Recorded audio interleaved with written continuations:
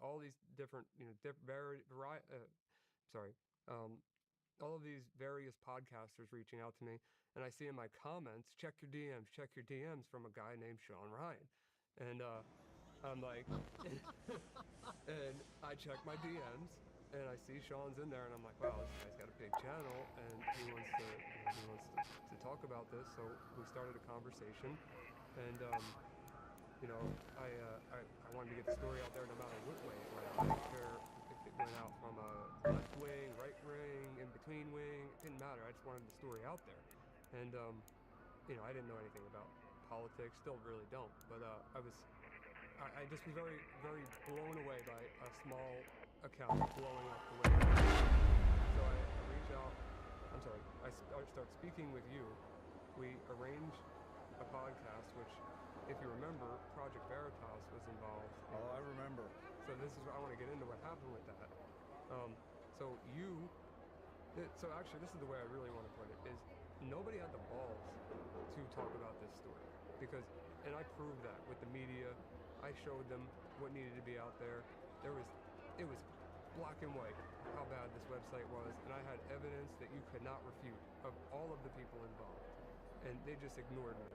And you saw that 1 minute clip and said, you know what? I'm gonna risk my whole channel. I'm gonna risk everything just because I want to get this kid that I don't even know his message out there. And you have no idea how much I appreciate that. And how many kids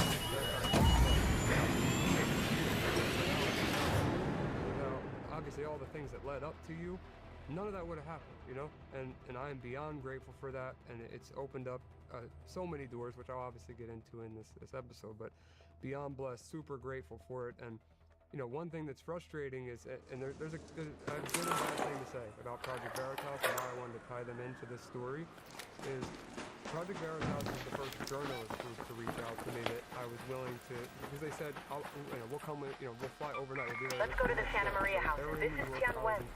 You can call in a drop from the supply call station. Just keep your gun at the ready when one comes down. They tend to be like honey to flies. Let's do it. Anybody wants to run this story, let's go. This is right about the time James O'Keefe left or was fired, whatever happened there. That doesn't matter to me, to be honest with you. They fly out to Florida, I hand them the data, and all of their journalists, all their reporters, the ones that I worked with directly, were passionate and wanted to work on this project, and they spent days / weeks / months of their life on this project. So I can't say a single negative thing about the team that I worked with there. They were all great, and they cared a ton about this case. What happened is, James's replacement, her name is Hannah Giles, she came in as the interim CEO while they were trying to figure out what was going on. And at that point, if you remember, there were 7,000 people in that database from the original database. And the goal was to go out and confront these people face-to-face with hidden cameras and ask them about their participation on the website. So, that meaning, not just you were on the site, but here's the forum posts that you made, here's the private messages that you had with other users, expose these people. So they exposed a couple of them, they put it out publicly, and we identified 500 of the 7,000 without a shadow of a doubt. 500 of the 7,000 were identified at the time when Hannah Giles became the interim CEO. They wanted I'm assuming Hannah, wanted the New York Post or New York Times to release a story on it, and that was their main focus, which at that time I remember we were talking about it, we were talking about circulation. It's like social media has way bigger circulation than then. And Hannah says to me, I'm on the phone with her, and she tells me that my story is not a potato. That's the word verbatim this woman used, and she shut it down. So boy, she fucked that one up, didn't she? Really did. And not only because of how big this story got, how many kids, how much impact that database made on some of the presidents who were following as well, but the sad part of this is with Project Veritas, 507,000 identified, 13. Just here for a request. Don't mind me.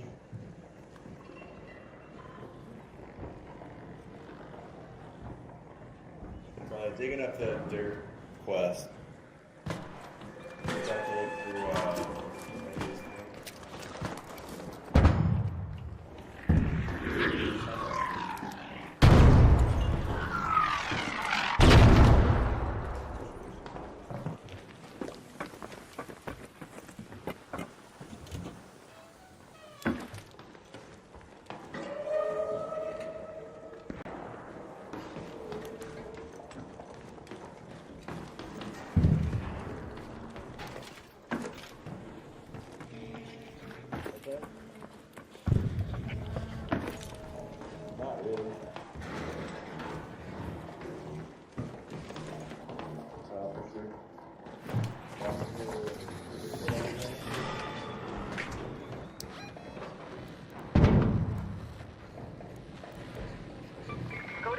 tower. Let's go to the red tower.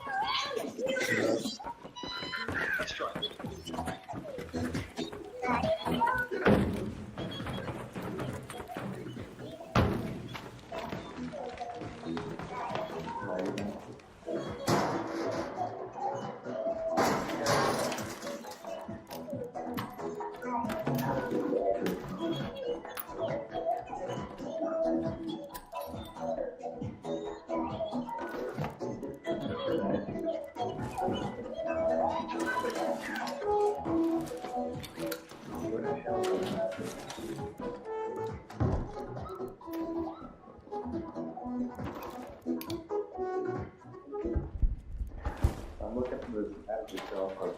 I have no clue where it's at. Look at a battery cell. Yeah, for the quest that I'm doing.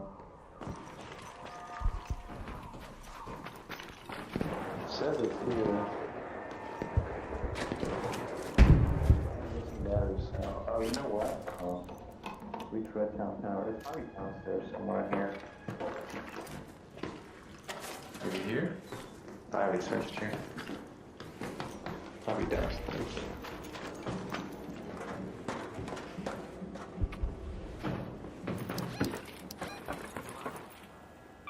Go to the Arbusto Tower.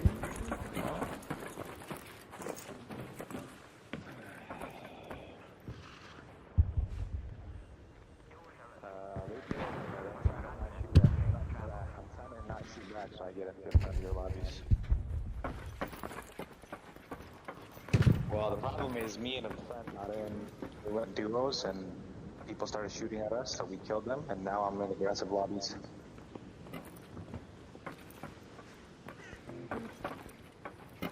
Yeah, it'd be like that.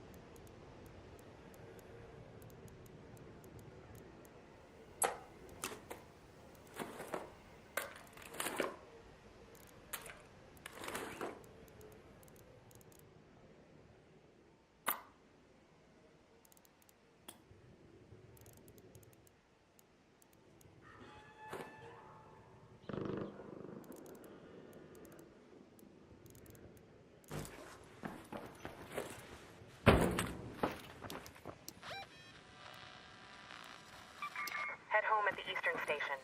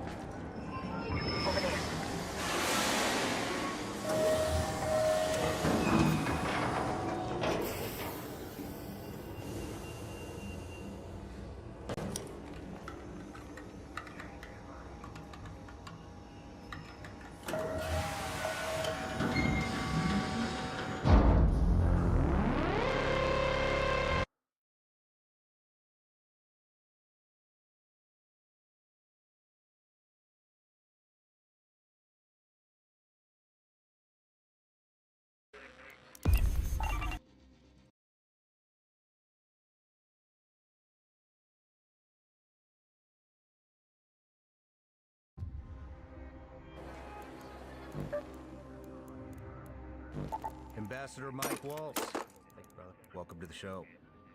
Honored to be with you, man, and I'm so proud of you and what you've done with this platform, what you're doing with it. Really honored to be here. That means a hell of a lot coming from you. Thank Thanks. you. Thank you. And it's an honor to have you here. So, Yeah, it's been a heck of a year.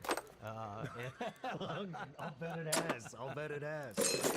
But man, like, congratulations to you too. I mean, you know, very interesting breakfast. But growing up, you know, Jacksonville, Florida. Yep. I mean, sounds like you came from damn near nothing, and Green Beret, congressman, entrepreneur, ambassador to the UN, national security advisor. I mean, holy shit, dude.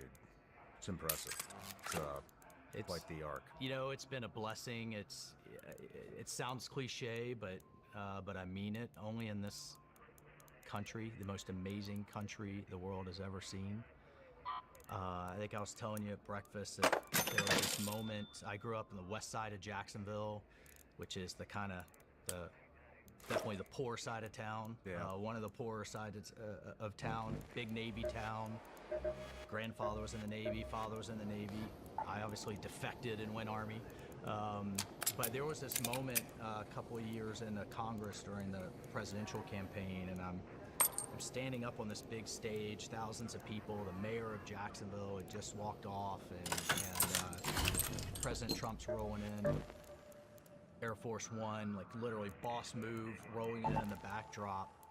And we're on this Navy base, Cecil Field in Jacksonville, and I'm looking out at the PX where my grandmother and I used to go to buy her cigarettes because they were subsidized back then.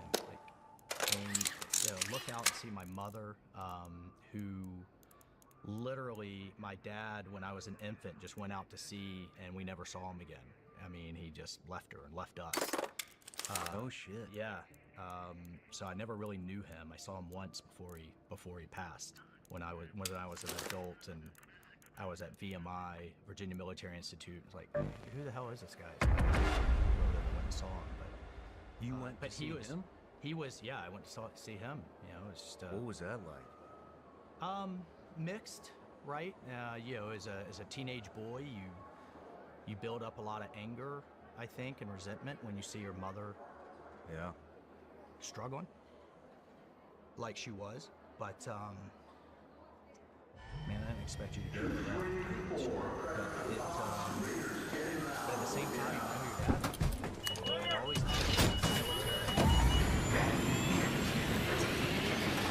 Chiefs, seeing all the photos and stuff, and went and saw him, and you know, he kind of had some reasons and excuses, but I was just there to get to know him, and thank God I did it because he died a few years later. Holy shit! How old were you? Oh, 20, 21, 22. So you did not meet your dad until I was 19. I mean, I had met him, but I didn't remember him. I had not met him.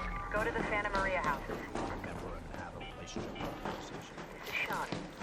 Remember, But Raider, the point is, you stumble my upon a mother, crate, deliver it to was a my field rock, depot is so we my can rock. try to crack it open.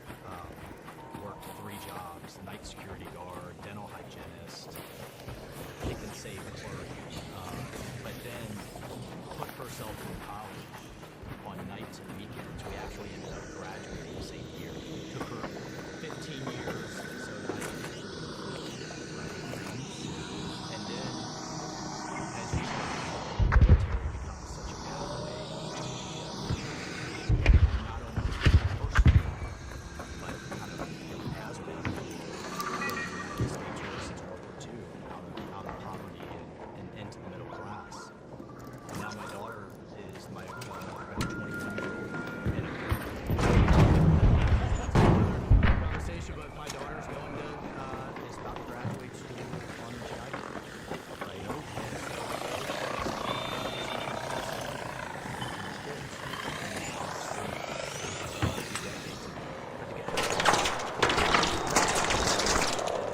Standing with the President of the United States and going to every congressman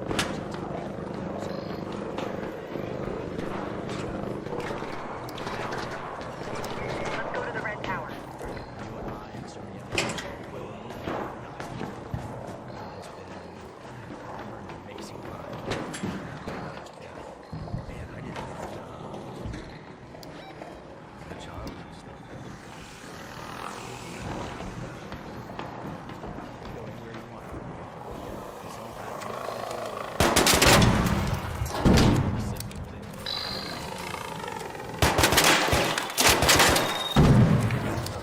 Introduction, so let me do yours. Ambassador Mike Waltz, an American politician, diplomat, author, businessman, and retired combat veteran, U.S. Army Special Forces colonel. First Green Beret elected to Congress and still served in the reserves while you were in office. While in Congress, you represented Florida and served on the Armed Services Intel and Foreign Affairs Committees and the China Task Force. You founded a bipartisan Veterans Caucus called the Four Country Caucus, veteran members of Congress, to work issues together and increase the number of vets running for office. You come from a family steeped in military tradition as the son and grandson of chiefs, author of 3 books, including War Diplomat, which recounts your military and policy experiences, also a successful business owner founding Meta Solutions, a strategy and an intelligence firm, husband to Katie, an Army veteran, father to son, Husband to Julia. Let's go to the Arbusto Tower. Julia's more wife. husband to an Army veteran, Right. father of son Army, and most importantly, you're a Christian. Welcome to the show. I gotta throw in my daughter Anderson. Yeah, perfect. Thanks, man. My pleasure. My pleasure. Like I said, very accomplished career. That's very impressive. But I'd like to. You know, one thing that I wasn't expecting to go here, and if you don't want to, that's okay. But you know, the childhood stuff that comes out of the show it just always surprises me how many people go through some type of abuse or parentless childhood. It makes it real to me how many people there are in the world and in the country. You know, that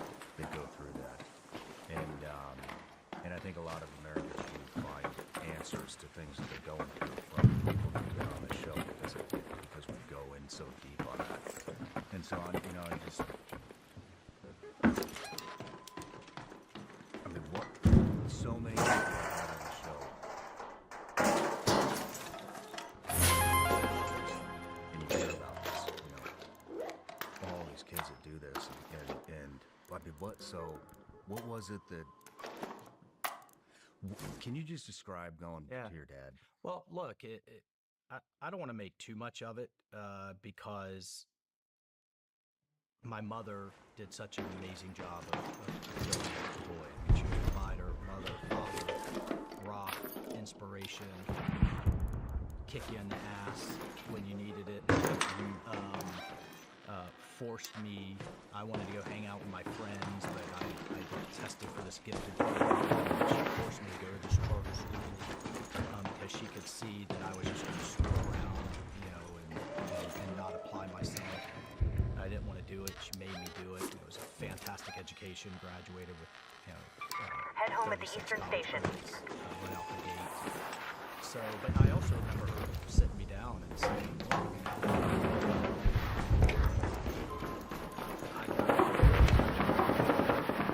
I can't be here to make you anymore. You got a sense of self.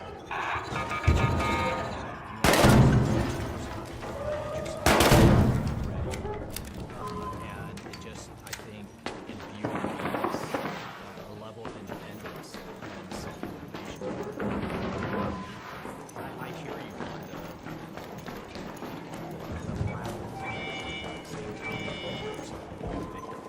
well, that's it. That under circumstances, and I just quick as a side, you know, my wife is one of 5, raised by single moms, immigrant from Jordan Christians that fled persecution and came here. Their dad died in an accident when they were young. She, being the oldest, became the quasi-parent, and they now are doctors, lawyers. She's an Army veteran and a diplomat herself, right? I mean, they pulled themselves up and because of the strength. So if anything, I think 2 things. One, there's been a revival of men that I would put myself as one of those that are determined to parents, sister.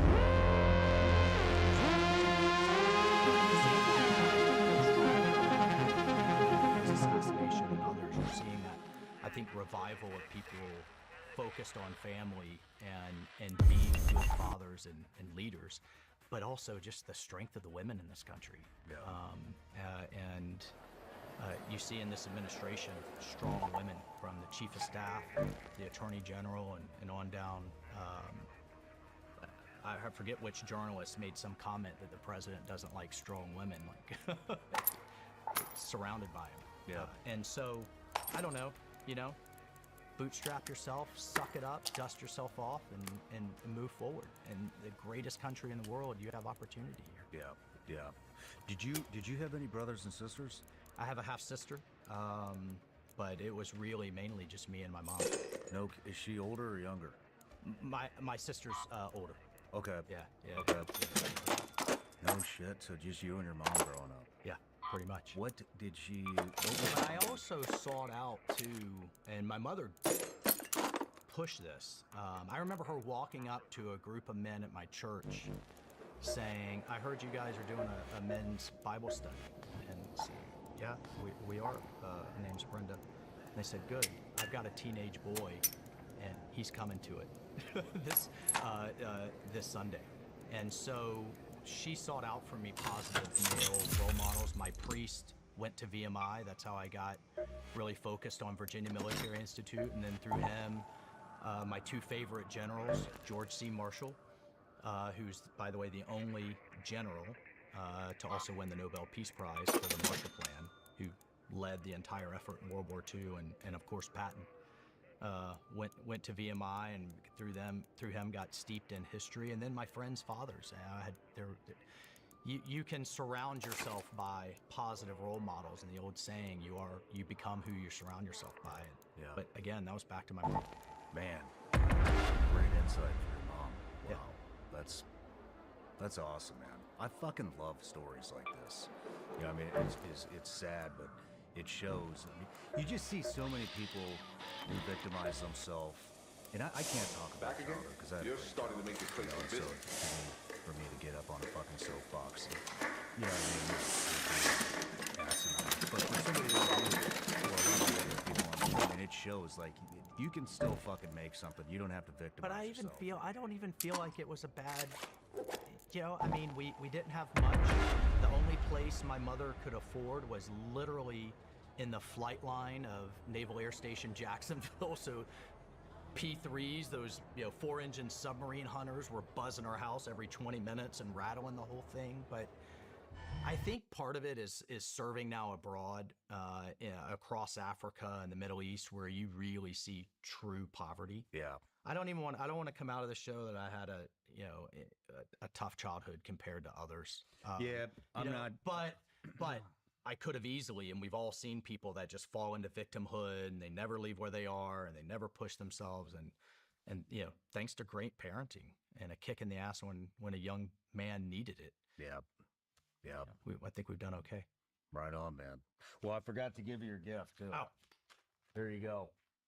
Vigilance Elite Gummy Bears, legal in all 50 states, made here in the USA. Go to the Tell you hospital. the reason you came. I've got a couple for you, actually. I don't mean to turn this into the whole thing, but first and foremost, I've got to add to your collection over there. Up there, Foot Soldier by the hospital. This is distilled by the Green Berets who went into Afghanistan, dropped off in the middle of the night, linked up with warriors, and rode into liberating that country to get out outside of country. And that team, those guys have now become entrepreneurs, much like yourself, you and so many others. I'm so proud of them. They're building a massive distillery. 9/11 themed, veterans in Kentucky, but they batched this bottle for the 250th anniversary of the Army. No kidding.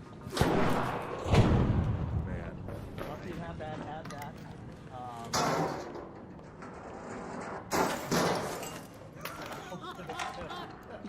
Oh shit! Team that made the president iconic moments. And this just captures people ask you what the heck.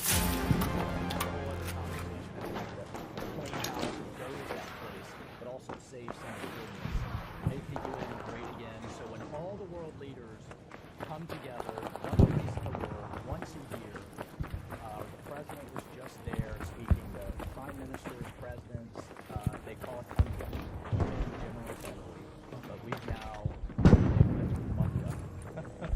make the UN great again. My mission. And then finally, of course, copy of Hard Truth. So you mentioned Warrior Diplomat. That was really about my time in the Bush White House as a civilian policy person. But then, as you know, both the SEALs and the Green Berets have reserves in it. Mm-hmm.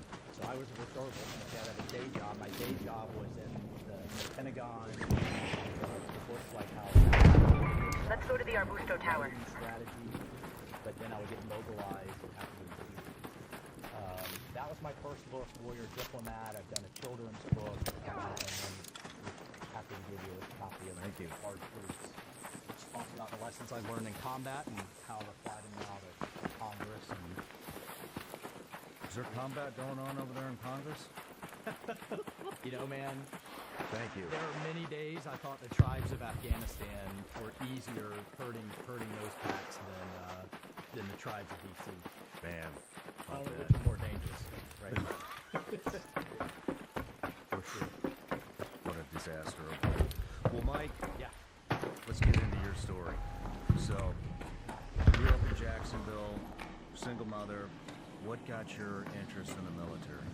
Was always a history guy. I remember mom would, she was a runner, and I would literally ride behind her in my bike. She tells the story better than I do. Talking about Midway, Little C. Your mom was talking to you about this? See, no, I literally read every World War II history book, military history book in our elementary school library. In fact, they brought in more from the local high school that I was just devouring these things. But I would ride Let's go to behind the her Santa and Maria recite, houses. you know, how Go to the Red Yamamoto Tower. got shot down and his strategy for having shallow torpedoes to our fleet, and then also obviously in Europe and Africa, Patton, Eisenhower, Marshall, all the greats. Wow. Right, so that was there. I always knew I wanted to serve.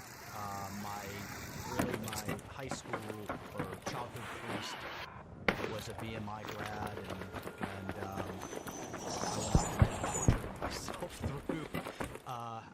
Told you about the great education I had through high school, and rather than go and party at Florida State, like a lot of my friends did, I went and got my head shaved every Monday, and the snot kicked out of me for 4 years.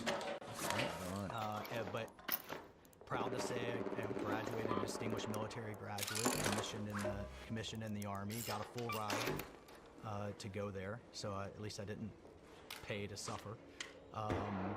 But it was actually an amazing education. You want to talk about another place that's completely steeped in both discipline. Let's go to the Santa Maria houses. My barracks room was Stonewall Jackson's classroom. Right? And I mean, there's all kinds of stories about how ghosts and what people saw and didn't see. We had to literally prop up our beds like these plywood, we call them racks, with a thin mattress on them. Every day we'd prop them up. You're in the gray uniform, in formation every morning. But it taught me a couple of things. One, the rules that are the most important, you have to appreciate. I will not lie, cheat, or steal, nor tolerate those who do. And that, period. And we had a ceremony there that if someone was convicted by their peers of violating the honor code, they called it a drum roll. We gathered everyone up at night. At 2, 3 in the morning, you hear this drum roll starting to come out. And everyone would line up against the rail. They would announce that that's me, that found to be dishonorable. Banished, right? So there's that. Then they and I think that served me really well in unconventional ways, knowing when you can push the rules, and then which ones are sacrosanct. And again, another male role model, the Sergeant Major Bill Goodson, Green Beret, E9, became, the guy was probably 45, 48 years old, still outrunning all of us. Great looking, charming, funny, knowledgeable of the world, spoke multiple languages. Is that what captivated you? Yeah, it is. I started out, so in Army Special Forces, you have to do something in big Army first. You can't Let's even head try home at the out Southern until you're Station. a captain or a staff sergeant, right? Unlike the SEALs, where you can just go right in. They want you to go seasoned in kind of big Army. So I started out in armor and tanks. I loved it, but it was the 90s Army, and I remember we had to get a colonel or one-star general's permission to basically start and move your tank because we were so short on money, on fuel, and everything, parts. The whole deal. I used to take my platoon out on golf carts that I would just go rent to my own to practice our formations. And so that was pretty frustrating, to say the least. And but I loved the Special Forces mission where one day, you're out with your medics building a clinic. And this actually happened to me downrange. Just to take a step back in the story real quick, but oh yeah, me either. We're embedded with a Australian Special Air Service, Australian Commandos, and also some SEALs. They were doing the traditional kill capture. They had sniper teams out. They were watching this really bad guy, this one bad Taliban commander who had beheaded a couple of police officers, tortured a kid on radio and live. You guys are listening to this? Just bad guy to force his tribe to listen to it because they weren't working with him anyway. They have their snipers out. They've been out there for days. We all know what happened. For example, Operation Red Wing and Lone Survivor. Really worried about getting compromised. My medics come up to me and say, "Why don't we just host a medical clinic right down from where we know this guy is?" We did. We got a bunch of doctors. As sure enough, lined up.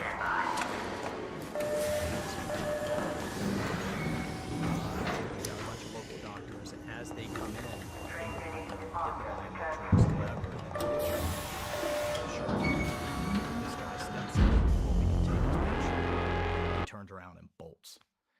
One of my guys goes to go after him. Said, no, wait. We didn't go after him. We call the local police chief. He goes and gets him, wraps him up. It's our guy. Now the police chief is a hero. We've treated all kinds of villagers. One of the village chiefs so appreciated us treating their kid. They gave us information on 3 of his other lieutenants that we went and rolled up. And the cool thing was I was able to go back to the Australian commander and say, "We got him. You can bring your guys in." So what I loved about the Special Forces mission was one day you can be doing that. You have to learn local languages, specialize in a certain part of the world, and as we saw in one of my tours, there were 3 of us embedded in a UAE Arab task force, partnered with 180 Afghans. Wow. Right, it's closest I'll get to Lawrence of Arabia in my entire life.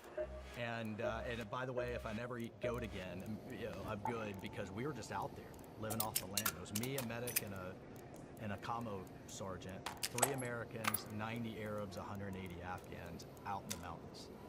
And say that again. 3 Americans,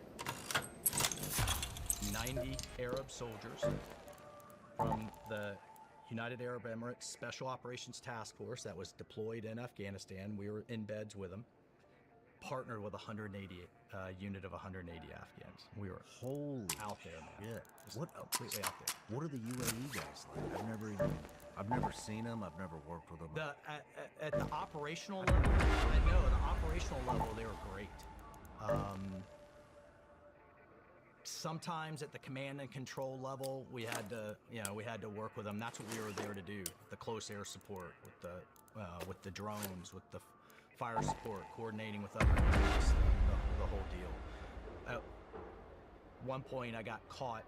We had a miscommunication. I mean, I had an interpreter that was doing 4-way translation in combat. He was doing Pashtun, Dari, 2 languages spoken by the Afghan unit, Arabic.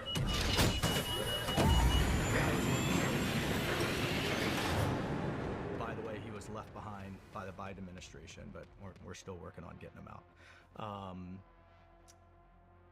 So that complexity of mission I found fascinating, and so as a captain, I wanted to try it out. And I'm one of those who took me twice, right? And I say that because I Let's go to the Santa Maria houses. Young soldiers, it's okay to fail. It's set up oftentimes for you to learn to fail. So, but I got through it. Got through Ranger School, and then somebody turned me on to the fact that you could do this in the reserves. And I fell into this kind of policy world, and this, like I said, this back and forth. There I am writing it. There I am deployed, and then the really fun part, or sad part, I write about this in my book, is coming back.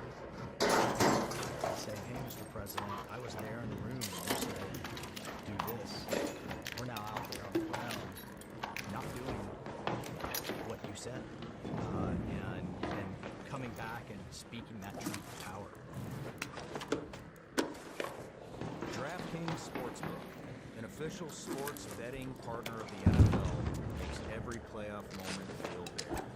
We're heading into the NFL divisional round, and these are the kinds of matchups that fans wait all year for. Elite quarterbacks, familiar rivals, and the kind of playoff atmosphere where every snap matters. It's exciting. It's early. Let's go to the Red Tower. Down on a game this intense, you want to feel protected. And that's exactly what DraftKings has done with their early exit protection. If the player in your eligible NFL roster goes down at any point in the first half, you still get paid in cash. That's huge. You can take that prop bet on Travis Kelce's receiving yards or rushing touchdowns, knowing that if something unfortunate happens early in the game, the money isn't just wasted. DraftKings has your back with that protection, letting you focus on the excitement of the game itself. Download the DraftKings Sportsbook app and use code SRS. That's code SRS. Go to the Arbusto Tower. $5 into 300 in bonus bets if your bet wins. In partnership with DraftKings, the crown is yours. Gambling problem? Call 1-800-GAMBLER. New York, call 877-8-HOPE-NY or text HOPE-NY. Connecticut, call 888-789-7777 or visit ccpg.org on behalf of Blue Hill Casino in Kansas. Wager tax pass-through may apply in Illinois. 21 plus in most states. Void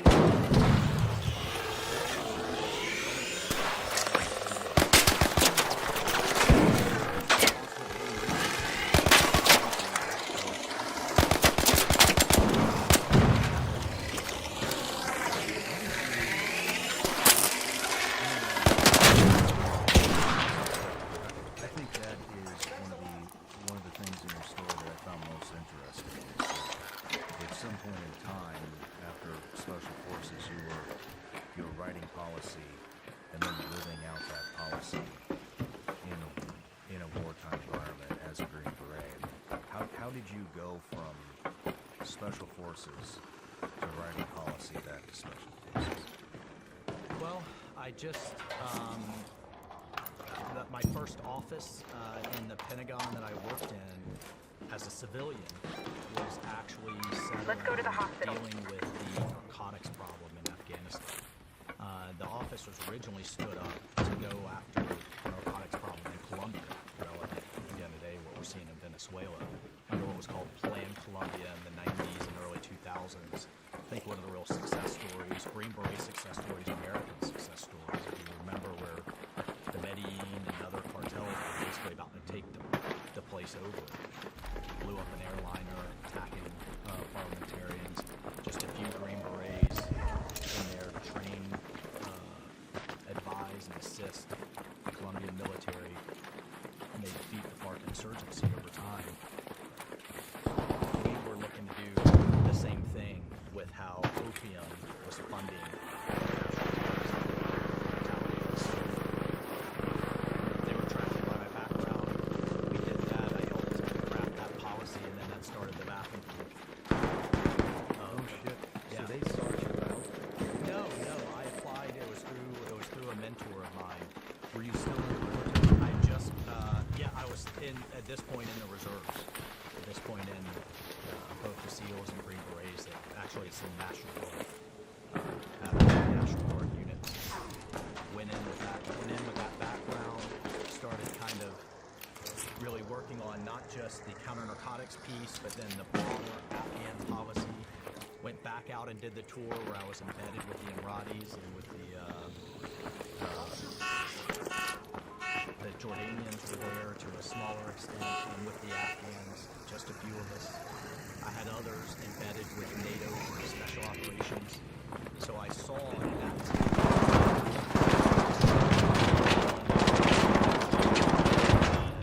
what they were willing to do politically. The soldiers on the ground were great. But I tell a story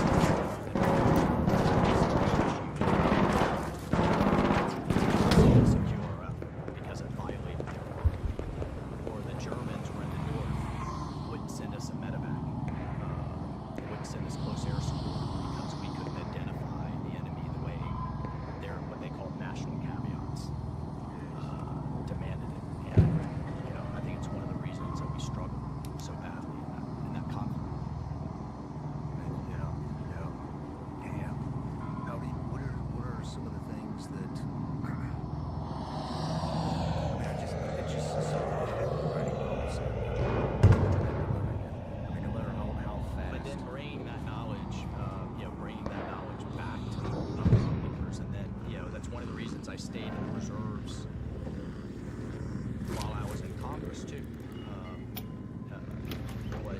that ground truth to bring in when I was on Armed Services Committee, the Intel Committee, and others. And it's part of what I write about in the book is you have to stay, I call it bottoms-up leadership, where you are talking with soldiers, or as a CEO, I would always end my staff meetings with my team on what decisions are you waiting on from me, what resources do you need from me, how can I empower you?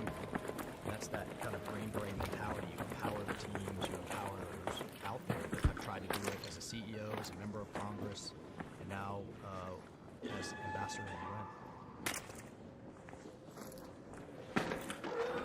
But yeah, one of the couple of things that I have really focused on, that I write about, that I'm trying to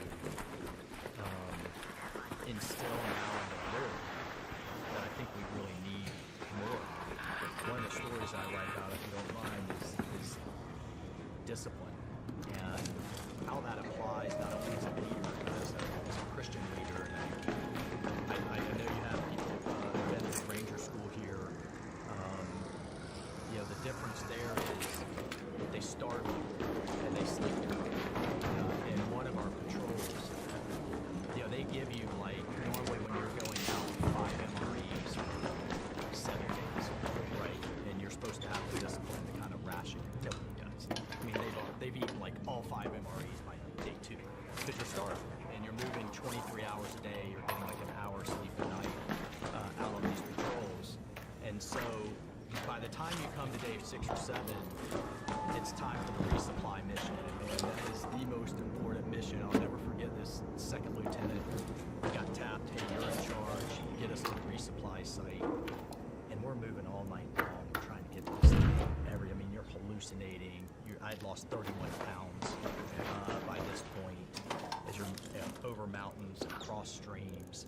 And as we were getting near the site, we could hear the helicopter, the resupply helicopter that was going to drop a bundle with the next batch of MREs circling. They're only circling for a certain time. And this poor kid got us so lost. I'd never forget to see it. Looking at the map, stopping, you hear the helicopter, bitching and grumbling, and the worst sound you'll ever hear out of that helicopter. I thought the whole platoon was going to beat his ass. And I forget the Ranger instructor was like, big batch of Snickers on that one. That sucks, guys. I hope you're not too hungry. Well, I have had the discipline to MREs. They have those like little Halloween packs of Skittles. Yeah. I had saved my Skittles. And as we're like trudging through the mountains again, I decided every 500 meters I was going to treat myself to a single skill in this thing. It was like a burst of energy and happiness, and it just kept me going every 5 minutes. I was on the verge of being just falling flat on my face.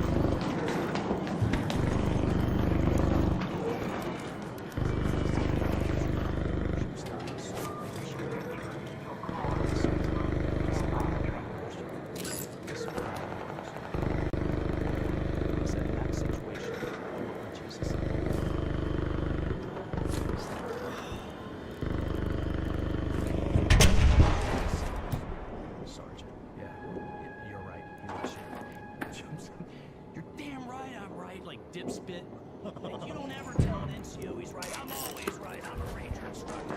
Like, he spits me out. I'm pissed off.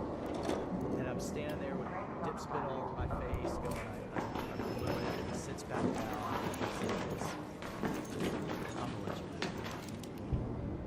He said, I'll let you do that. Marine was the most living is the word. And as an officer, officers will always say, if you have the discipline to do the right thing, you have to do the right thing. Right? And so I've tried to apply that my whole life. Fast forward, there I am in Congress, running my first, I'm not in Congress yet, running for the first time to be in Congress. I get the call, Trent, you're doing this, that my opponent just had millions of dollars dumped into their account by Pelosi, Super PACs, Bloomberg. The whole thing, by the way, Bloomberg dumped money in trillions.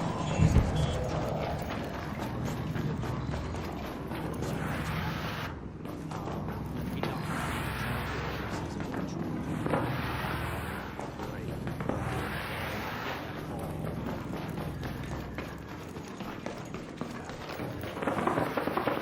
What I could do is outwork him. So my team of volunteers and I ended up knocking 210,000 views. And I'll never forget this was every like successful door knock. And I'll never forget how I've taken up too much time. My last door, I saw as I was walking up, there was a little shrine in the wall. And I asked her who it was, and I introduced myself, and she said, "Oh, I know who you are. I've seen all the negative ads on you on TV." And I said, "Well, that's not who I am, and this is who I am." And she said, "You're pretty conservative for me, but you know what? If you've had the guts to do what you've done, you'll have the guts to do the right thing in Congress." And it turns out her son was an E4 that was killed, second ranger retired in Hamburg. And she had a little shrine to her. As I was thanking her and hugging her, she said,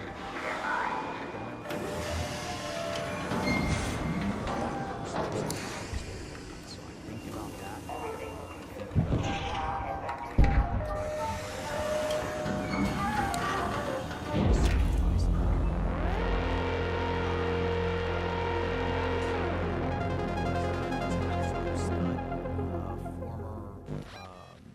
Police officer up in Massachusetts before he became a Green Beret, and the shorter version was he always volunteered to go on point. And You want to so keep the again, story alive. what's that? You want to keep the story alive. Yeah, Give me the yeah. full version.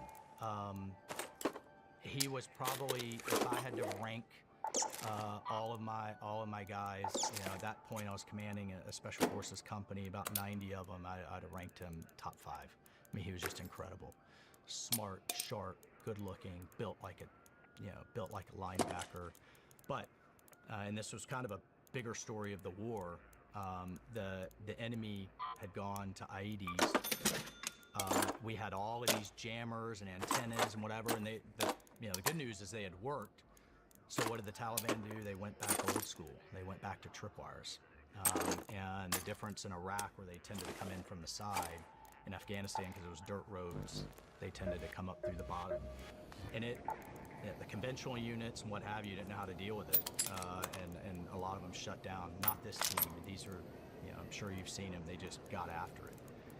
And they were going out one night after a commander, and Matt started volunteering to go out on either motorcycle or four-wheeler ahead of our armored convoy, so that he would be close enough to the ground to see if there was any dirt disturbances or tripwires or what have you. I don't forget stopping them before they went out on the mission. I was a commander approving the missions, and saying, "Guys, you guys are pushing it." And I said, "Matt, you're volunteering to go out every time."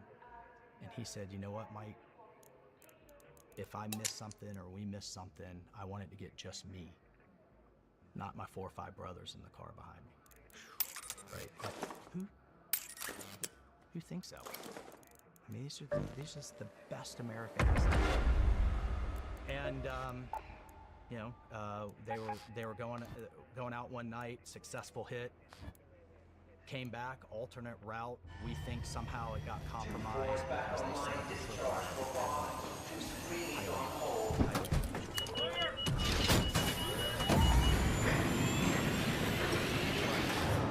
His family is amazing. They have set up, of course, a foundation. They work a lot with Gary Sinise. It's the Matthew Pacino Foundation. I've donated the proceeds from my books to him and his family to pay it forward. So those are the ones, you know, it's one of the reasons that I'm so passionate about now veterans serving again. It doesn't have to be in Congress. It can be city council, state rep, up in Congress. Go to the hospital. You mentioned in the bio, I co-founded a bipartisan veterans caucus because, you know, if we were all willing to die together a few years ago, we can figure out things like healthcare policy or taxes or whatever together as veterans in office. When I ran in 2018, we were at a record low. 15% of Congress were vets. That was down from 75%. In the 1970s. In the 70s? In the 70s, 3/4. Now, a lot of people would say, okay, well, of course, that's because of 20 years of warfare in the Middle East. We've had a lot of they're just not taking that next step to run for office. I mean, I think that's great that you did that. I'm just curious, why do you think it's important for veterans to continue service in Congress and the Senate and local politics? Well, why do you feel that?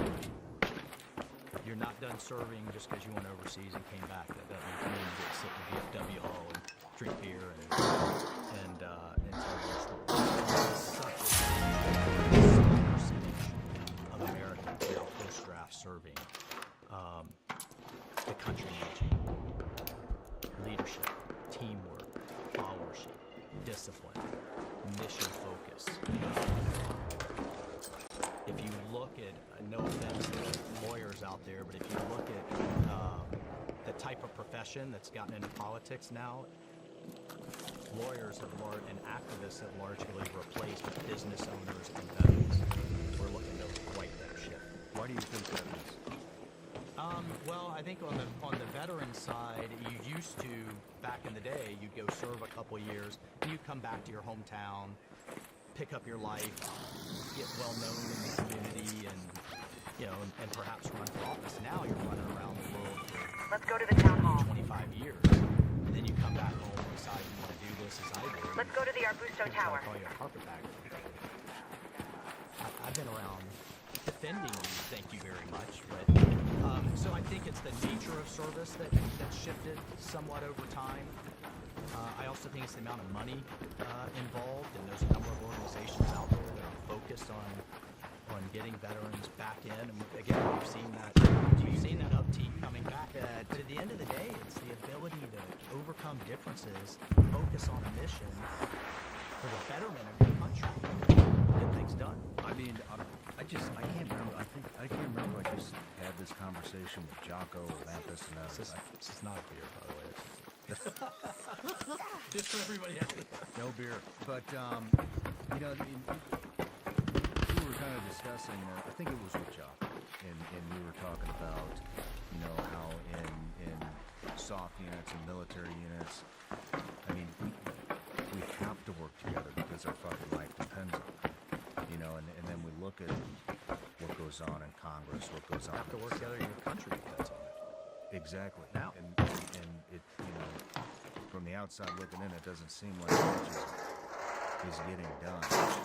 Yeah. Part of that They is the can't media, work but the media loves to focus on the dysfunction.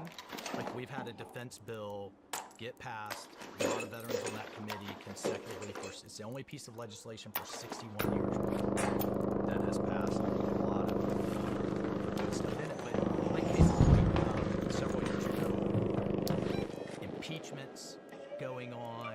Let's go to the Red Tower. Everybody is hating President Trump. Everyone's calling everyone a racist.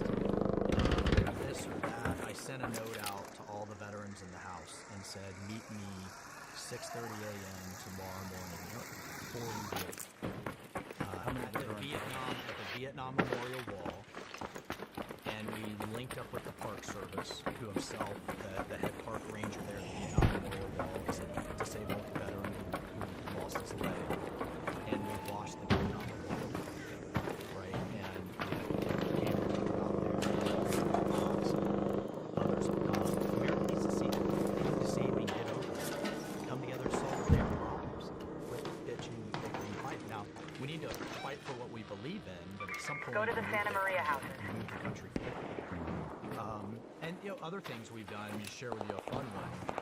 And it was actually the War Soldier Logan guys that put this together. I brought 10 veteran members of Congress together. We went over to Normandy for both the 75th and the 80th anniversary of D-Day, and we jumped out of the original C-47 chopper that led the 101st Airborne in the invasion in 1944. And we did it, by the way, with a 97-year-old paratrooper who was tandem buddy of mine. Yeah, I'll never forget his name. His name was Tom Rice, and I was like, okay. It's like, hell yeah, that was a hell of a lot more fun than last time. Right? Yeah, right. But if I can get every high school class over to Normandy, where you see more American flags flying on French homes, you see all these French kids running around with American flag t-shirts and big banners that say, "Thank you, welcome to our liberators. Thank you, America." You would think we were last year. 80 years. By the way, last time I took 10 members with me. I'll never forget. Speaker Johnson stops me on the way out. He said, "Mike, I heard you're doing this. It's amazing. This is good for people to see." He said, "You know, we only have a 2-seat majority." And you're jumping out of original. The parachutes are new. The parachutes are new, Mr. Speaker. Everything else is backup. Everything else is vintage. I remember seeing that. But the country needs to see that, right? And I think the next generation needs to see that. Always appreciate being workers. They made this America. Head home at the southern station. Being American was dying. I want to go back to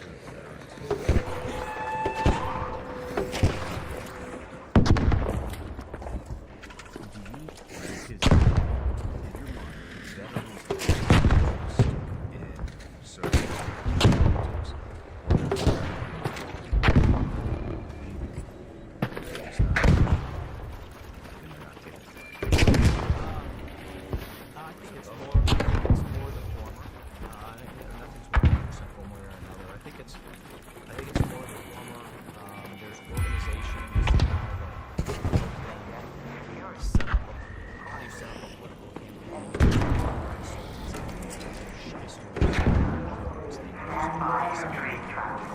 Raise a lot of money. They're happy to spend it.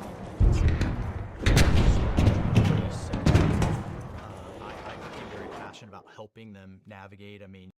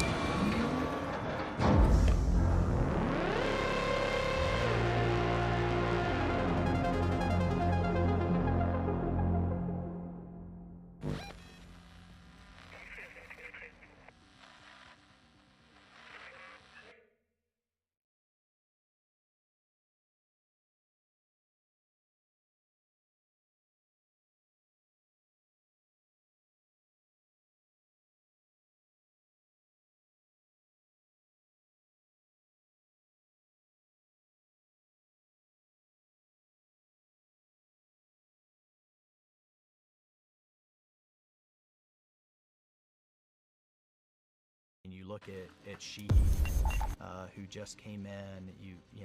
I mean, just great veterans. Mark Wayne Mullen, Tom Cotton.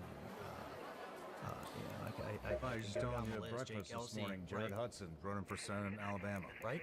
But Get in it. Yelling at the TV and throwing shit at it and saying this is what I fought for, not good enough.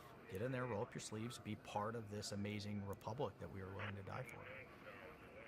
do you think veterans are leading the way in Congress? And I think and I think American people have been incredibly responsive to those who step up. Not always. Look, I'm not going to say it always makes the best politician, and I certainly don't agree with there's not that many progressives that are actually veterans, which are odd. Doesn't mean we always agree. We disagree on all kinds of things, but we do agree almost always that America's been a force for good historically, and certainly is not systemically racist, misogynist, and a terrible country. So in that sense, we have that commonality, and that leads to mission accomplishment, getting things done. What do you think the pulse of veterans within the sphere is? Are they hopeful? Are they... I think they're hopeful now. Not to sound overly partisan, but they're hopeful under President Trump's leadership. The recruiting numbers show it. Pete Hegseth is restoring that warrior mentality. Dan Driscoll at Army, right, is taking the military mindset with technology into the next the next level. We have great leadership in Navy and Air Force, so it's about leadership. I was the chairman of Readiness, the Readiness Subcommittee, and we were focused on everything but putting 2 bullets or bombs on foreheads when you have to. And that pointy end of the spear. Everything else should be to support that, not these social experiments that were going on. I pushed, the Biden administration fought back left, right, and center on gender neutral standards. The rucksack's the rucksack. The artillery shell's the artillery shell, right? It doesn't matter black, white, or brown, man, woman. It's about standards, not all of that other stuff. And so now to see that being enacted, you've seen the recruiting numbers follow, and I think the mentality and the retention numbers have followed, all of which were at a record low just a year ago. Yeah. Just a year ago, right? And the amazing thing about President Trump is he puts the right people in the right seats in the bus, gives them a vision, and expects results. That's what I think our military members want, right? It's what I loved about being a Green Beret is, you were given a broad mission set and you were dropped off in the middle of nowhere and told, be a warrior diplomat, figure it out, win that guerrilla chief over, win that government official over in line with what America needs. And, nobody's going to micromanage you on how to get it done.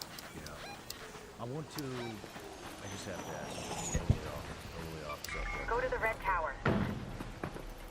I met you through Scott Mann at Tyler Anthony Vargas's thing in D.C. that I spoke about. That's when we first met. I met you through Scott, and Scott told me about this operation you were on, where it sounded like you were a singleton, and on escape and evasion, and Scott was at the top, kind of walking you through where to go. You got to tell me this. He never told it to me. Yeah. I want to hear The it. young Captain Mike Waltz I mean, this sounds fucking with badass. Major Scott Mann, who I think is one of our legendary Green Berets in his own right, is a thought leader, a speaker, founded Task Force Pineapple, by the way, got so many of our Afghan allies out in the fighting with the debacle. But this was actually in the Corps where I was embedded with the Arab Task Force, with the Arab Task Go to the Force. Santa Maria Just house. the 3 of us. The first call I get from them, by the way, we're out in Helmand Province, middle of nowhere. This is back in 05-06. There were less than 50 Americans in the entire province. 10 years later, there were over 20,000 Marines. Back then, it was just nuts. One of the hottest, it was a everyday firefight. This is the amazing thing about our mission set. I had worked with the UAE command, my command, reached back to DC because I was the best reservist back and forth, and convinced them to build an airfield out of this hottest Taliban zone where we were going to get an air partner now with all of their assets. Oh, by the way, in this hot Taliban zone, we're not the first on either. We were taking a survey, Emadi survey team there, and got into running gun battle. My only medic got shot. So I'll never forget, he was left-handed, round goes through his arm, bounces off his chest plate, and shoots down in the middle of the floor. You got minutes. I'm down there working on him, calling in the medevac. Literally put my knee on the Let's go to the Arbusto Tower. Running and gunning. And I think it's got to be the only deployment of the Taliban Navy, because the road where they were ambushing us, cliff on one side, so they had us pinned, and we're trying to drive out of it. They had barges with mortar and RPG teams that were paralleling us that we couldn't get out of. So we eventually fought our way out of that. I broke some rules, and when we called in the medevac and told them that the LZ was clear, it wasn't. The bird got a little shot.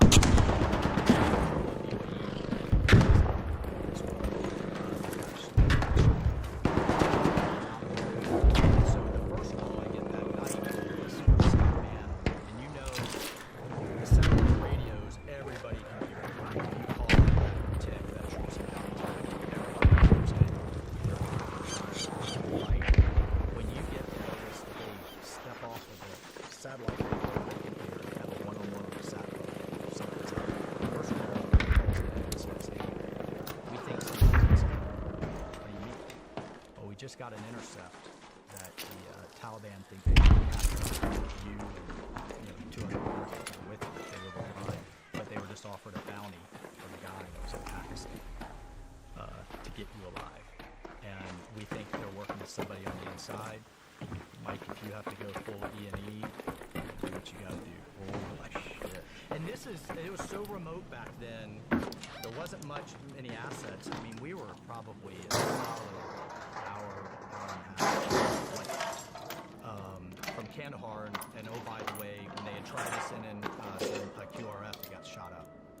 So This is an 05? this was 06. What is this, like? 06. Wow. This was an 06. I mean, longer story, what had happened was the British were supposed to come down as the transfer to NATO. They were delayed. So it was just us and our little, UAE task force out there. Let's go to the hospital. Trying to establish this air base, trying to pacify the region, doing the best we could. The next call I get was even better from the major man who's up in the headquarters. Hey, Mike, you need to get out of there. Your mission is canceled. I've been working on this for months to get this airbase, this strategic airbase set up. You're done. I was ready to fight my way forward. He said, no, you're not. Gave me a direct order. Since they believe they have you surrounded, they're going to overrun you. When I give you the next call, you need to get under anything you can. It's going to look like an apocalypse coming. And he runs F-18s with carrier strike groups just stacked up and just laid waste, including everybody was celebrating. I hope this ended in trouble, Scott. Everybody was celebrating in a mosque. And just blew the sound out of it. I mean, so we ended up flying our way over the next. Where did you go? So you hunkered down? We hunkered down as Scott was commanding and controlling every Air Force asset they had in Vietnam, just as we were trying to get out of where they had us surrounded and fight our way out. He ended up staying on the phone with me probably the next 40 hours on just was constant as they were guiding us through these various ambushes that we had to get back to our base. Which, by the way, was everybody who served out there was Bob Robinson, who's named after Chris Robinson, one of the Green Berets. So that was Scott, and he's a great friend. He's written several books on the Green Beret mentality, and 40 hours of kinetic E&E. yeah. Off and on. Yeah, as you know it. I mean, it's not. No, I've rounds never- aren't flying. I've well, done a I mean, 40 rounds aren't flying every minute, but it was. You don't know that, Yeah. and so I'll never forget. I don't know why. It seemed like every AC-130, which is my favorite platform in the Air Force, by the way, the big cargo Head home gunships at the northern station. that have that 120 millimeter cannon and the miniguns. It seemed like every targeting officer was a female. And I've never asked the Chief of Staff of the Air Force why this was, but I never forget my guys. I mean, she was like an angel and an angel of death in every minute. Just targeted on the medic. Push 50 meters to your left. Damn. They're gone. And then my guys are running bets on whether she was gone, whether she was met. Themselves when we get back to the base, back up, finally get back to Anhar and Locke and their base together. Yeah, it was a hell of a fight. The opponents were fantastic. The soldiers are fantastic. You said it was an insider. Somebody inside the company. Did you ever, did they ever figure that out? I don't think they did it that tour, but a year later, I saw some traffic that the Emiratis themselves rolled the guy up, and he just kind of disappeared. And then fast forward a few years later, I'm actually in Abu Dhabi, the capital of UAE, and we have, it was a bunch of people. We have a meeting with the Crown Prince Mohammed bin Zayed and the ambassador at the time. American soldier that was embedded in their forces that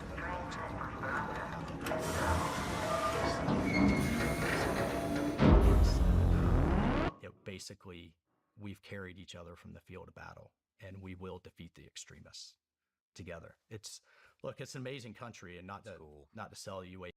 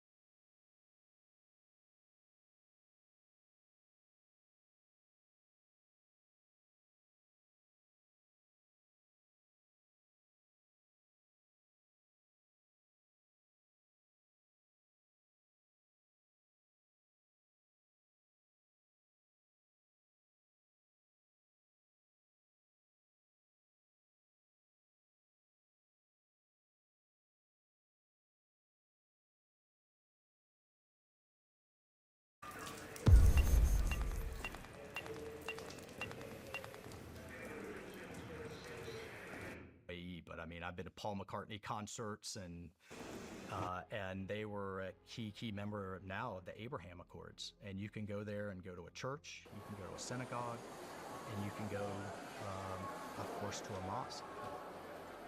Very tolerant, very open. Take it back to Afghanistan with those guys. We would go into these villages that hadn't seen a Westerner probably since the Russians, right? Up in the mountains.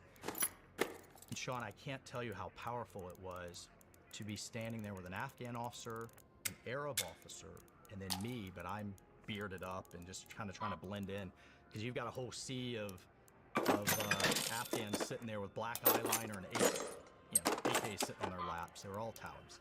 But for the Arabs to say, this isn't the way forward. This isn't true Islam. Look at Jakarta. Look at Dubai, right? Look at Istanbul. You can have a better life for your children and not follow these, basically these Al-Qaeda losers. That was incredibly powerful. What was even more powerful is they would then turn to me and say, look at what the United States did for Germany. Look at what the United States did for Japan. Look at what America does, even though they were once enemies. That's what they're trying to do here for you. Stop attacking them. And oh, by the way, don't let Al-Qaeda and ISIS attack America. You can have a better life.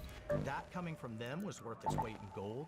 It turned whole areas. I'll take that over a division any day. That strategic messaging was critical. Wow. That's great to hear. Yeah. Mike, let's take a break. All right. And when we come back, we'll get into all things UN. I know you're a big fan, so cool. We're dojing. We're cleaning house. All right. We talk a lot on this show about preparation, training, and optimizing performance. But none of that matters if your foundation, your health, isn't solid. You can't perform at the highest level on an empty tank or with nutrient deficiencies. I used to hate the complexity of supplements. Taking a handful of pills every morning felt overwhelming. That's why I started taking AG1 and why I use it every single day. There's no right time for better health. There's just now. AG1 is the easiest and most impactful habit you can implement this year. Sustainable health is about consistency, not perfection. AG1 is the opposite of complexity. It's your multivitamin, your probiotics, superfoods. It takes me literally 20 seconds. 1 scoop, 8 ounces of water, done.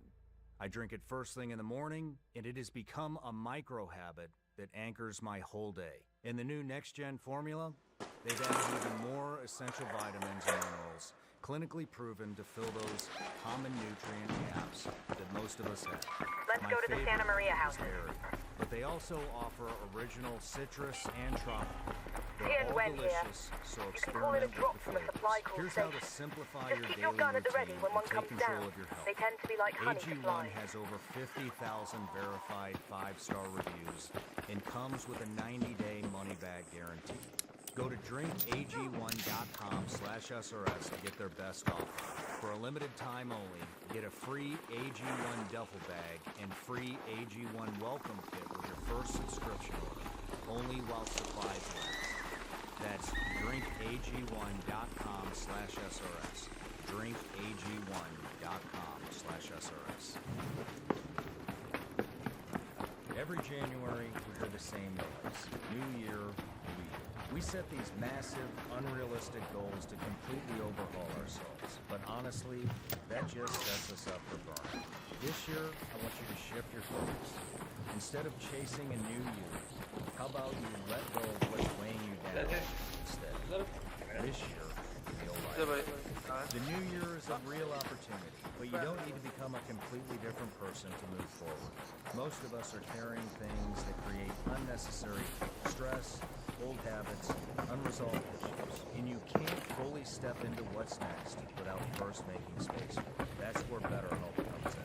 Therapy can be a small, powerful step toward understanding what's been weighing you down and letting go of what doesn't serve you. A good therapist offers perspective,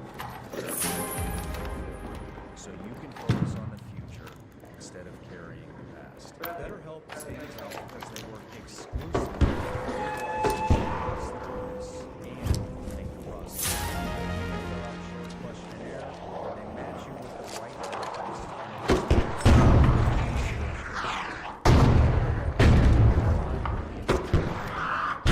Consistently, if you're ready to feel lighter this year,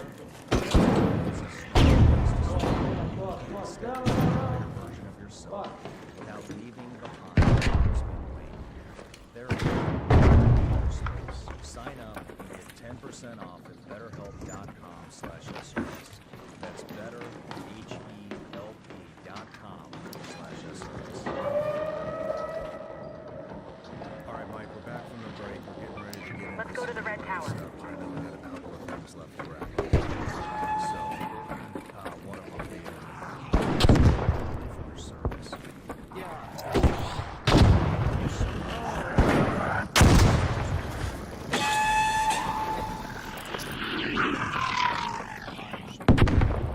Get ahead of it, be aggressive, hit hard, which I'm all for it. But you have to also know when to show restraint.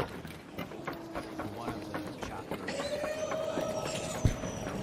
Word Truth, and I know, a lot of other veterans face this scenario where we were told to hold the line, in a valley. We were holding the flank, and as you know, and I had a coalition element because again, Green Berets were always embedded. Sure enough, we hadn't been there 30 minutes. Mortar rounds start coming in. Hit. Next one comes in, it's closer. Next one comes in, it's closer. Pretty quickly, one of my snipers spots a 10, 12-year-old boy up on a hill. Every time this kid brings a phone up to his unarmed, every time he brings a phone up to his ear, brings binos up, another round coming in closer. And after about the third time that happened, Let's go to the Arbusto Tower. permission to take him out. That's what you went and killed them for? You know, 50 cal rounds went into You can have it. a 10-year-old boy, and I, thought about it for half a second, screaming four-letter words at me, giving permission to take the shot. You start thinking about your own kids. I was thinking about my daughter. Another round comes in. Actually wounded one of our Afghans. Start screaming, and I ended up telling the sniper, take a warning shot. Took a warning shot, splashed rocks, right at his feet. Kid dies behind a boulder, comes back up, takes another shot, and kid ends up running over the hill, and we didn't kill him. And if you think about it for a moment, kind of take a step back, and I wrote about times when we've shown restraint as a country, whether that was the right thing, brand, showing restraint with the surrender of Lee, prevented an insurgency in the South for many years. The country here. Truman and Clinton didn't hit China. MacArthur fired over it, but showed restraint. Bush, 41, stopped in Kuwait, didn't keep going all the way to Baghdad in the Persian Gulf War. But one of my favorite stories, I think was really told in history, was during the Cuban Missile Crisis. A Soviet submarine executive officer, number 2. So Soviet submarine is coming Let's go to the under hospital. the U.S. Navy's blockade of Cuba. They get picked up. Navy destroyer starts dropping depth charges on them. And the Soviet submarine captain believes that World War III is broken out of the Cuban Missile Crisis and orders his executive officer to turn the keys, the dual keys, to launch a nuclear-tipped torpedo into our fleet. Which, had he done that, no doubt would have kicked off World War III. Vasily was the Soviet Russian exo, refused the war. Didn't do that. The Soviet Navy, depth charges are dropping, refused to launch it in our fleet. They eventually ended up servicing.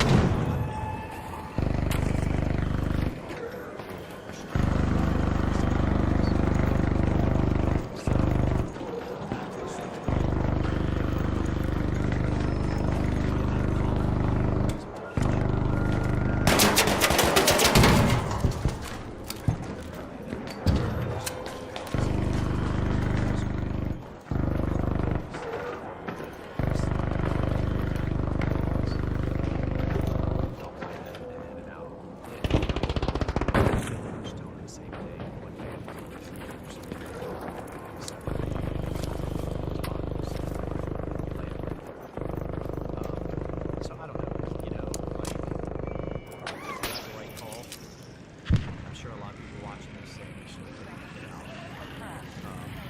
I was in a similar I say situation. that in the sense of we've got people making these life or death decisions every day. They stick with you one way or another. If I had been sitting, if one of my guys had been killed by one of those mortar rounds, could I explain that to the family? Right? Yeah. But you were saying, sorry. I mean, I just, I don't know. You know, I think that showing some mercy, having a heart is definitely a good thing. It was a similar situation.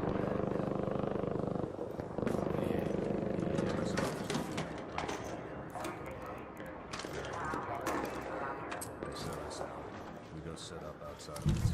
It's happening right outside the school yard. So we're all in environments, gillied up. And convoy goes by the first 24 hours, and right before the convoy comes in, school gets out, these kids come, and they set up.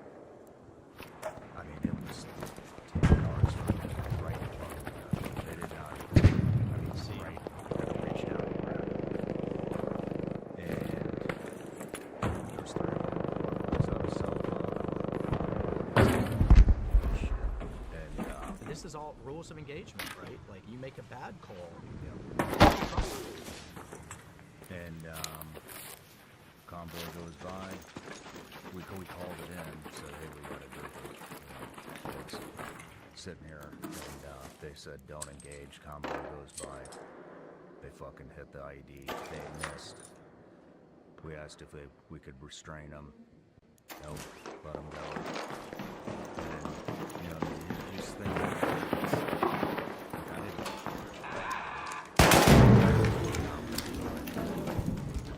But then all of a sudden, whose convoy comes by here tomorrow with this kid sitting in this exact spot? They can reach out, at least restrain him, kill him, anything. Just sit there and just let him fucking die. I don't know what the right call is. Well, But in yours, I didn't have that kind of call. I'll say, as now, as leaders,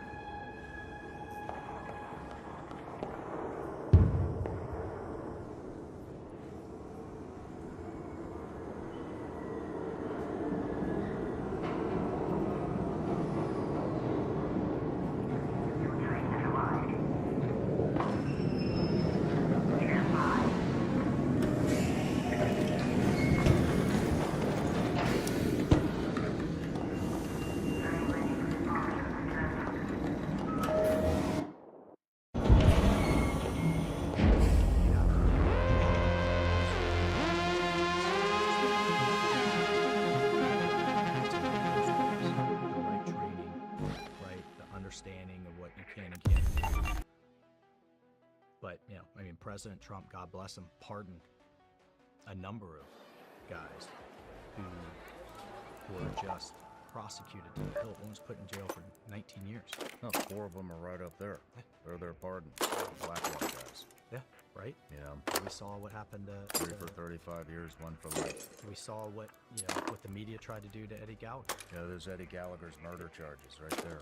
Right, and it's one of the many things I love about our president, but he instinctively knows if you let your warriors be warriors, they're inherently good. If one goes way off the reservation, fine. But, in these kind of life or death, seconds go by calls. And in same this goes case, for I law showed- enforcement. Yeah. Oh, even more so for law enforcement. I have so much. I tell this to all my sheriffs in my district, my state, all of them. We go downrange and we're in it, but then when we come home, we can psychologically turn off. Police officers never psychologically switch off. They're never off duty, and they're one cell phone, away from a life for making a bad call. At least we make one, it's out in the mountains, right? I don't know, in this case, I talked about those times in history we showed restraint or strategic level. I made that call then. I remember again, back to one of my campaigns early on, this guy accused me of stolen valor on the Bronze Stars and stuff, and I swore the next time I was going to see him, I was going to punch the guy in the mouth. And I wanted to go back at it when the media and online, he was putting all this stuff on online. Thank God for my amazing wife, Julia, and my team said, rise above it, right? Show some restraint, show, some dignity, and don't crawl in the mud with them. So I think it's important for people to think about sometimes the discretion is the better part of valor, and take a step back and rise above all the noise. I think that is a major Not thing easy. people could learn right about now. Right? You know, I wanted to ask you, but I lost my train of thought earlier. When you were coming out, when you were creating policy and then going back into the field and fighting and living that policy and seeing, the repercussions of it, and then going back and getting the feedback on it. I mean, I'm curious, how seriously did they take you? Did you feel like they gave a shit when you were... I'll tell you, even though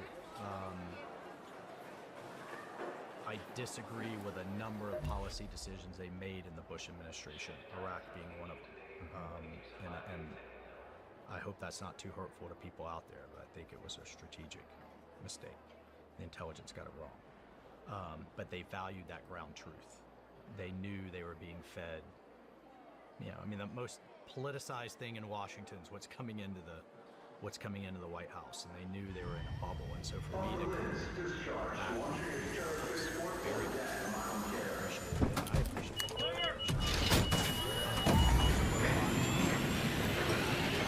To speak truth to power.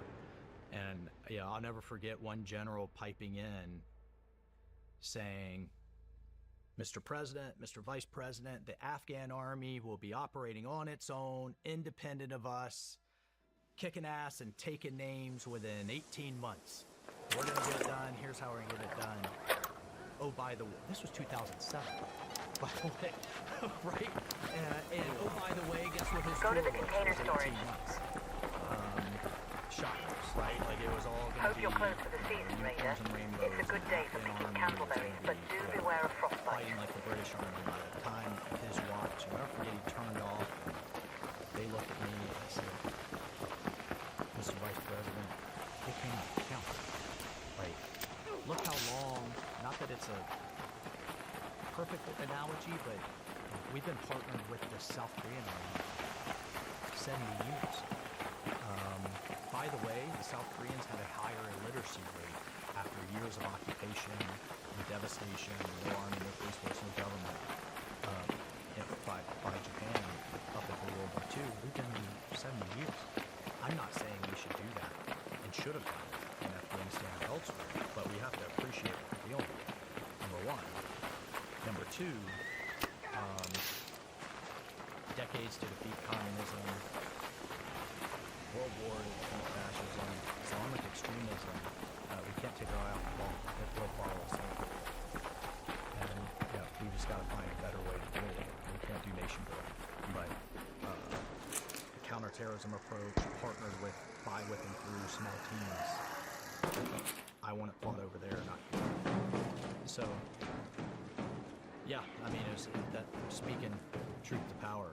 You had to do it, and whether it's as the captain coming back from a tour, or major coming back from a tour, now in Congress, or as ambassador to the nation.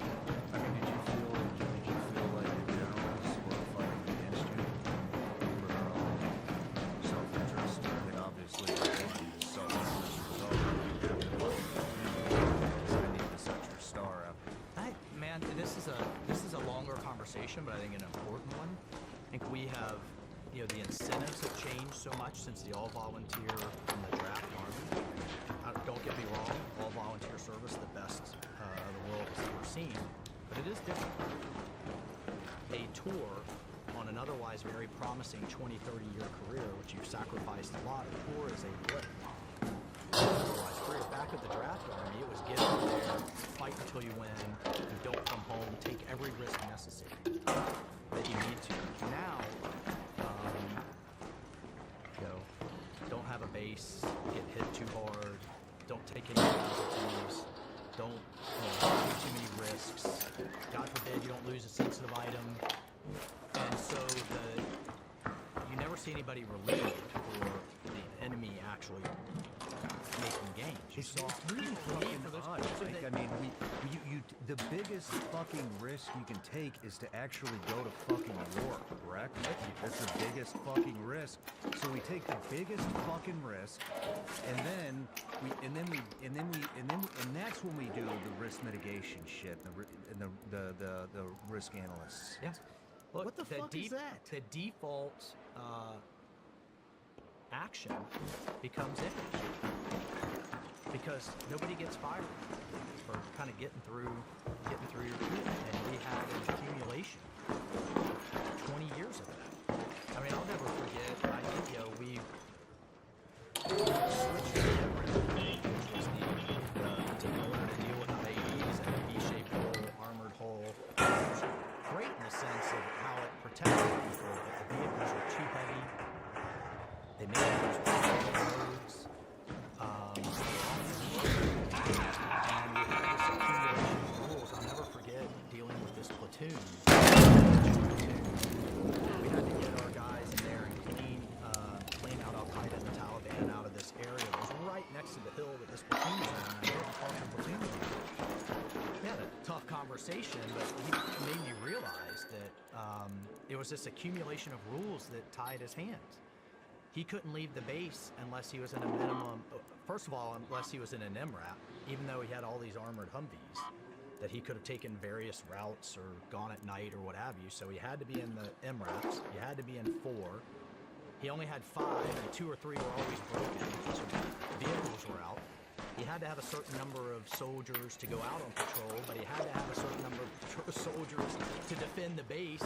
It didn't add up to the right total, so he basically sat, right? Yeah. He's like, fuck it, what am I gonna do?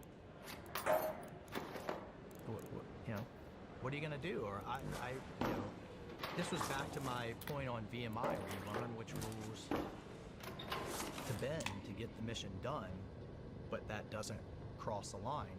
I mean, at one point, we had this village chief who really wanted to be on our side. Every time Al-Qaeda, ISIS, Taliban would come in, in particular, he would call us, but the 3rd or 4th time we didn't show up to take care of business, he and his entire tribe gave up. And what turned out, and the generals would tell you, to answer your question, they never declined the mission. I laid out the 12 different headquarters that we had to ask permission to get approval.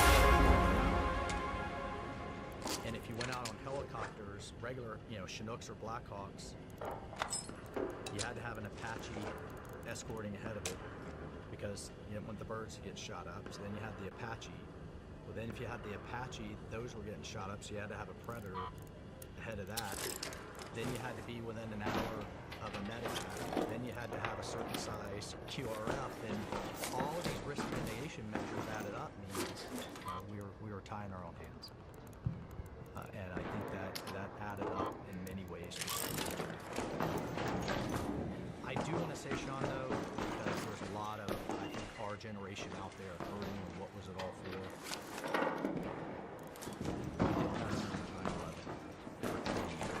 And they had every intention of hitting us again. I've seen the intelligence of plot after plot after plot that was thwarted. The more they were running around worried about where they were going to sleep at night, the less they were plotting and planning to hit us. We kept an entire generation safe. We've got to find a better way to do it now. But,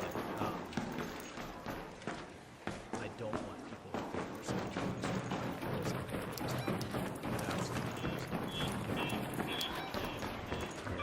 Head home in the east elevator. Well,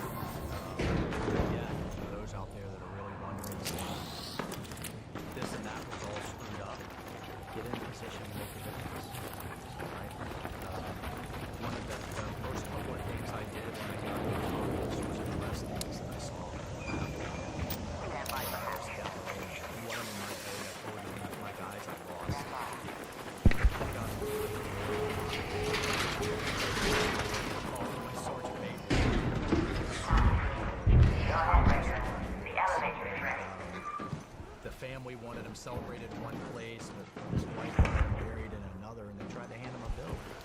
He said, absolutely not. We're going to pass an ad around our unit to pay for it. You know, $800–900 billion.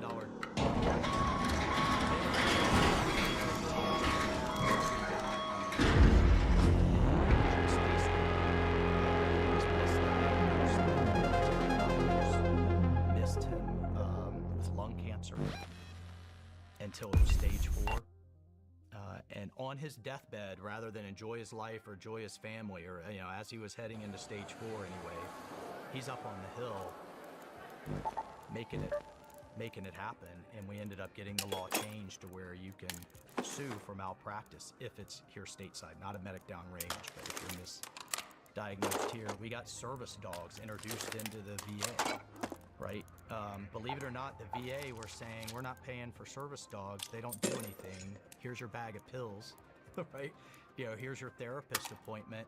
I can't tell you how many veterans I know that got off their meds, got out of their house, are out socializing again because of a well-trained, good service dog. They fought through the bureaucracy and got the legislation You got all passed. this stuff pushed through? We got the stuff pushed How through. are you Not getting- just me. I mean, this is a team effort. It's a team effort, right? But my point is, the service wasn't in vain. We kept the country safe as best we could. And for all the stuff that pisses you off, get in there, knock the doors, put you in touch with people to help, and get in there and serve it. Right? Next generation deserves us pushing all the way through to the end. Yeah. I agree with you. There's a lot. It's frustrating. There's a lot of. I mean, I got a lot of buddies in there too. I mean, you were in there, but I got a lot of buddies that are in Congress. I got buddies that are in the Senate. And man, they're just so fucking distraught. They really are. Some of them are thinking about not running again because they haven't been able to make it the difference. But then you come in here and you talk about these things that you're able to get pushed through. We never. The media doesn't cover half of it. They cover the they cover the drama. And look, I get the frustration, but this is the greatest country the world ever seen. We've got to, as Reagan said, we're one generation from losing it all. Yeah. So, and with fewer and fewer of our population serving those attributes, we've got to get it. We have to get in there and fight the fight. And then, look, I mean. This administration, in just a year, you're turning the military around. Recruiting numbers have turned around. We're getting focused on the right things in terms of technology. The legislation's moving to rebuild. It's going to take a lot to rebuild our shipyards and our shipbuilding. At the same time, you have new technologies like Saronic and Anduril and others that will leapfrog us. Forward.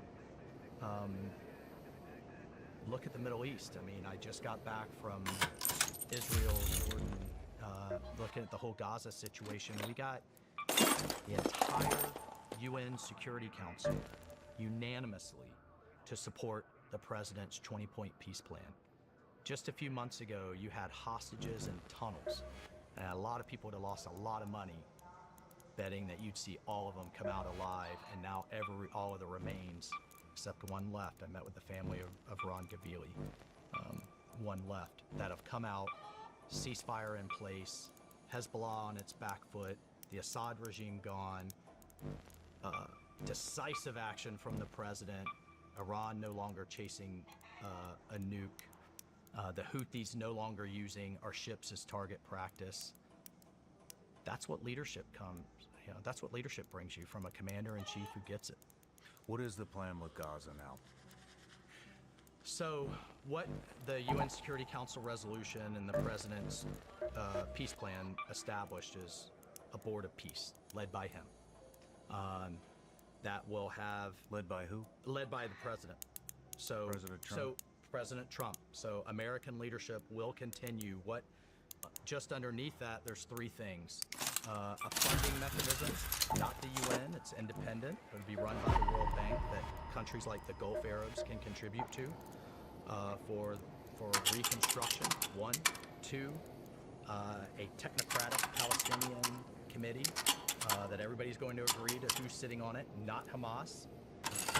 to restore government services, water, sewage, basic services, and number 3, an international stabilization force.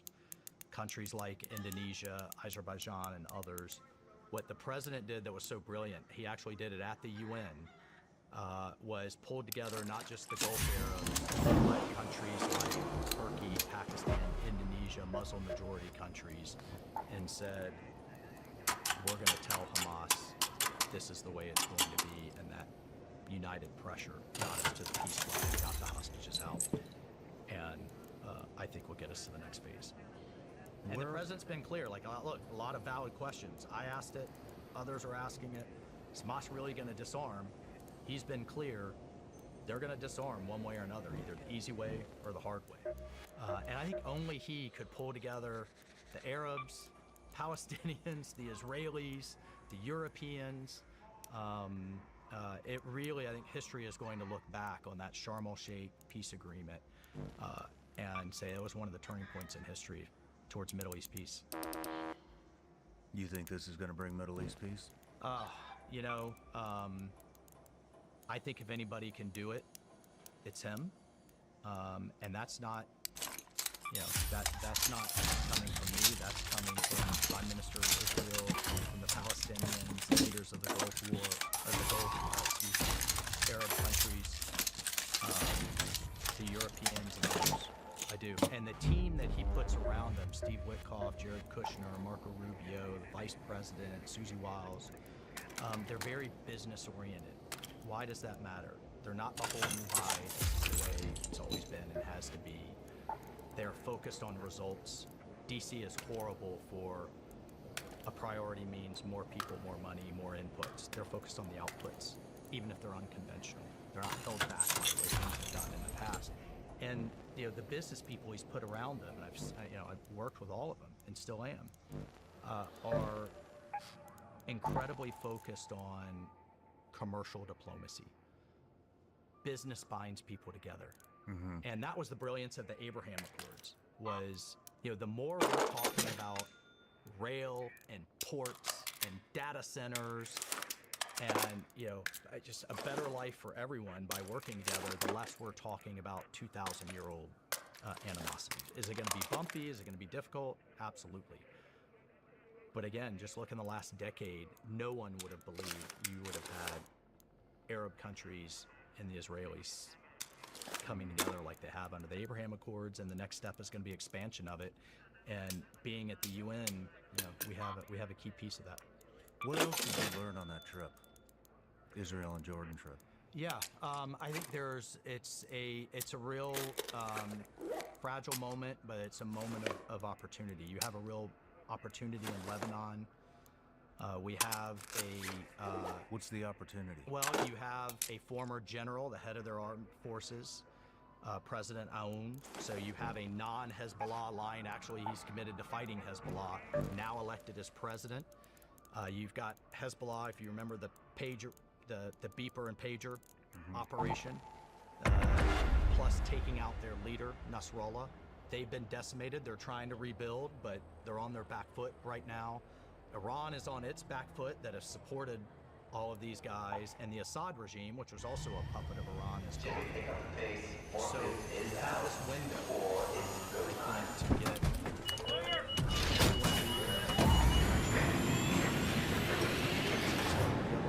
but it is a real opportunity.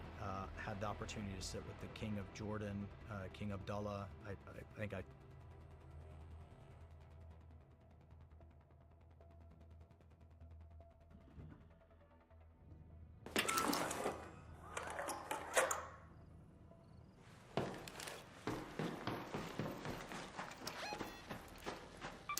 Let's go to the Santa Maria houses.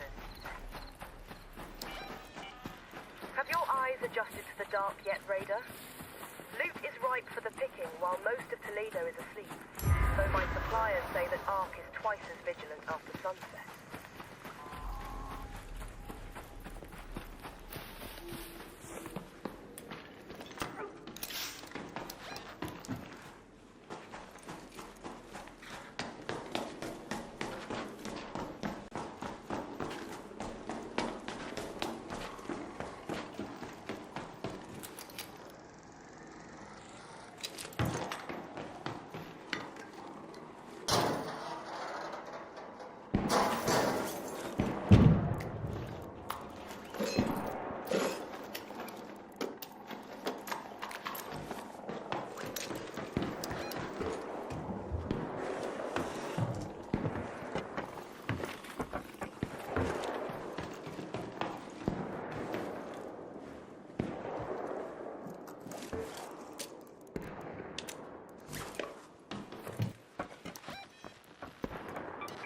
Let's go to the Red Tower.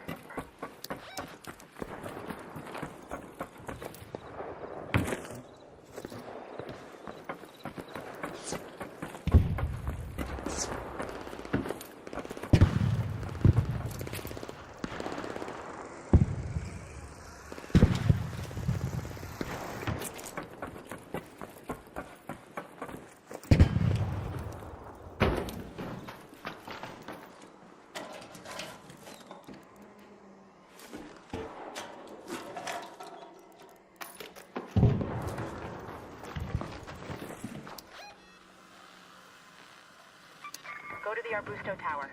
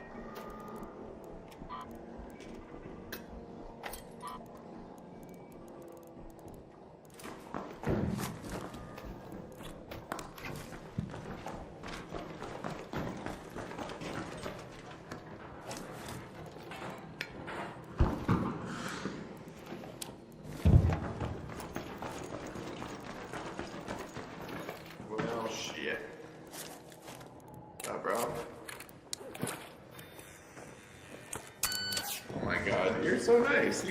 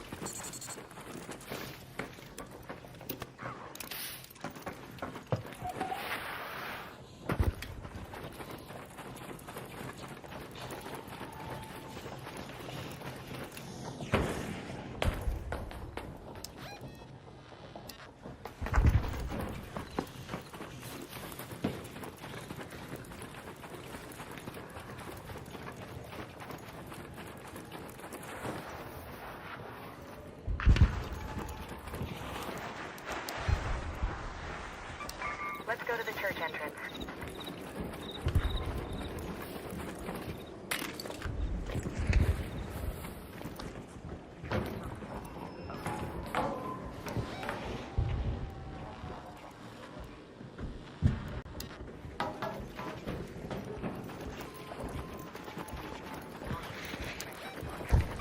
Let's head home at the southern station.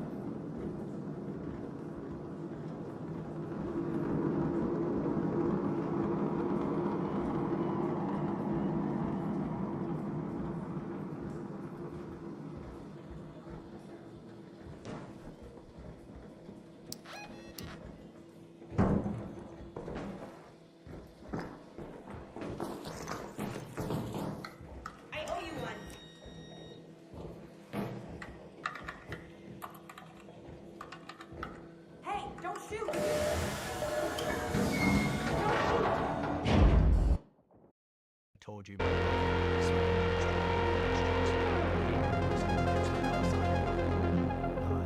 the 1950s and built an amazing life here.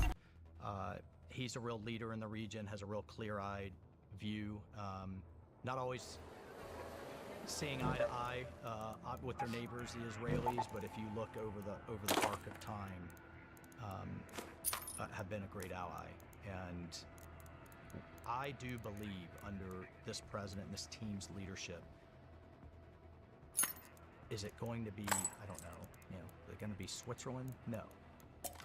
But we can get to a level of stability. And the key, as the president said recently in an interview, was knocking the Iranian regime back so that they're not meddling nefariously against us, against Israel, and against stability in the region and all the Arab allies. I think that was a critical step. Yeah. What about the humanitarian crisis that's going on over there? I mean, did you go into Gaza? I went right into the edge of it. And there, it depends on the security situation. It looks like it's devastating. Yeah, I mean, it looks. It is just. It's not even. It's there. Absolutely. So where devastated are all in those many people? ways. So in my role, a lot of the key agencies that are providing humanitarian aid are aligned with the UN. Some of them, one of them called UNRWA, the UN Relief Works Agency, has been completely infiltrated by Hamas over the years, has radicalized the Palestinian youth through radical educational material and curriculum, and has to be completely dismantled. So that was a piece. There's a humanitarian corridor coming through Jordan. By the end of my trip, we were able to get that border crossing reopened. Look, we've gone from almost nothing going in to, by the time I left, nearly 1,000 trucks a day were going in. screened and acceptable by the Israelis so that it's not smuggling in. All the things that Hamas used to build all of these tunnels. I mean, we can't forget who started all of this. And miles and miles and miles of concrete and generators and fuel that they could have used to improve Gaza, they used to build the most nefarious, incredible tunnel network I think the world has seen ever. And that the Israelis are still working to destroy. So it's a challenge, and I think we all have to appreciate that President Trump has taken this on. He could have just said, you guys work it out. But ultimately, what it'll lead to is an expansion of the Abraham Accords. And that will lead to broader stability instead of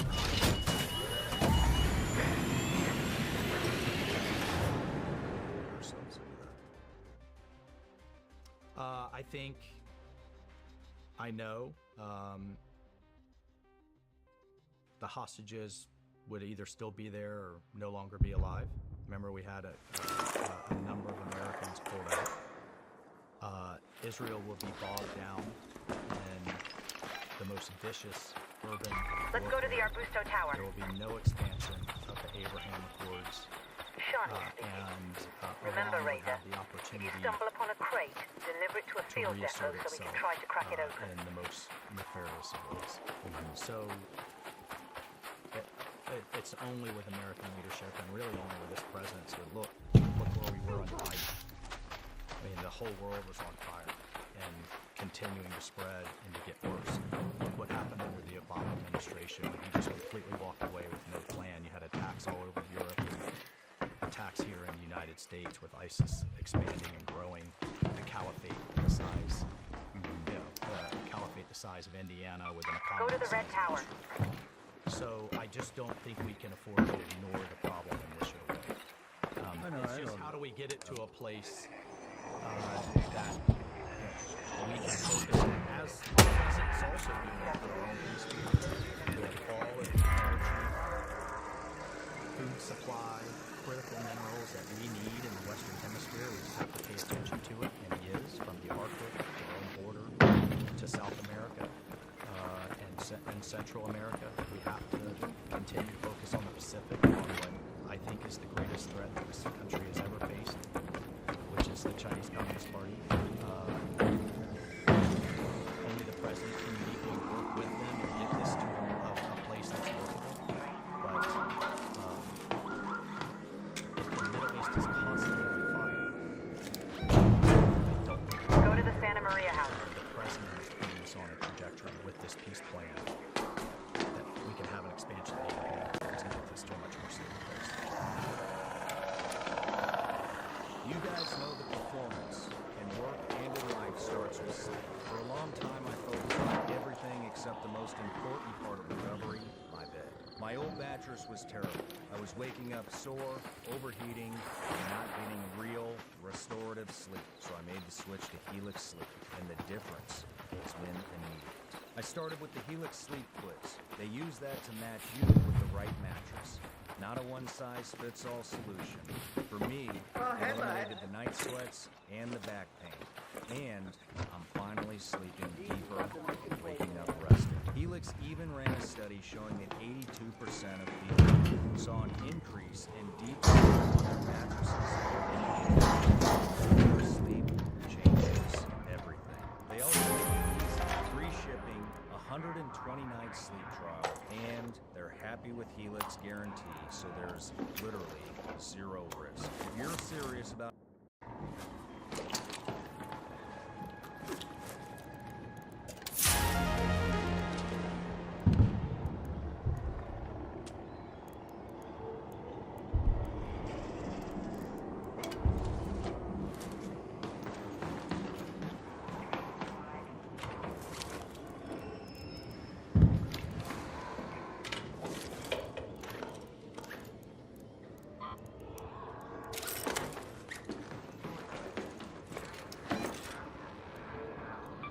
Let's go to the hospital.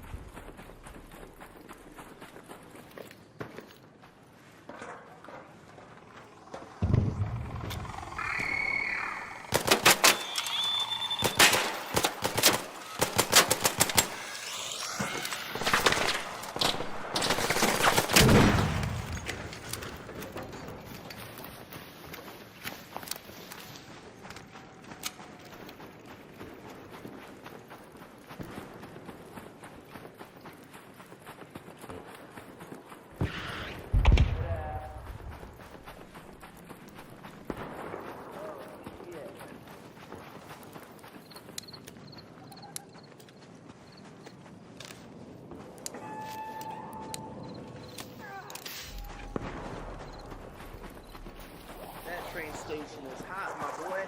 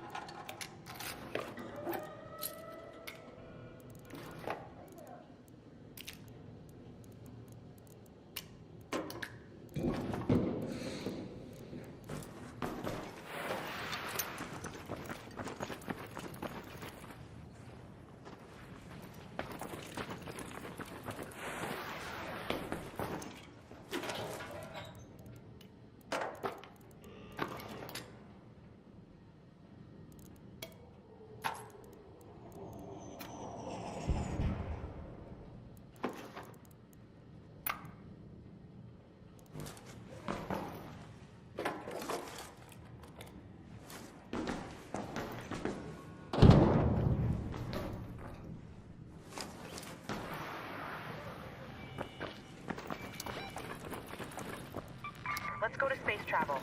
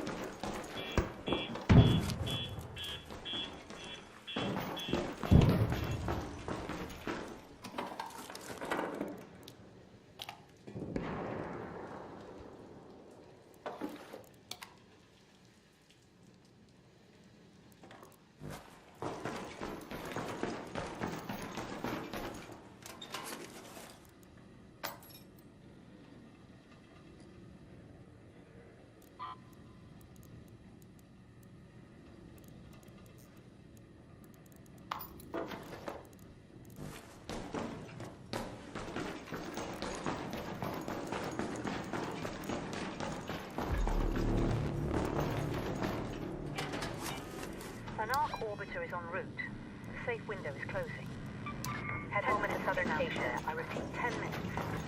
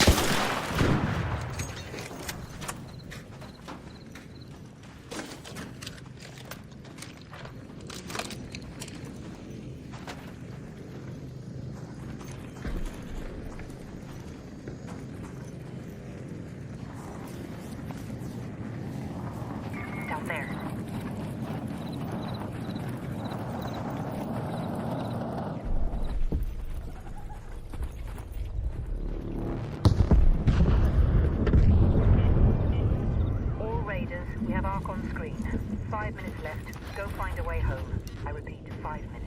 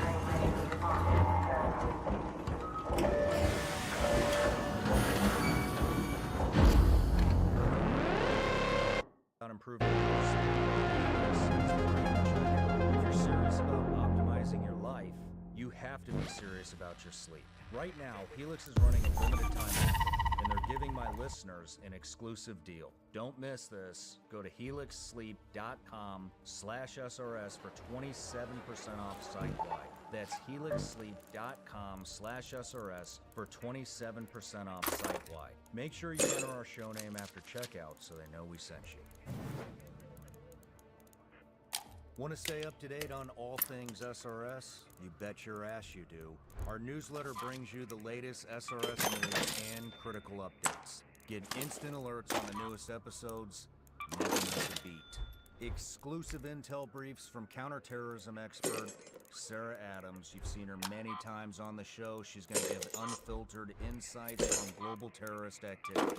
Patreon exclusives, you're going to get epic range days with me and damn near every guest that's come in the studio. You're also going to get behind the scenes content and guest updates. You're going to get first dibs on new merch drops and limited edition items that will never be sold again. Plus, exclusive offers from our partners you won't find anywhere else. So subscribe to the Vigilance Elite newsletter right now.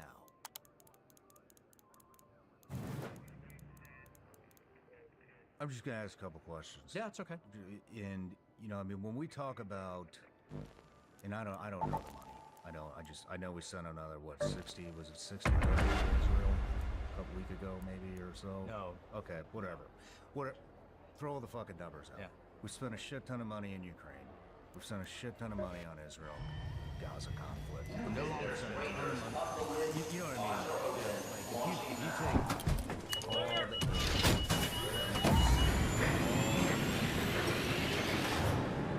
I'm not talking about this administration, the last one, the one before. I'm just talking in general, right? We have Chicago, fucking disaster. San Francisco, disaster. New York, disaster. Yeah. Detroit, disaster. St. Louis, disaster. North Carolina.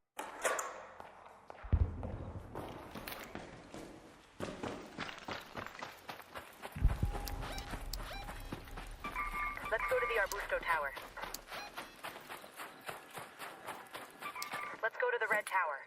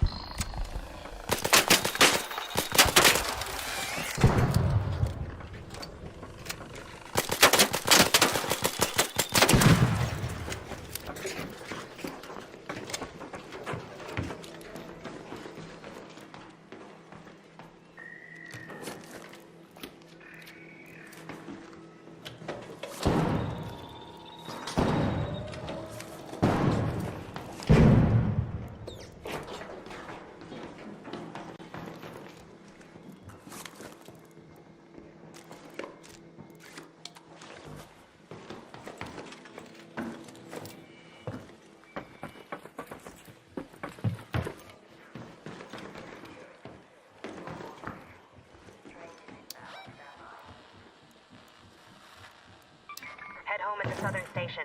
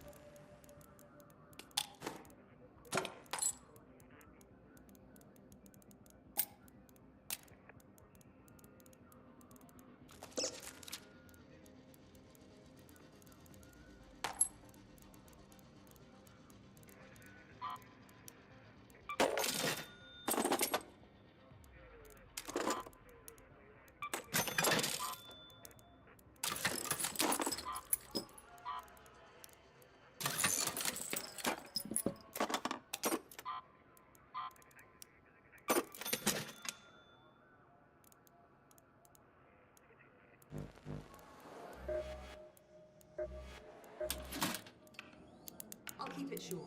What do you think?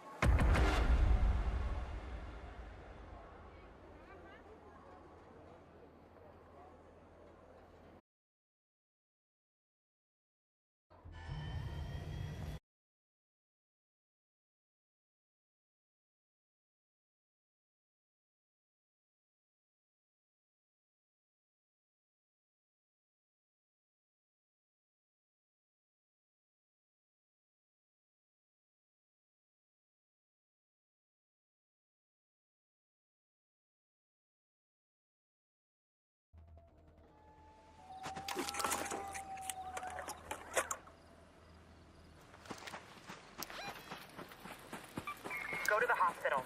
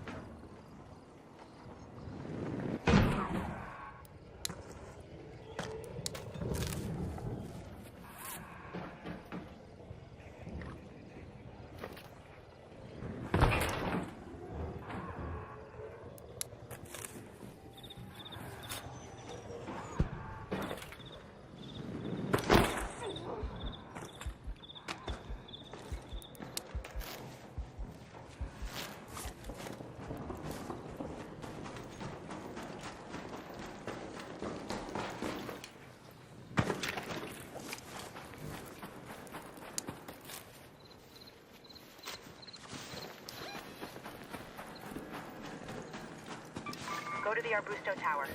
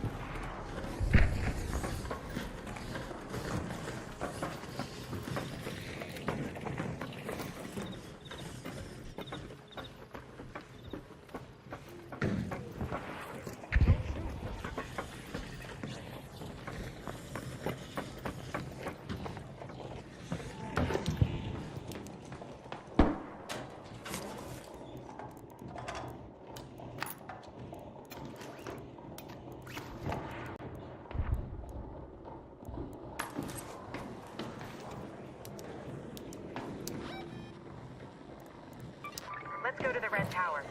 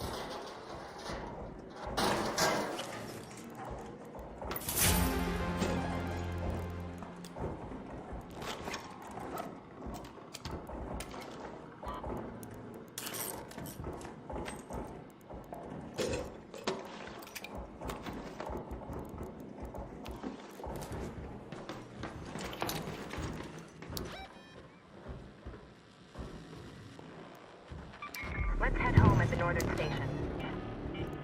An ARC orbiter is en route. Let's go to the hospital. Window is closing. You have 10 minutes to return to Speranza. I repeat, 10 minutes.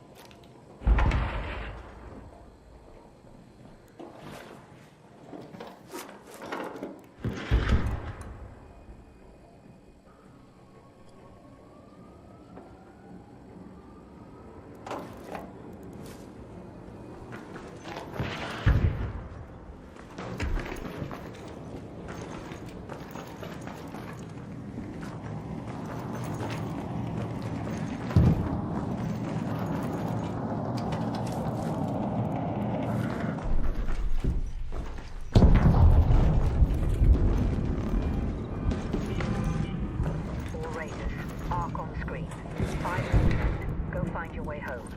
I repeat, 5 minutes.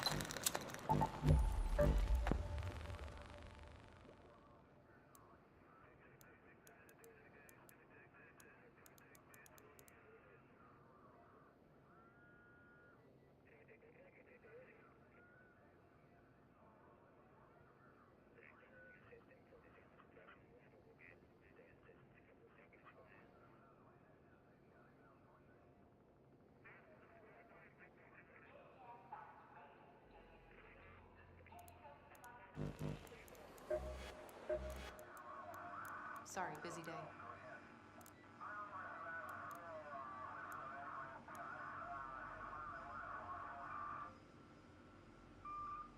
Shawnee says she's been hearing tremors, but I think it's just the rumbling stomachs.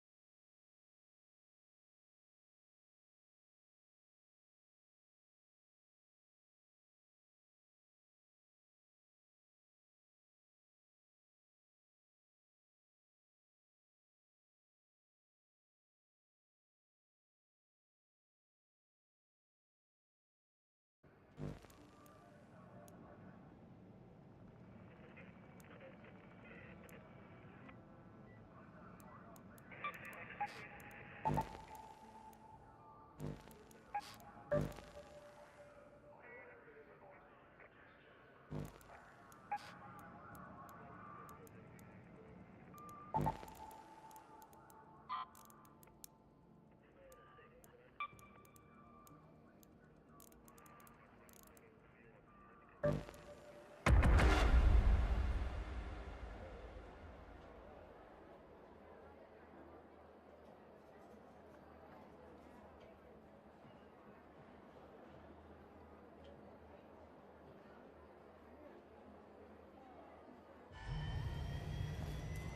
rails, reruns, go, forklift, send the chargers.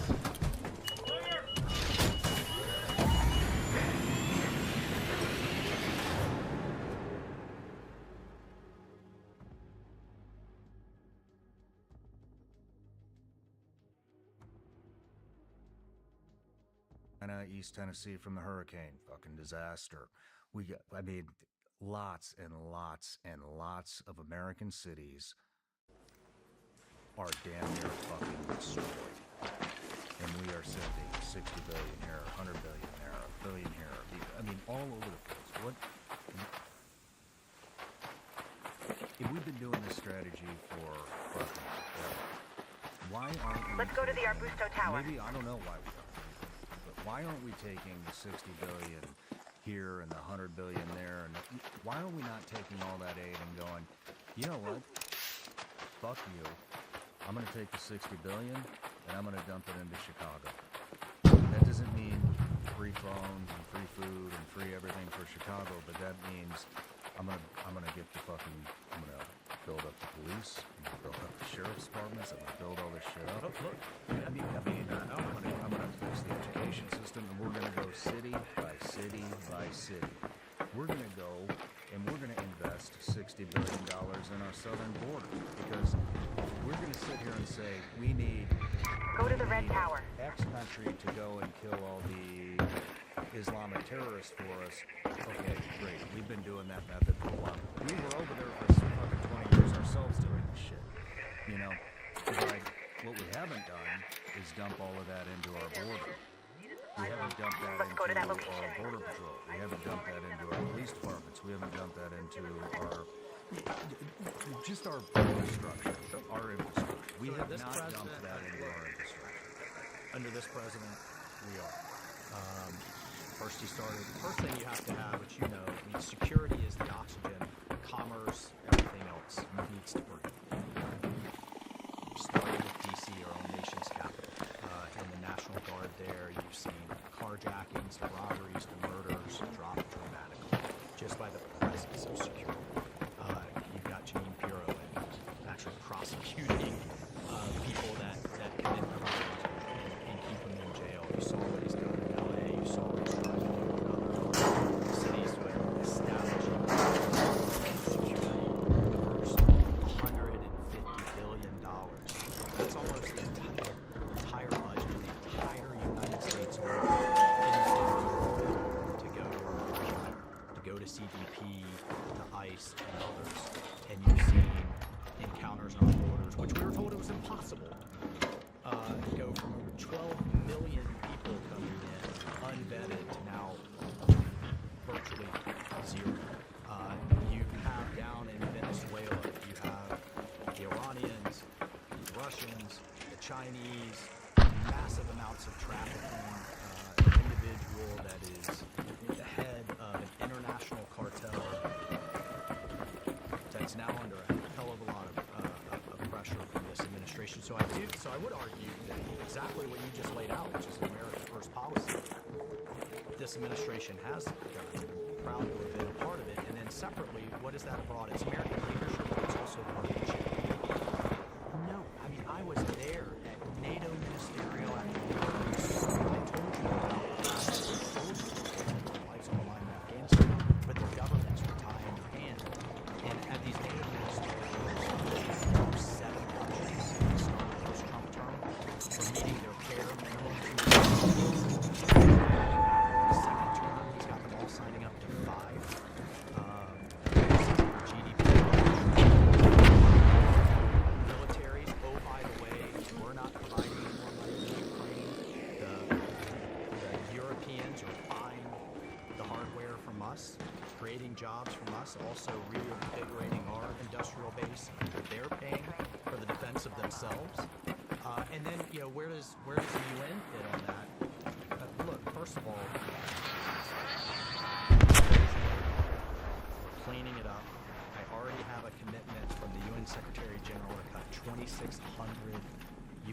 bureaucrats. These are international bureaucrats. We pay for a fourth of everything they do. 2,600 gone.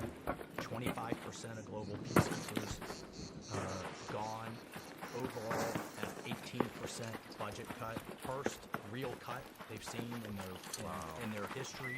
They've only been there a few months. We're working on it. This is all because they see what's coming with President Trump. But here's the other side of that. On the, why does President Trump say, look, it has potential?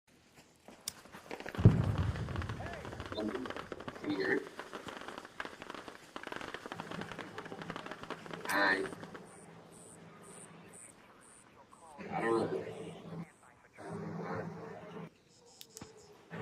You know where lemons are at? Yeah.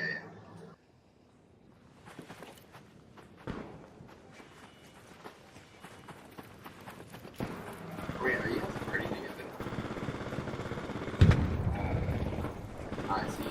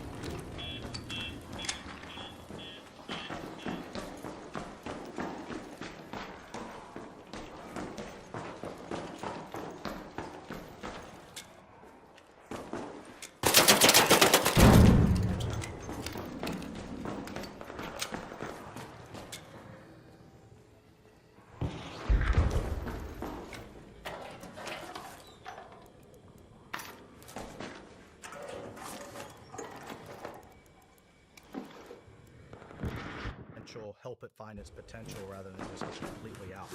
There needs to be one place in the world. He's the peace president.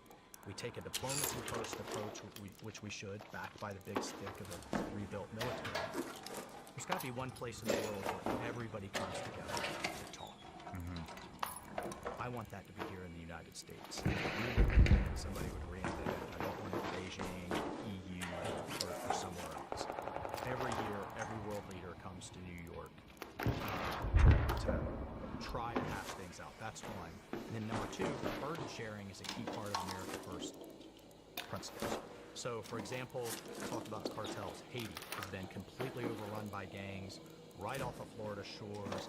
They are moving people, guns, drugs, fentanyl, you name it, working with the cartels in Venezuela, Colombia, over in Europe, the United States, what have you. Much less if we have a migration crisis because the country's collapsing onto our shores. Under the last administration, they spent over $1 billion trying to take care of it ourselves. Now we've shifted back to the UN. You're going to have other countries coming in, and we pay it for it.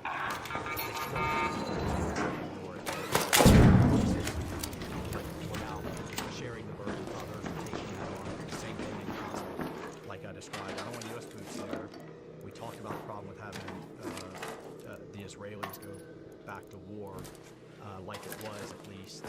So there's a burden sharing aspect to that I think is important. And then finally, this is the piece that I'm only fully coming to appreciate. There's all of these international bodies that kind of govern global commerce.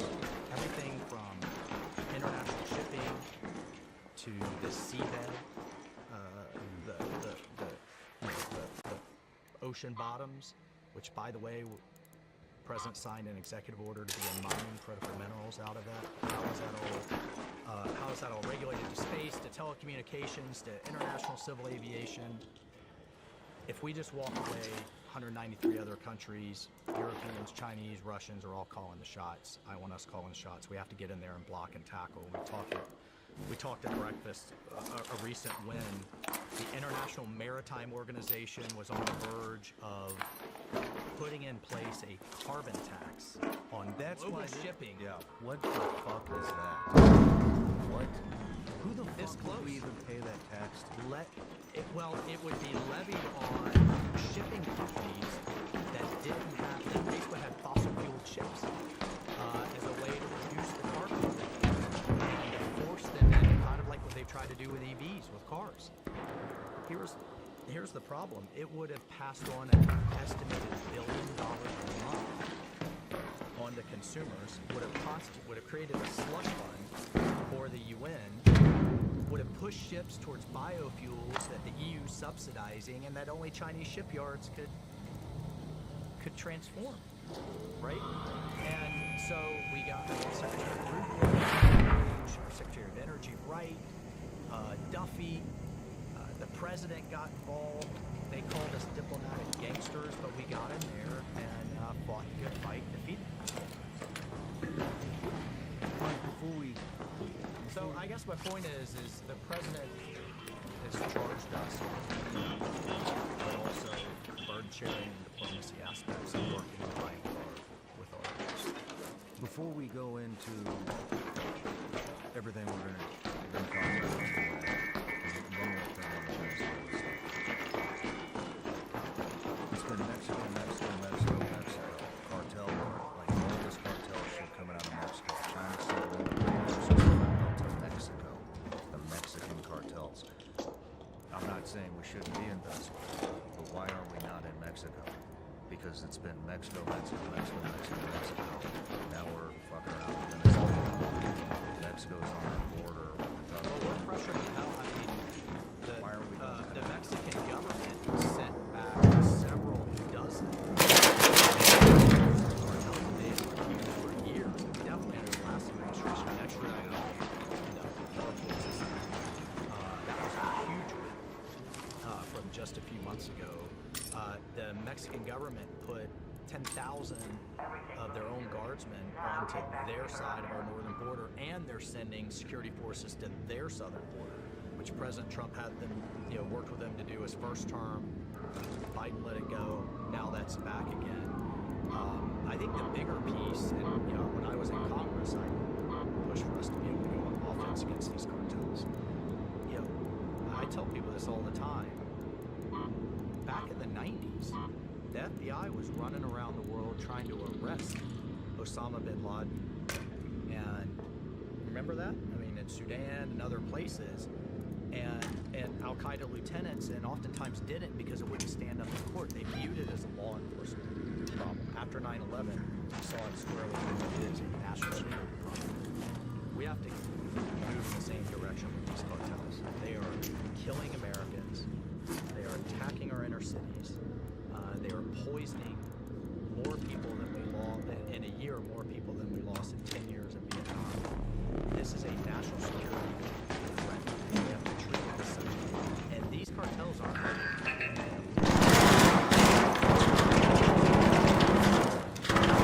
They are armed to the teeth. They're armies. They are many armies.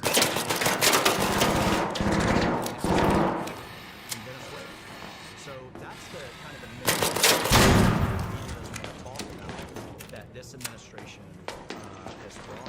Kristen Nolan, Homeland Security, Steve Miller, and White House, the president, and was and that's squarely.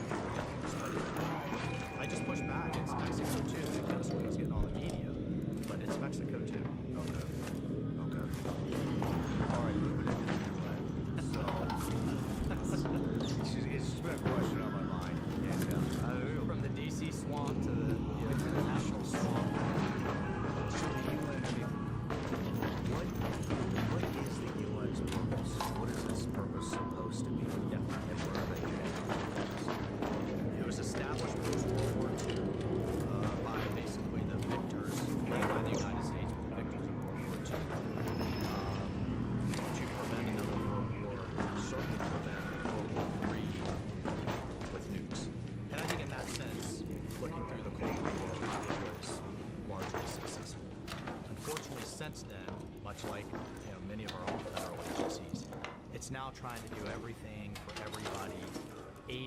years of bureaucratic bloat focused on all this nonsense. Sean, there's 7 agencies, 7 major agencies with massive budgets focused on climate. You set aside the whole debate on climate, you don't need 7. You know, get it down to 1. And then, oh, by the way, let's talk about energy independence, talk about all of the above solutions and the right things. But so just cutting this massive first and foremost is laid out to you as step 1. How is the UN doing that? So it has think of it as kind of, you know, like a legislature in the sense it has a general assembly. 193 countries participate. Think of that. It's a rough analogy, kind of like the House, the bigger body, smaller body, the UN Security Council. That has the 5 members: UK, US, China, Russia, France. Right? And then you get elected members that rotate on another elected members. Passes as a binding convention. And then it has a secretary general. It's administrative. It's peacekeeping agencies, but it's also got a lot of these other agencies. UNICEF focused on children, and then the IAEA focused on the International Atomic Energy Agency and others, right? World Trade Organization. Keep going down the list. Again, there is a body that governs from space to telecommunications to, I mean, there's an International Civil Aviation Organization under the UN. Well, I'm one pilot since I fly around the world, international travel, all speak English. Air traffic controllers to, you know, be trained with those sort of standards.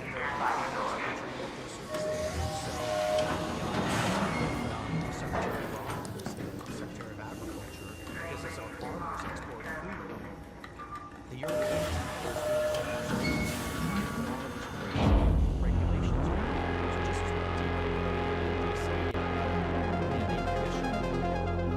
as from the president to deregulate, get out of the way for American businesses and industries in these international organizations. The Chinese and others are in there trying to overregulate AI. We're making sure they stay out of the way so our entrepreneurs can win that race, right? But my argument is we have to be in there and block and tackle, like I told you on that international shipping vote. If we walk away, they're going to do it without us. And So there's 193 countries in the there's UN. more. So the UN is this international, kind of like the Vatican is in Rome. It's this international entity in New York. That's where we established it, post World War II. And all of these countries have embassies to the UN in New York. There's actually more in New York than there are in Washington, D.C., because there's countries we don't have relationships with, like Iran, North Korea, Venezuela, Cuba, and others, that by treaty can be in the UN, but not in Washington. The other interesting thing about it is New York, because of that dynamic, is one of the most active spy versus spy cities, like Vienna, where a lot of these other organizations are in the world, because you've got all these other players there. Yeah. How is it funded? So everybody contributes, but we contribute the most. It's us number 1, China number 2, now with the world's second largest economy, and then on down the list. We contribute 25%, Yep. correct? But we have withheld that funding until we see the reforms that we want to see. So that conversation and negotiations ongoing. Interesting. And so how is we need to see salary reform, bureaucrat reform. We need to see all kinds of things before they get another dollar of the taxpayer. do we have more pull than everybody else since Yeah, we not always. We should. One of the we have more pull than anybody else is in the Security Council, where we have a veto. Something's going against our interests, then we'll veto it. But, again, things like getting the UN to get Haiti under control, we just got that through. Why did we go to them for Gaza? Well, a lot of these countries that are willing to contribute forces, Let's go to the control tower. others, Hope they you're close need to the the season, stamp of Raider. international It's a law good day for picking for candleberries, their own but do domestic beware of reasons frostbite. to be able to do that. So in order to get the president's plan now endorsed by the international community and amnesty was a big deal. And there's other crises around the world that we'd rather them deal with than us. How are you? I mean, how is it introducing? I would imagine that. I mean, it's Oh, here comes the new ambassador. How's that? look. Well, first of all, a number of administrations haven't even really tried. We're determined to do it, and the president's going to use I on his behalf whatever leverage we have to. I, as a former member of Congress, standing before a town hall, firemen, nurses,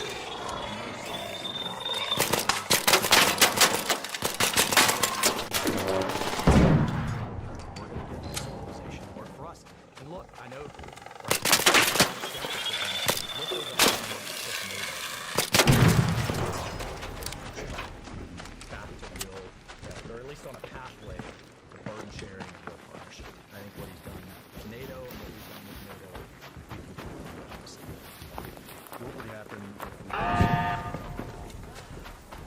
If we don't see the reforms, we don't pay. That's up to the president. That's up to the president. The president speech at the UN General Assembly. We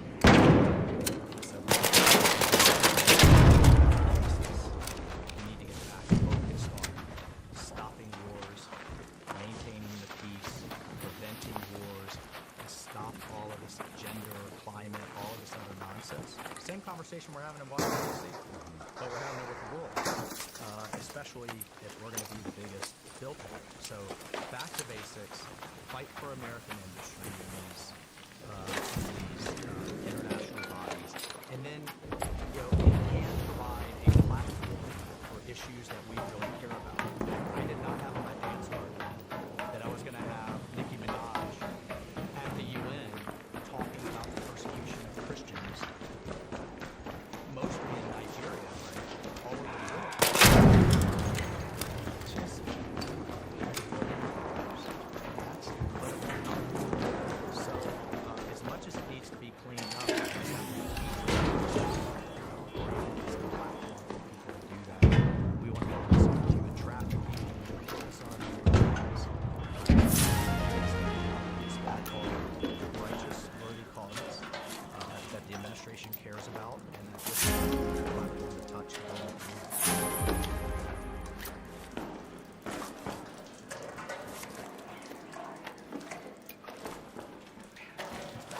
I told you, tribes of Afghanistan are easier some days. I mean, it's not. It's not. I bet it is. I mean, do you have any? You don't have a whole lot of insight into how this all works within the UN. So, I mean, the way you're kind of describing it, we haven't. it's like Congress for the world.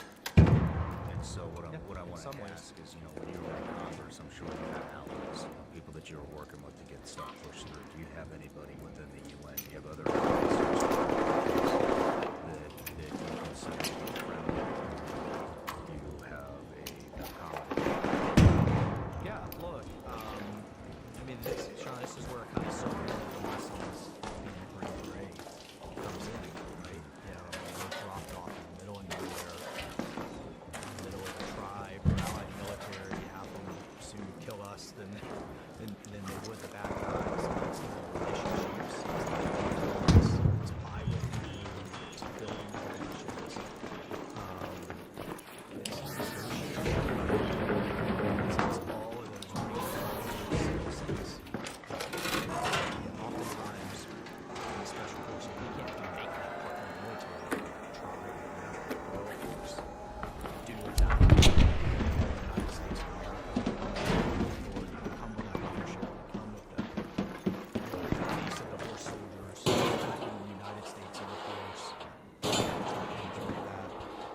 let's bring in all of those tools. I mean, Right? yeah, I'm But, you know, I've worked with Italy, of course, with the United Kingdom.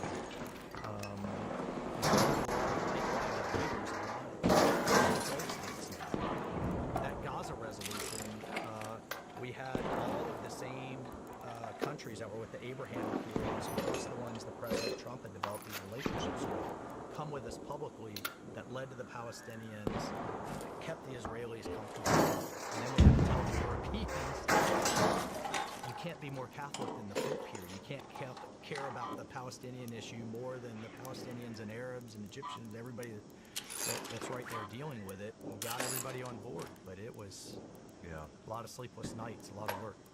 I mean, when you're talking about, fighting that carbon tax, wokeism, all this kind of stuff, and what goes through my mind is, I just don't see any other countries fighting against that. Well, we ended up winning the vote, right, on that carbon tax, but we had to lead. We had to get a little bit of, you're going to work with us or else. We had to lean in and use the leverage that the United States has. And that President Trump uniquely does. And there's no other, the head of NATO in our first meeting in the Oval Office said only you could get Russians and Ukrainians, could get Zelensky and Putin on the phone from where they're annihilating each other to now at least we're talking. Not there yet. And I don't want to get ahead as a president in these negotiations or his team, but that's only the United States. So, Vice President, guys, Earlier you had mentioned that you think that the threat that you're most concerned about is CC.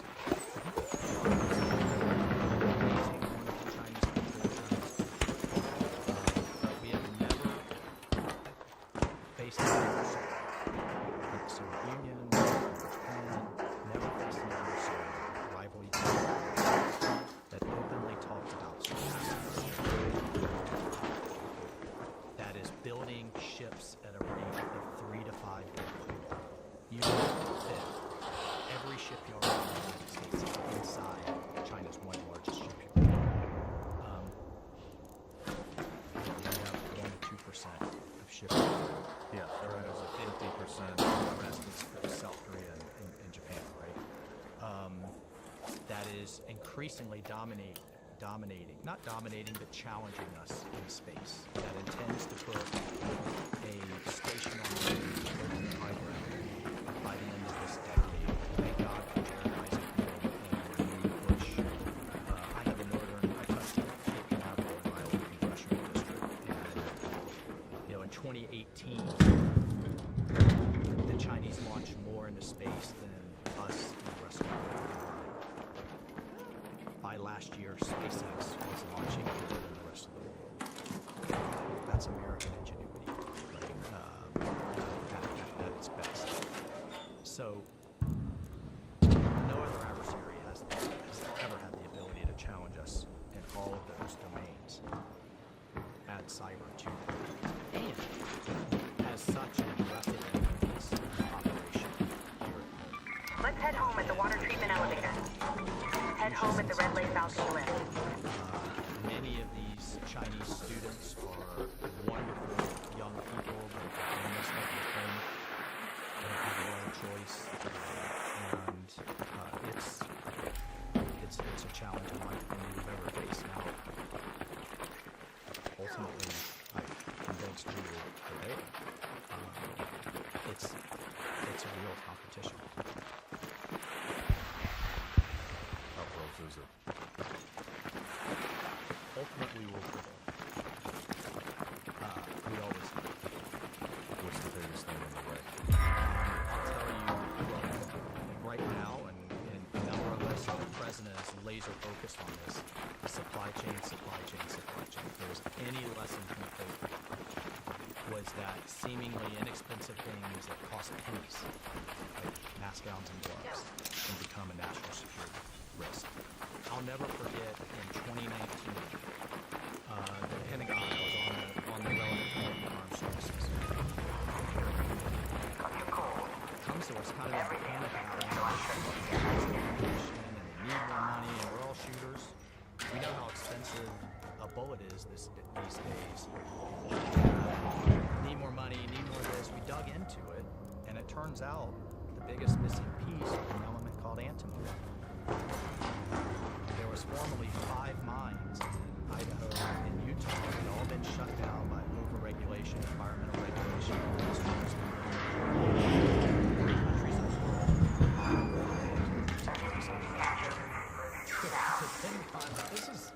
This is a crisis. What are you going to do about it?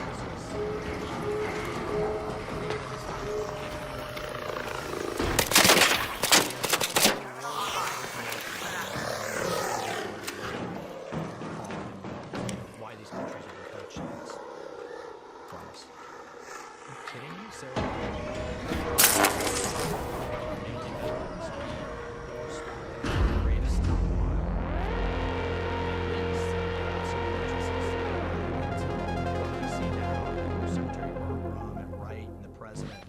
are revitalizing our mining and refining industry, and if it can't happen here fast enough, at least it's happened with allied countries, seabed, and other places, right? So supply chains across the board, we have to be self-sufficient. I mean, that, you know, the arsenal of democracy has to be there and present. It's what President Trump so uniquely realizes. The big stick isn't our military. The big stick is the strength of our economy and our supply chains and our resilience. And, you know, he's taken all kinds of measures to revitalize that. And I have to, you know, my small piece of this is blocking and tackling in these international organizations. What do you think your biggest challenge is going to be as ambassador to the UN as far as the reform goes? Well, it's a challenge, but it's an opportunity. We'll have a new Secretary General, so kind of, you know, the administrative head of it all, elected this year. Again, China, Russia, Europeans, we all have a veto, so it has to be somebody that we come to a consensus on. But this has to be somebody that is reform-minded. We have to save this institution from itself. It's just sinking under its own bureaucratic weight. And it should be the Secretary General. It should be the UN that's solving things like Cambodia, Thailand, and India, Pakistan, and Azerbaijan, Armenia. They should be in there. You know, fine. President Trump has stepped in as the peace president. I think he'll get the Nobel Peace Prize for it. I'm now getting the UN in a supporting role, but with the next Secretary General, they should be in a leading role. Again, back to basics, not solving all this, trying to solve all this other woke nonsense. Yeah. Well, Mike, is there anything we didn't cover that you want to cover? I would be remiss if I didn't just very publicly thank my amazing wife. She is herself a combat veteran, both Afghanistan and Iraq, a family of immigrants. She was also established the State Department's hostage negotiation office. She was one of the first hostage envoys and was President Trump's Homeland Advisor in his first term. So, man, you know, as husbands, like, we try, but we never win an argument. Like, I really never, ever win an argument. And oh, by the way, she's drop dead gorgeous. So, you know, I say that because my wife's amazing and my family's amazing. But I say that as a Christian. But I also say that as a veteran in the sense that, like, it's the families that bear the burden of service. You know, we're out there being commandos or diplomats or whatever, you know, serving this amazing countries in ways that are incredible. Welcome back. The families, like, don't come home. We come home missing limbs, or we come home appearing, right? So I just have, for both the Gold Star community and all the families out there, whether you're in the intelligence community, diplomatic service, military, whatever, just a deep, deep appreciation. And one last thing, we don't want to go too long. I think my most amazing with President Trump, and I talked about this in my speech at the Republican National Convention, was with the 13 Gold Star families of Abbey Gate. These families were, it's bad enough the loss and how the loss happened, but they literally couldn't get an audience with the previous commander-in-chief, with Biden. They were so distraught. They come to us in Congress, and this is what I love about him. So, give him a call. Call him. He's Go to the Santa Maria houses. Shani tonight. here. Tonight. Remember, Raider, And if you so, stumble upon a crate, we get him deliver it out to a to field Bedminster. depot so we can try to The crack it open. scheduler calls me in, a little bit distraught and says, "All right, we had a lot going on. We can carve out an hour." He ended up spending the entire night with them. He shook every one of them hand, heard the stories, talked about their loved ones, then invites them up to dinner. Sean, by the end of the night, he had one of the couples who was having a really hard time with it all, up dancing. The moms were laughing. Like, a couple of the moms came up to me and Julia, my wife, afterwards and said, "This is the best thing that has happened to me since I lost my son." So I just say that in the sense that's a side no one ever sees that I deeply appreciate.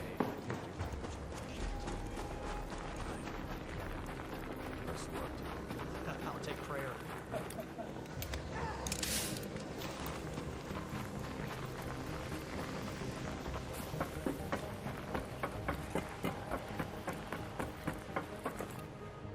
No matter where you're watching Sean Ryan Show from, if you get anything out of this, please like, comment, subscribe, and most importantly, share this everywhere you possibly can. And if you're feeling extra generous, please leave us a review on Apple and Spotify podcasts.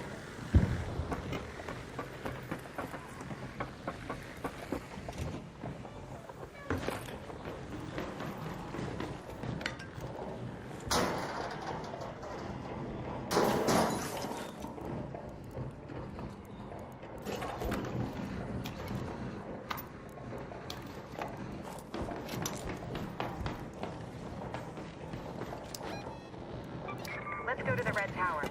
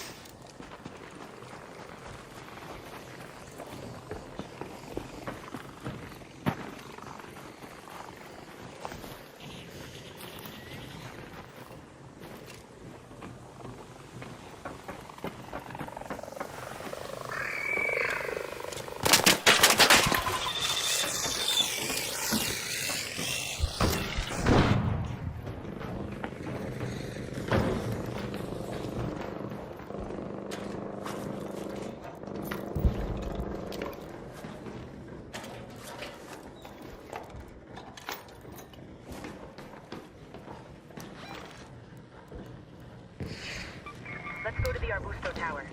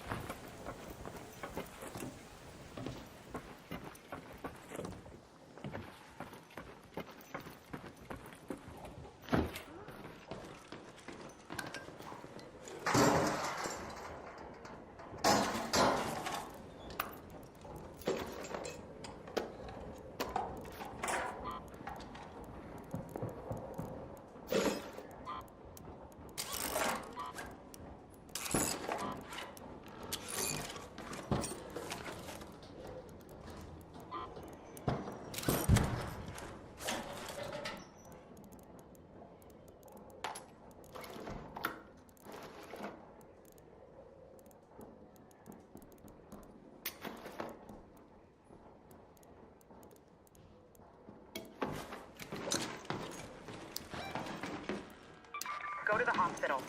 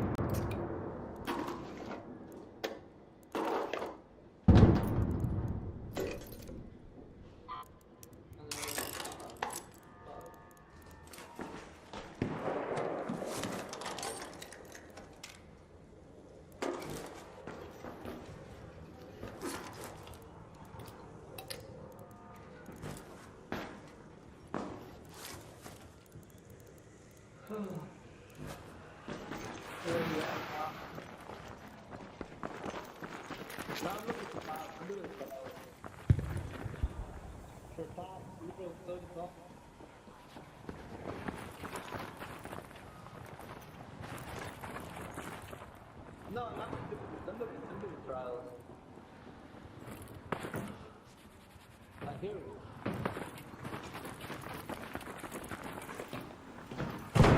There's one. Head home at the northern station.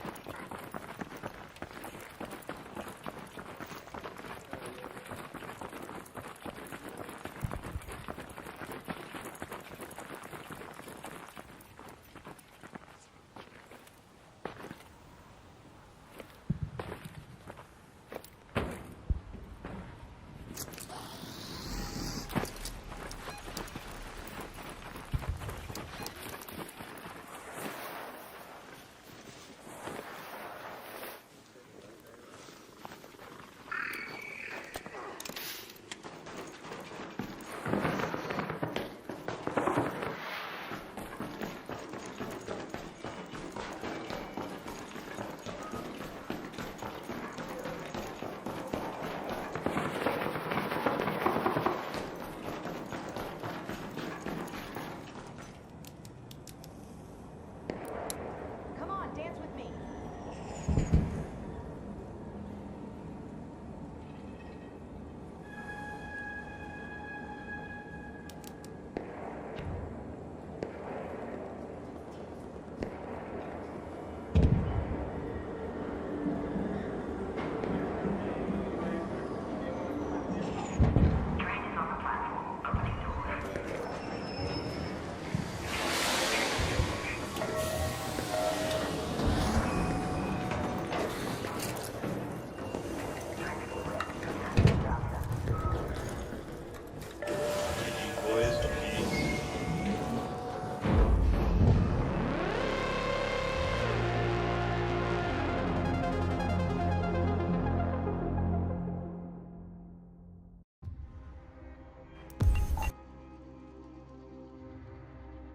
Jocko Willink, welcome to the show, man. Thanks for having me on. Appreciate it. It's an honor to have you. It's an honor to have you. I can't believe it took this long, but here we are. And seriously, man, I've been watching you for a very long time. I mean, I've heard about you when I was in the SEAL teams, and you know, even though we've never met, I just want you to know that I have a tremendous amount of respect for you, and a lot of the guys that I went through life with served with you, under you, and you just have a reputation as a leader that is unmatched. And I just want to say, it truly is, man. It's an honor to be sitting across from you today. So thank you for making the time. Well, I appreciate it. I was very lucky to learn from some really great people and be surrounded by a bunch of awesome dudes, and awesome to see what you're doing these days, getting after it for sure. Thank you. But yeah, so everybody starts with an introduction here. Jocko Willink, a retired Navy SEAL and Silver Star recipient, commanded the SEAL Team 3's Task Unit Bruiser in Ramadi, Iraq, the most highly decorated special operations unit in the entire Iraq War. I did not know that until today. #1 New York Times best-selling author, Brazilian Jiu-Jitsu black belt. You also own an MMA and fitness gym in San Diego. You're an OG podcaster with over 1 billion views. Host of the presidential special, Above, Below, and Beyond, celebrating 250 years of the U.S. Navy and Marine Corps, which is streaming now. A business titan with everything from leadership consulting to American-made clothing and supplements to a soccer club in your portfolio. Husband to Helene and father of 4. Most importantly, you're a Christian. And, you know, Jocko, every year since I started this in Christmas of 2019. And, you know, we were still at war back then. I guess we are kind of still right now, too. But meaning, like, you know, Afghanistan, the same war that we were involved in. And, you know, when I started this, it was pretty much all for veterans. And I wanted to make the biggest episodes, the Christmas and the Thanksgiving episode, because I remember what it's like to be deployed overseas, sitting on your ass, or maybe not sitting on your ass, but without your family on Christmas and Thanksgiving. So I always make it a point every year to bring something inspiring, motivational, somebody that everybody that can look up to, and you're the perfect man for this year's Thanksgiving episode. So I just want to say thank you again. Yeah, appreciate it for all the guys and men and women that are overseas right now. Yeah, I did some deployments during those time frames, and it's always a good time to focus on work a lot, so you don't have to think about home very much, because you're missing out. But I thought, if it's okay with you, I thought maybe we could open this episode with a prayer. Sure. Perfect. Jesus, I just want to say thank you for having Jocko here today. And, you know, we're going to release this on Thanksgiving. And Thanksgiving is just a holiday that's full of love, family, and friends.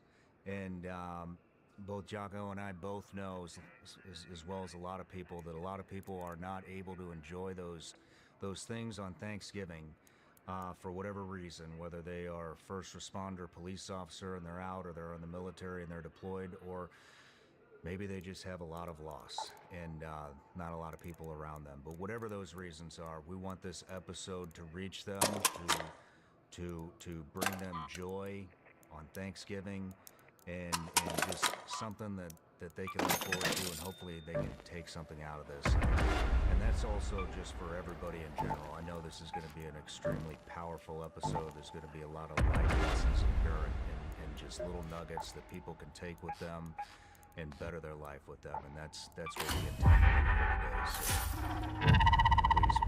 please make that happen. Amen. But all right, Jocko, well, got a couple of things to crank out here. A couple of gifts for you. One of them. Oh yeah, the famous gummies. Right Famous on. Vigilance League gummy bears, legal in all 50 states still. No funny business. It's just candy. I know you're not a big sweets guy, but maybe give them a try on the flight home. So, Thanks, man. Yeah. And then I have another gift for you. This is from my friends over at USCCA. And they wanted me to give you a lifelong membership. So basically what USCCA does, you're a concealed carry permit holder, which I don't know if you are in California. If you're not, I know Newsom, I can maybe make an introduction. But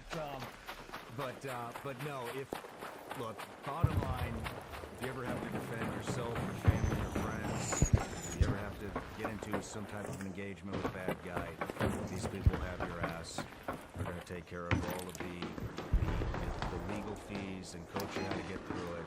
And, Let's go to the Red Tower. And so I just wanted to present. Yeah, that's awesome. When you go through the concealed carry course in California, the state mandated one, most of the course is them telling you what a problem it's going to be if you ever have to use your weapon. So it's nice to have these guys back. Thank you. You're welcome. And then last thing before we move on here, I have a Patreon account. It's a subscription account.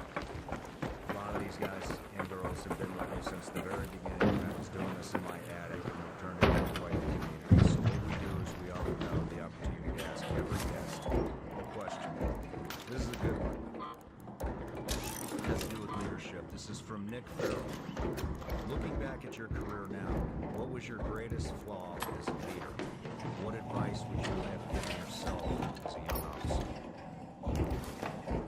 Yeah, for me, unfortunately, I didn't have to experience much time as a young officer. I was a prime minister guy. Let's go to the Santa Maria house. One of the biggest things that I noticed is that I never really cared about what guys, what happens. For me, it was just about the teams, and I didn't really think about it for myself. I didn't really think about it for anybody else. So, for a guy, like for instance, I never gave anyone any financial advice. I never said, yeah, hey, we're friendly. Buy that You're good. brand new F-350 Super Duty that's $70,000 and you're going to spend your old reenlistment bonus on it. You should probably do something else with that. And I never really did that. And never really encouraged anyone to get an education. When someone came to me about getting an education, I'd say, do you want to go to sniper school? Do you want to go to breacher school? We got you. And so I was very, very focused on the teams. And that's just the way I was. And I recognized when I retired that there was something after the teams. And so I wish I would have paid a little bit more attention to that, especially for the guys that I was responsible for. You would have taken more of a stake in their personal lives to watch them succeed. Yep. Interesting. Do you feel like I'm learning a lot of leadership lessons right now. And do you feel, and I Let's do, go to the hospital. With the majority of my teams, I take it personal lives because I'm making them succeed. Do you feel, but there's a caveat to this that I can learn throughout doing this. Does that blur the lines? No, and again, look, as far as the first one, if a guy was having problems with his marriage or problems with his kids or something like that, I would do whatever I could to help him out with that. What I'm saying is planning life outside of the teams, I didn't think much about it. And so, and even if a guy was having a problem with his wife or with his kids, my focus would be, okay, how can we get that fixed?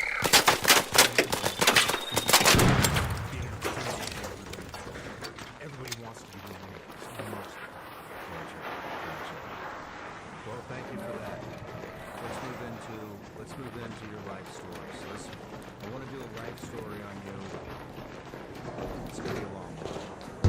There's quite a few rabbit holes that I'd like to go down with you, and I want to use this interview I want to learn a lot about leadership for myself. So I know I have a lot to work on. You and me both. But where'd you grow up? I grew up in a small town in New England on the dirt road, and my parents were school teachers.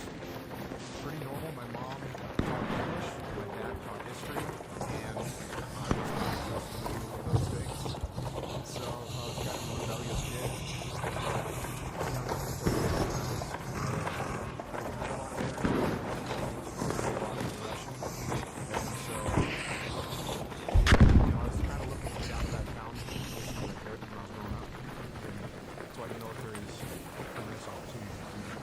siblings?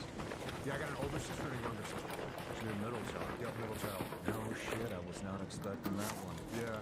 Well, and that, yeah, I forget what the middle child is supposed to be like. Am I not like the middle child? I wouldn't consider you to be a middle child. But there is a thing. What's the characteristics of the middle child? I don't know how to articulate that, but I think that the characteristics of a middle child would be bouncing around a lot from thing to thing and trying to find your place. Yeah, no, I found my place. I know you did. I know you did.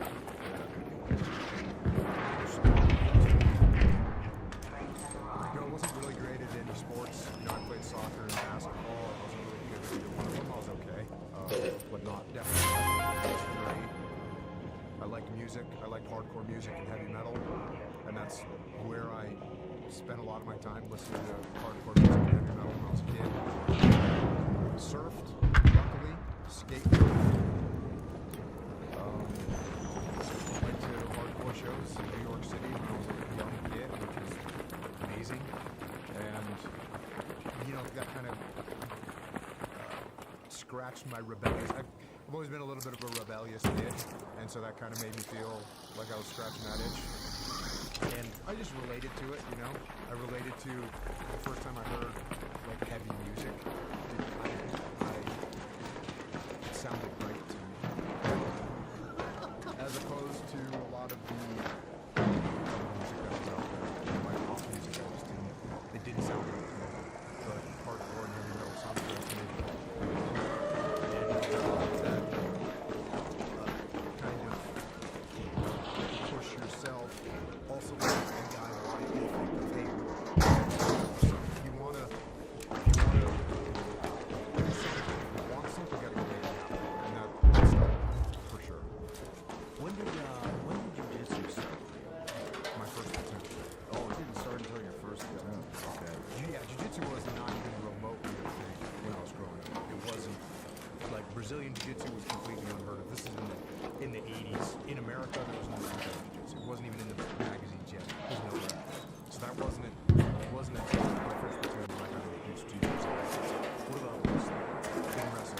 My high school team had wrestling. I graduated with 85 people in my class. It's like Roger. What got your interest in the military? I do not remember actually wanting to do anything else. As far as I was to be some kind of commando. And I collected little soldiers when I was a little kid. I had the British commandos from World War II. I had little airfix size of British commandos, and they had Zodiac boats, and they had kayaks, and they had, you know, the black watch caps on, and I thought that was the coolest thing. And eventually I figured out that that was an actual Very cool. Very cool. I want to go back. Why do you think you were so rebellious? I think part of it's like psychological. You have to your parents at some point because you have to get out of them. You have to leave them. And so you kind of create friction so that you... So I think that was part of it. I also think I just looked around at the world and just, you know, had the angst of... You got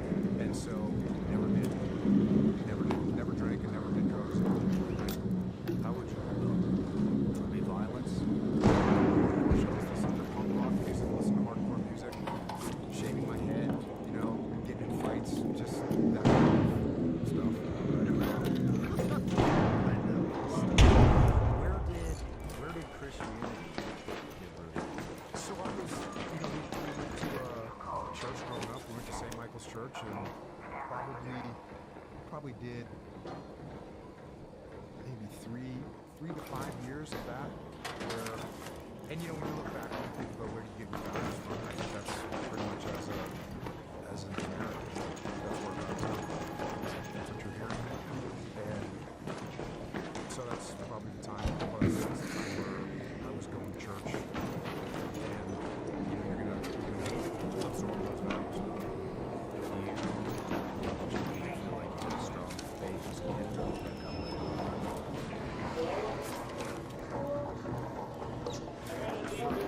Where I'm from, it's just yeah, it's not so. It's like and like I said, you get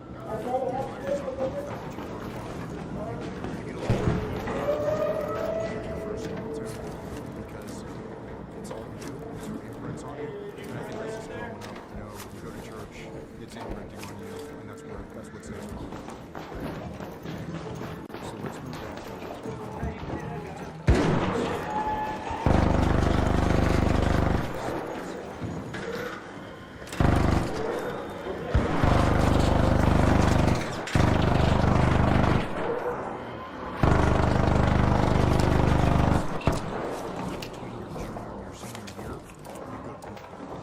and I had a friend that did that, and when he came back, he told me the story. I've joked about it, but I don't know if it's true. It's probably wrong. At least it's not totally true. But he was in boot camp.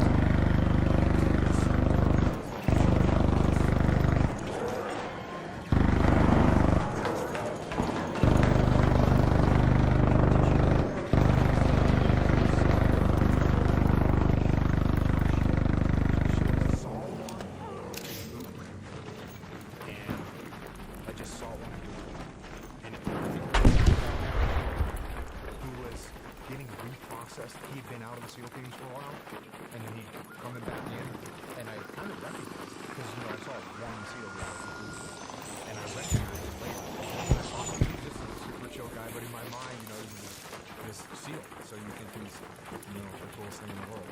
Yeah. Yeah. But no, I never knew any SEALs before I did. So how was it showing up for us? It was awesome. Were you intimidated? I mean, I would say not really. I wasn't really intimidated, but I definitely didn't know much about it. When I showed up, there was a they had a Texas Chainsaw, but they crossed out Texas Chainsaw, and then they put like a snorkel or whatever, a mask on the kid, and I didn't even know what Cool Camp was. I didn't know anything about it. Yeah. I was, that's interesting. I mean, I guess they didn't. There's none of the documentaries or any kind of stuff. Nothing. So I wasn't really intimidated, but I was just excited, man. I was just excited. And, you know, like I said, I wasn't the fastest runner, I wasn't the fastest swimmer. I wasn't really that good at anything in particular, but I wasn't that bad at anything in particular either. And I was young, I could recover quick, I was fired up, I was very used to the cold.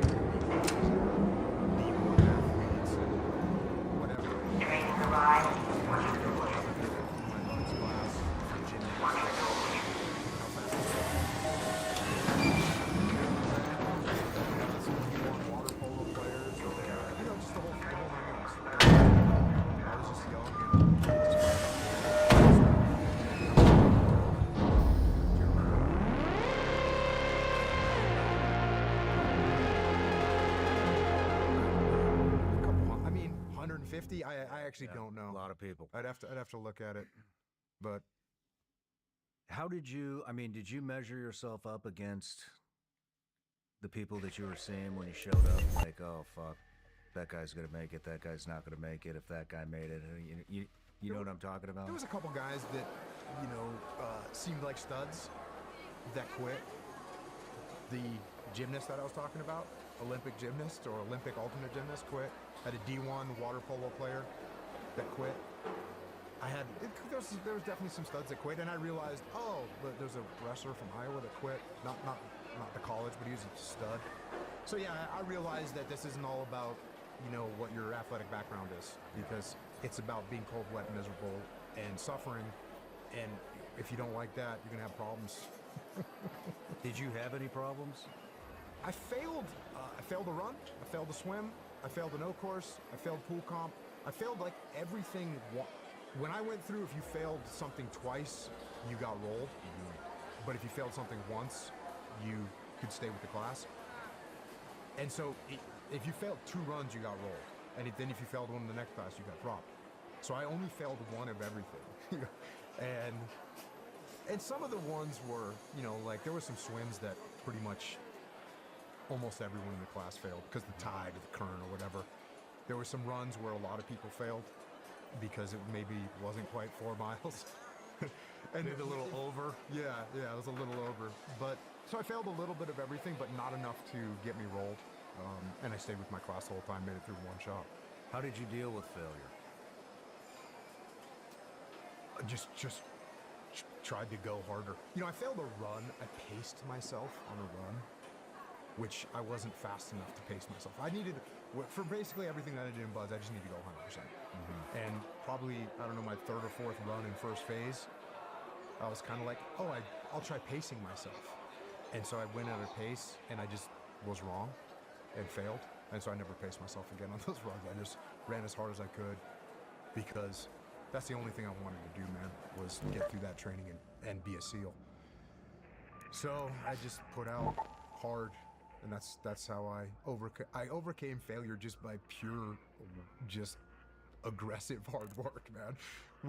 I failed pool comp, and me and one of my buddies, this shouldn't even be legal, but we got dive equipment from Dive Phase to practice with, but we wore it in the dip tank. So we were pool comping each other in the dip tank on a weekend.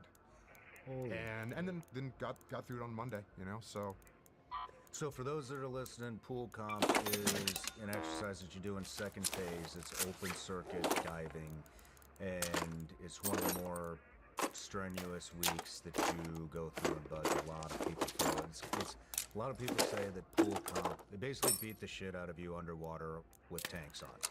A lot of people say that pool comp is the last major hurdle that you're going to have to pass to get through buds. No. So, but how did you deal with the mental stress? Did that affect you at all, or was it the physical stuff, or was it both? I mean, I had fun. You know, I'm not saying it wasn't hard. Like Hell Week's hard. It's cold, wet, miserable, but I mean, I wasn't really mentally stressed. I was kind of having fun. You know, I enjoyed it. Like, man, you're gonna get to be a frogman. Yeah. You know, I'll do it. I would have done whatever they told me to do. Like, I think there's some people that show up to buds that they would rather die, and I was definitely in that category. So, you know, and I think they figured that out. You know, I think they figured out with guys. They go, yeah, this guy, we're not going to break this guy. Because they'll try, you know. But eventually they go, yeah, we can maybe hurt him physically, but we're not going to break him mentally. So, for somebody that's going through buds right now, would you have any advice for them? Or what would your one piece of advice be? Yeah, I tell people this one piece of advice all the time: don't quit. Love it. You know? And that statistically is right, because the vast majority of people that make it through buds, they quit. They don't get performance. If you get rolled for a run, you're gonna have 6 weeks to get better at running. You can pass the runs.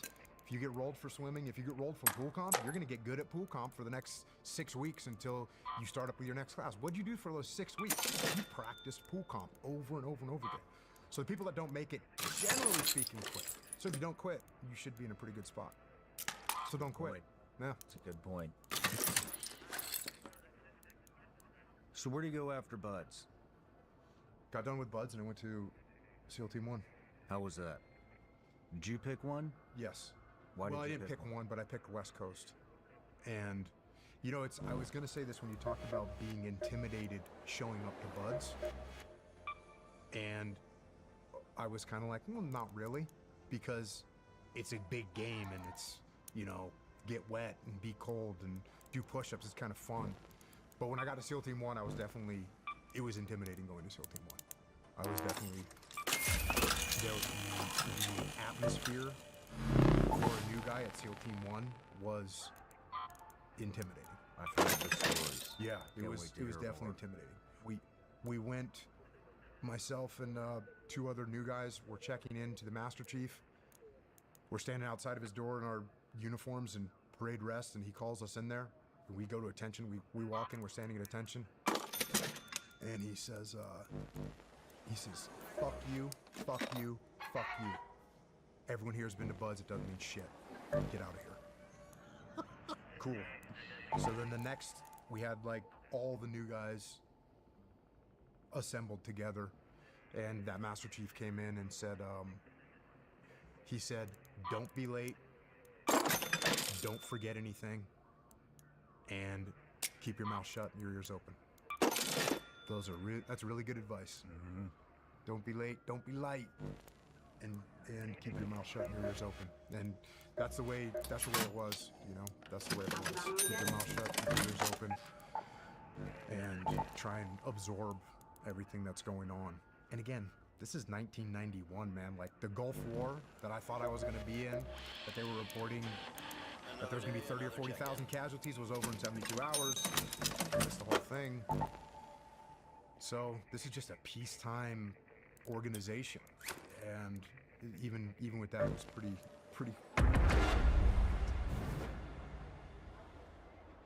My days don't slow down. Between work, the gym, and time with the kids, I need eyewear that can keep up with everything I've got going on. And that's why I trust Roka. I've tried plenty of shades before, but these stand out. They're built for performance without sacrificing style. I've put them through it all. On the rain, out on the water.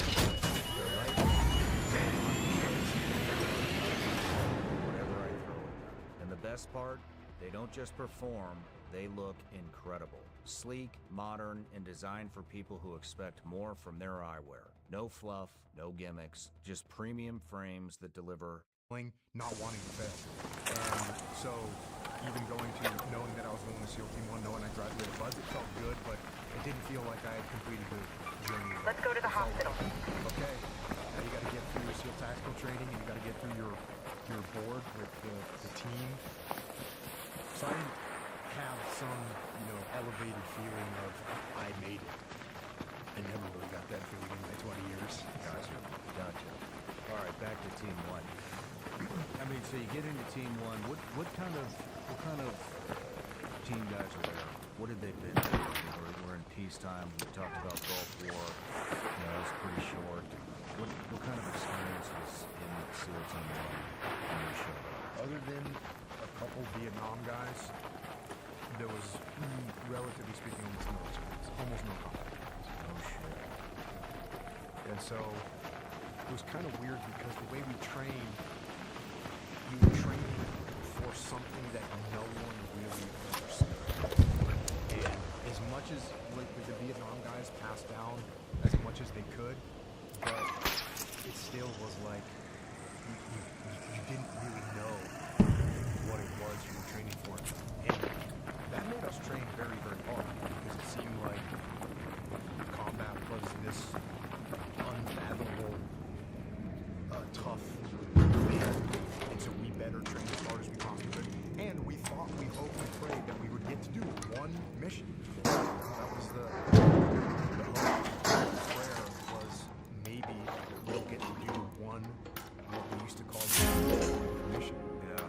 Real world mission. We would hope and pray that we would get to do some real world mission, and we trained as hard as we possibly could. Everyone was there was a lot of, Team 1 was very, they called it Stalag Team 1. And there was another one, but it was very strict. No Fun. Yeah, they had a bunch of names for No Fun 1, Stalag Team 1. And yet, my first platoon, the older guys would say Team 1. It's not just a number, Team 2. Which, now that when I got older, when I was young, I was like, that's a real thing. Like, this is our attitude. And so, we literally had haircut inspections every 2 weeks, uniform inspections of our camis. Like, it was, we had command PT every day. Everything was very professional. And that's how I fit in well. And I should say because I like the military. That's what we were doing. Go to that location. Yeah. At this point, I had recognized that that professionalism was part of the job for me.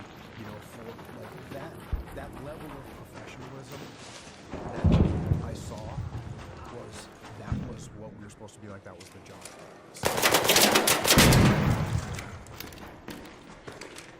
Look, it sounds like when you went to one, when you got into the teams, it sounds maybe similar to what guys might experience today. You've got a lot of past experience. It sounds like when we came in, there was a little bit of past experience with the Vietnam guys. The GWOC guys, it's every day there's got to be more guys retiring.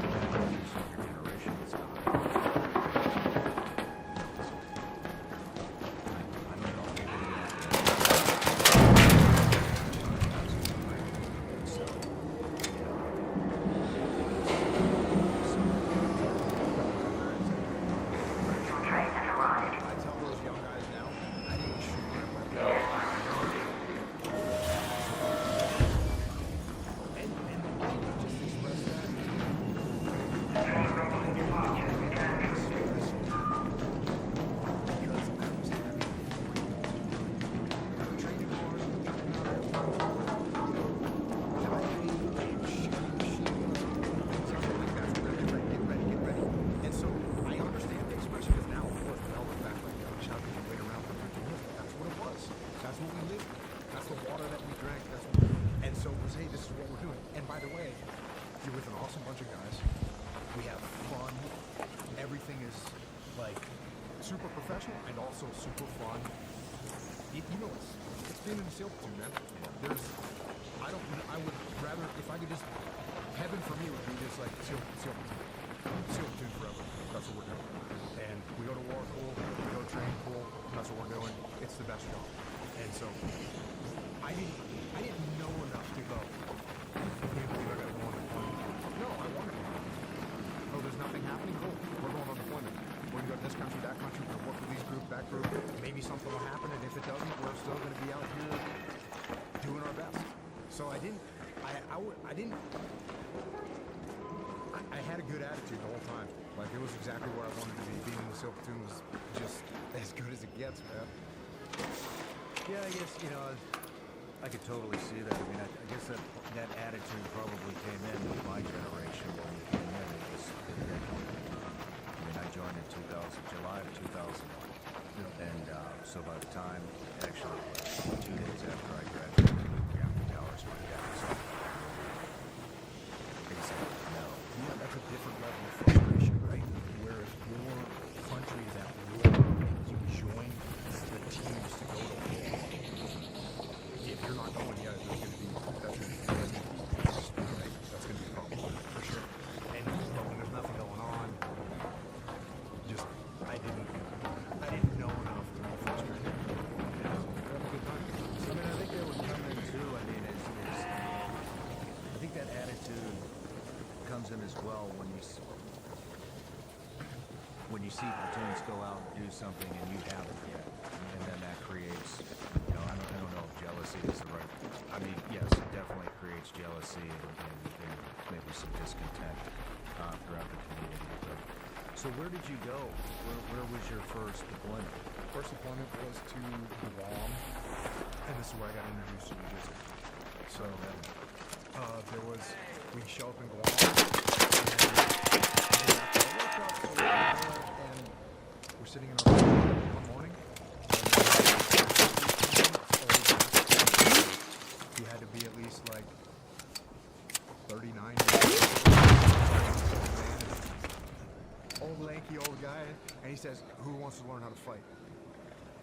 And I'm like, I don't know what this old guy thinks he's going to teach me, but me and a few other guys, new guys, we raised our hands, and all right. So we went to the Navy base, had like a judo training camp, and he told us to meet him there at a certain time. And this guy's name was Steve Bailey, who was an awesome Master Chief from the SEAL teams, and he was a Muay Thai fighter, and he had been training jiu-jitsu with the Gracies in Torrance in the late 80s. So he was like what right now would be considered like a mid-level white belt in jiu-jitsu, and he just let's go to the Santa Maria houses. It's hard to explain to people how little human beings knew about fighting in 1992 before the U.S. Like, no one even understood the guard or the mount or the rear naked choke or the Kimura or the arm lock. It didn't even exist. It didn't even exist. And so this guy, you don't even know that he's passing your guard. You don't even know what the guard is. You don't know that he's mounted because you don't even know what the mount is. You don't know that he's taking your arm. You have no comprehension of what's happening. And so he just annihilated us. And to me, I just thought to myself, whatever this freaking guy knows, I will do whatever I can to learn it. And so we started training with him. That was my introduction to jiu-jitsu. Wow, it's stuck with you ever since. Yeah. So how long has it been since then? Well, that was in 1992, 1993. So, wow, so what, 20? Holy shit, 30, whatever, 3 years? Right? Wow, 33 years. Yeah, there was something that I recognized very quickly. It was, I had to learn this.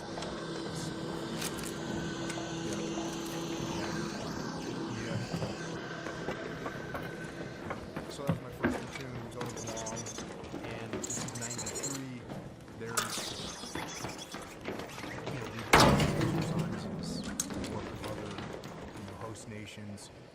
Again, I'm having a good time. We're training hard. We're partying hard. We're doing what kind of like young. Go to the red tower. An arc orbiter is on route. The space window is closing. You have 10 minutes to return to Speranza. I repeat, 10 minutes. There were some guys on board ship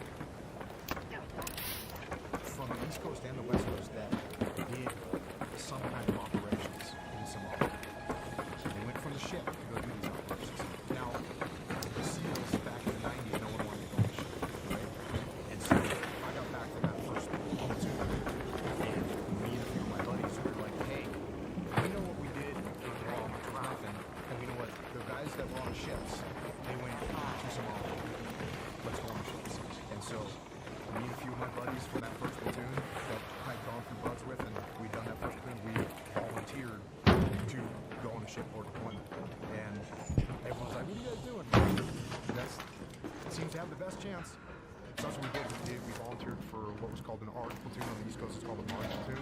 We volunteered for the ARD platoon, and we went and did a shipboard deployment, which for me was awesome because we had a lot of assets to train with. We worked very closely with the Marine Corps, which was awesome. We did, we did like a shooting package with the Force Recon guys. We trained with them. We did shipboarding with them. Let's go to the Arbusto Tower. We did a lot of stuff with Camp Pendleton after our own workup. And I also got to learn and understand the structure of the Marine Corps and how they operate, which gave me an insight onto conventional forces at large and what they were doing, interacting with the Navy. It was very, very beneficial for me. I was a primary comms guy in my first platoon. For whatever reason, they didn't have a primary comms guy, and I had gone to comm school, as a matter of fact, on the East Coast, the SEAL comm school on the East Coast, which was awesome. And so then I was a primary comms guy in my first platoon, so now I'm the primary comms guy in my second platoon, which means I'm sitting with the officers during planning. I'm, learning how the communications work, learning about contingencies, learning about loss of comms plan, learning about QRFs. Like, I was learning things that I wouldn't have been learning if I had been a machine gunner. So I got very lucky that I was a comms guy, and I had volunteered to be a comms guy. And the reason I had volunteered to be a comms guy was my third day at SEAL Team 1, I had quarterdeck watch back when we used to stand watches, and the officer of the deck, which was another SEAL, said, hey, new guy. I was like, hey, sir. He said, if you want to be on every mission, be a comms guy, because no matter what the mission is, you will get to go, because if you know how to work comms. And the next morning when we woke up, I went up to the comm shack and I said, hey, I want to be a comms guy. Which, again, no one had ever volunteered to be a comms guy. So I volunteered to be a comms guy. And then I was a primary comms guy in my first platoon, and now I was a primary comms guy in my second platoon. And then probably one of the most influential things of my life happened in my second platoon. So there was actually a couple pretty pivotal moments. The first one was we had an assistant platoon commander in my second platoon. His name was Alton Lee Grizzard. Head home at the northern station. He was an absolute stud. He was the quarterback at the Naval Academy. He was record-setting, like he broke Roger Staubach's records at the Naval Academy. He was complete charismatic guy, fun, nice, charismatic, the whole 9 yards. And I was really good friends with him. And he got killed. He got murdered. He got murdered in a murder-suicide. So, you can go back and look at the news on this, but what is a murder-suicide? Meaning a guy... Suicide by cop or something? No. There was a guy from the Naval Academy, another guy from the Naval Academy who was a submariner, who had been dating a girl from the Naval Academy, who I think was a surface warfare officer. They had been dating. They broke up. Grizz had been, like, hanging out with her, and this guy showed up at the BOQ, the Bachelor Officer Quarter on Coronado, banged on the door, and Grizz opened the door, and the guy shot Grizz, shot the girl, and killed himself. Holy shit. And so, really heartbreaking, terrible scenario.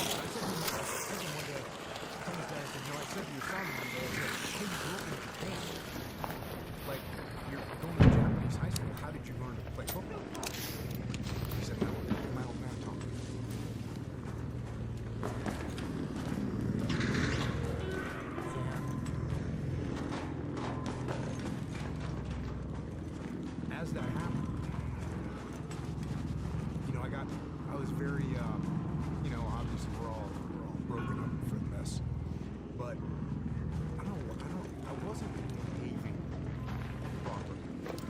And my running mate from Concealed Carry, who I went to Buzz with, I went through SCT with, I did 3 platoons with this guy, I was in training cell, and this guy was my roommate the whole time, just like my running mate. And he pulled me aside and he was like, hey, Grizz isn't, you're not the only one that does this. And I thought to myself, he's 100% right.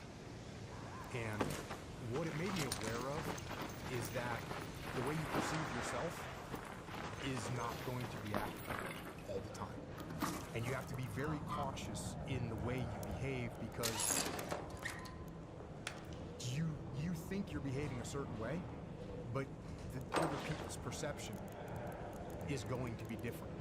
And there's a really good chance that their perception is more accurate than yours. And that struck me. And he's telling me, like, hey, bro,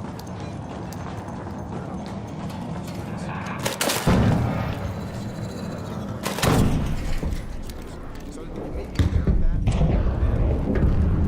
Again, just the way you perceive yourself is not the way other people 2 minutes left. Last chance to get out safely. I repeat, 2 minutes. How do you today? I mean, that's a big fucking list. I would take that as So how did you, moving forward from that, how do you find out how people perceive our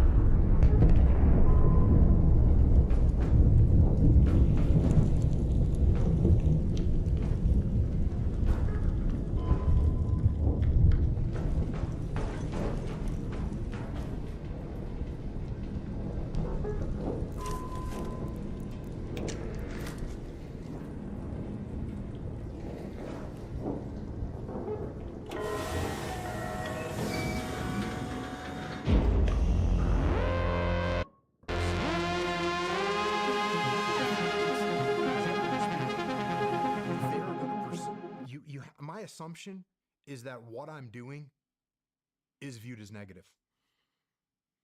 My assumption is that if I'm doing something, the assumption is it's viewed as negative.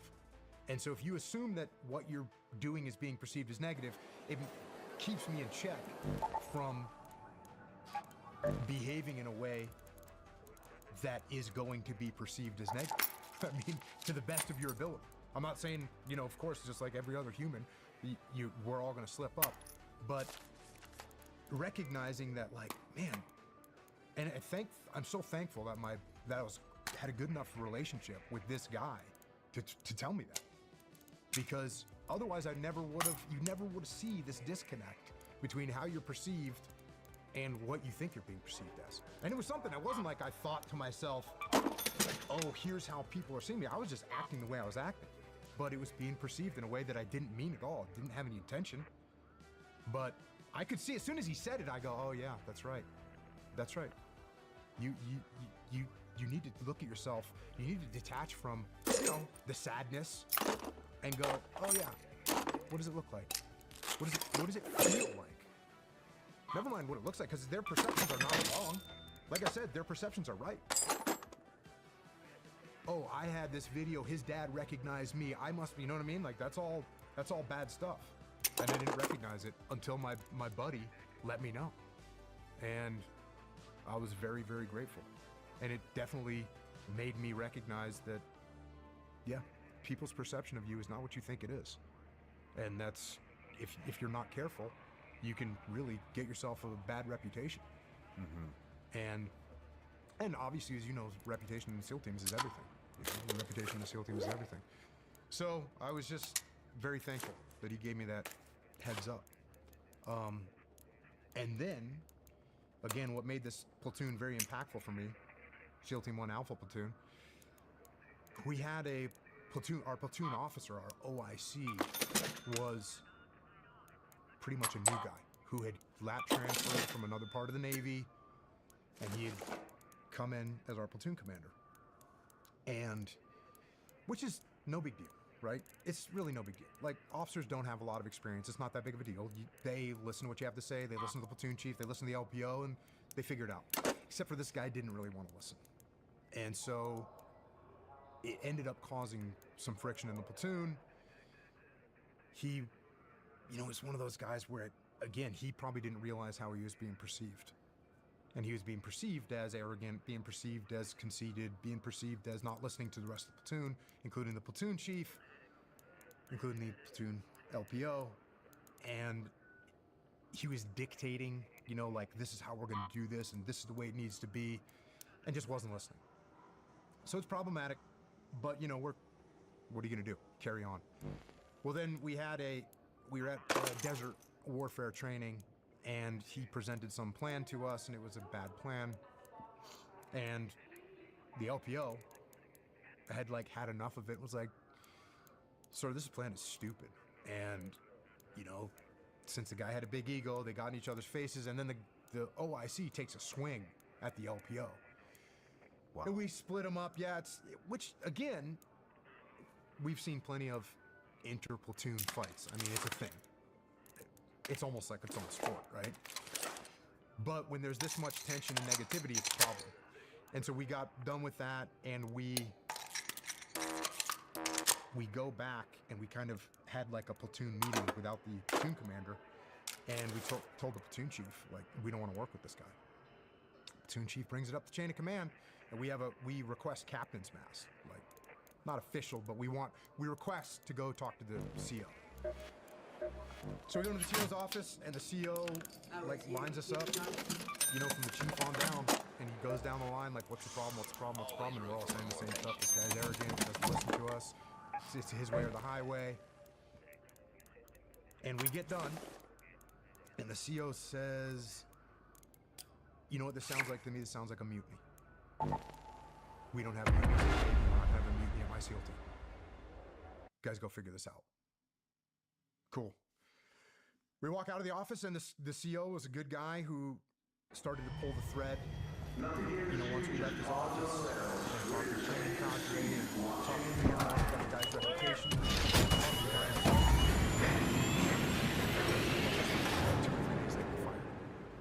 And so, big win for the E5 Mafia. We're all fired up that we get this guy fired. And we proceed, and now we get our new assignment for our new platoon. Find out who our new platoon commander is going to be. And our new platoon commander is a legendary SEAL who I had never met him, but I had heard his name. Everybody kind of heard his name. Let's go to the Red Tower. He had been a finalist at Senior Chief. So he went up all the way to Senior Chief. He was at UDT. He was a plank owner at Dam Neck. He was at SDV, he was at a boat team, he was at Team 1, he had done everything in his career. Everything you could possibly fucking want in a leader. He had combat experience from the Navy. So everything swimsuit. And I'm thinking, everyone's like fired up, and I go, hold on a second, guys, this is happening for a reason.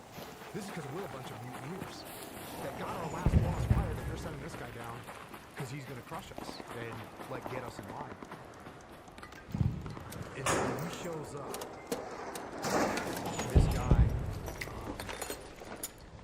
I'm expecting, you know, a 6'5", 270-pound beast, and this guy shows up and he's like 5'8" and maybe 150 pounds, and he looks like he's like the oldest guy I've ever seen in the SEAL teams, which was probably like, you know, 37 or something like that. Gray hair and all the whole 9 yards. And he walked into our platoon space. And I'm like, who is this freaking? This guy's supposed to be a legend. He walks into our platoon space and he says something along the lines of like, hey, I'm sorry to hear about your last platoon commander, but I'm not worried about it. I'm just looking forward to working with you guys. And right there, like the fact that he didn't come in and say, you know, I'm taking over, I'm in charge, there's a new sheriff in town. He said, I'm looking forward to working with you guys. And I realized, oh, this guy is different. And then let's go to the Red Tower. Taking out the garbage, you know, sweeping up the platoon space, he's taking out the garbage. I'm like, oh, that's not just a new guy's job, that's like a new guy that's in charge. And then a couple days later, we had our first training mission, and he put me and my running mate in charge of the mission, which was awesome and crazy. Like, from, you know, hey, here's the mission, you guys figure out how you're gonna do it. And he just put that responsibility and gave us ownership.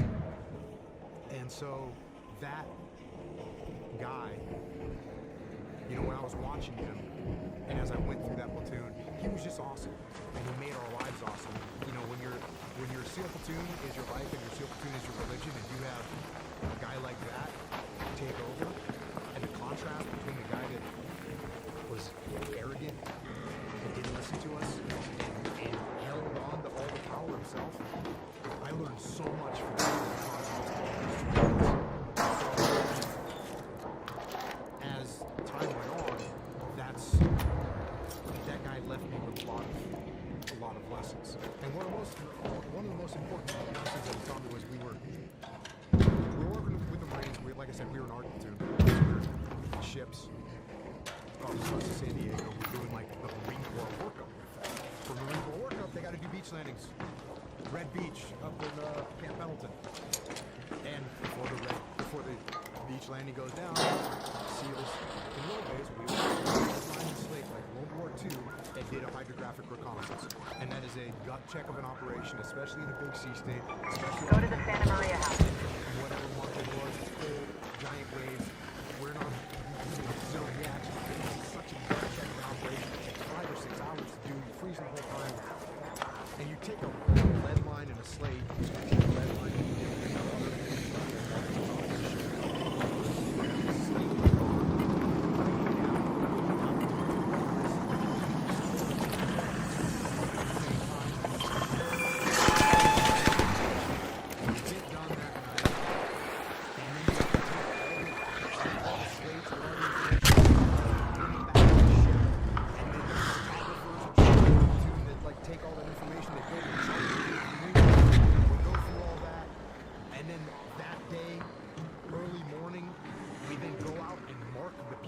so we swim across the beach again.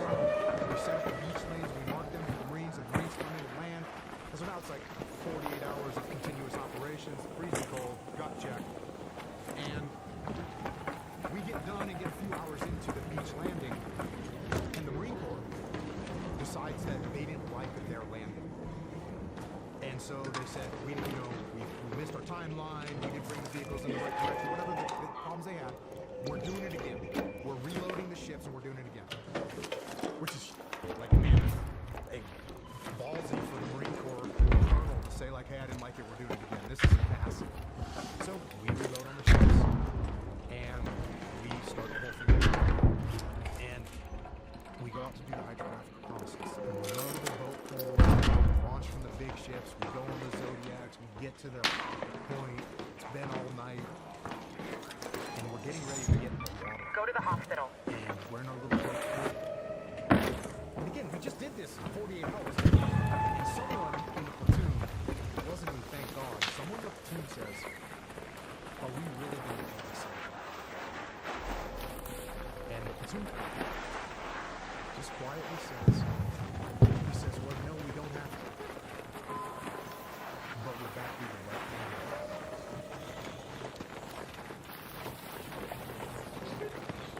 And not another word was said. We got it away. Because you have to do the right thing. You're a frogman, you're a seal, you have to do the right thing. It's a hard choice right now. We just did it 48 hours ago. There's been no shift in the sand. There's been no obstacles put in. But this is what we do. And for me, that statement, is it the right thing to do? Head home at the northern station. It stuck with me for the rest of my life. And this guy, you know, I remember getting towards the end of that platoon.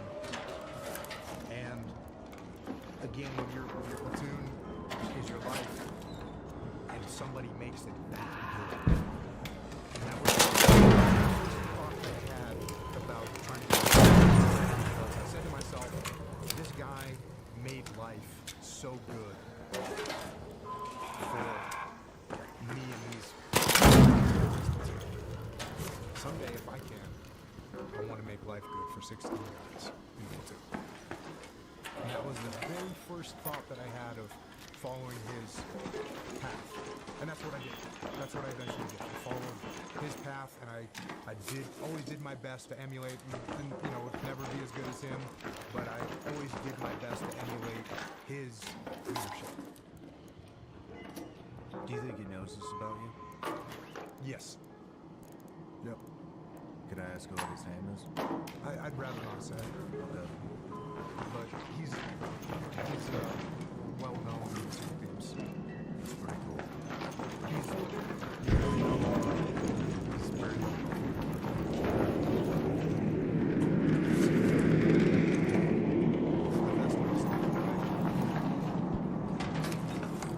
You've probably seen the headlines. Another trillion added to the national debt. It's hard to even grasp the scale of it. 38 trillion. Washington keeps kicking the can down the road. More and more everyday Americans are using seeing record demand for gold and silver. Right now, it's not just An arc is en route. Safe windows closing. 10 minutes to get out of there. I repeat, 10 That's minutes. exactly why I partnered with the award-winning company. They specialize in helping people protect their retirement savings. They use real assets, gold and silver, and they make the process simple and transparent. 2025 gold and silver kit. You'll learn how to cover up to 10% in free bonus silver, one of the best deals out. So visit SeanLikesGold.com today. One more time, that's SeanLikesGold.com. Performance may vary, but you should always consult your financial professional. Right now, America's going through a transition in the way we think about money. For years, people called Bitcoin a fad. Well, here we are in 2025, and more Americans than ever are holding Bitcoin. Wall Street's in it, Congress is talking about it, and regular folks are snapping it as part of their future. That's where today's sponsor, Gemini, comes in. They offer the only instant Bitcoin rewards credit card. Every time you buy gas, groceries, or gear, instead of collecting points you'll never use, real hard digital money that you own. You swipe, you earn, it's yours. It's great because it's simple. You don't need the time to work or think about it. Just live your life. In every purchase builds a decision. That's a whole Plus, this card has no earn and held for 1 year on the Gemini credit card.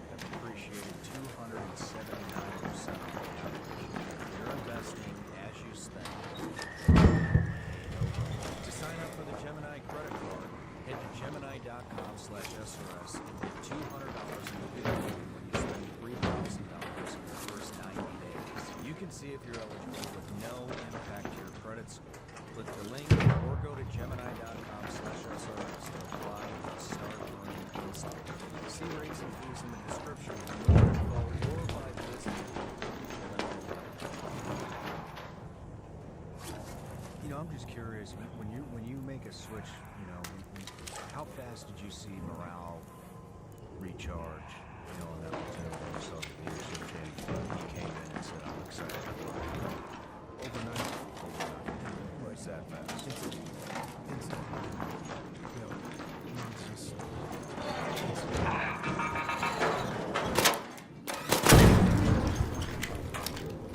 You know, again, we're on board ship. We were actually staged off the coast of Africa when the Rwanda genocide was going on. And planning to go, getting our gear ready, and of course we never went. This is where, you know, the face that you made earlier, that where you went, like that's the first time I felt like, wait a second, there's, I mean, it ended up being 800,000 people slaughtered in 100 days, but we were there, we were off the coast, and we didn't do anything. Why didn't we do anything? Well, what had just happened in Somalia a year prior? It was Black Hawk Down. It was like, yeah, they were not willing to take that risk. We did the same thing. There was a couple missions we got spun up for in Somalia, and had our gear loaded. Had 40 Mike. I remember loading out 40 Mike for the first time for real, and being like, oh yeah, we're going. And so that was probably the first time that I felt that level of frustration of, you know, why aren't we sending this stuff we can help?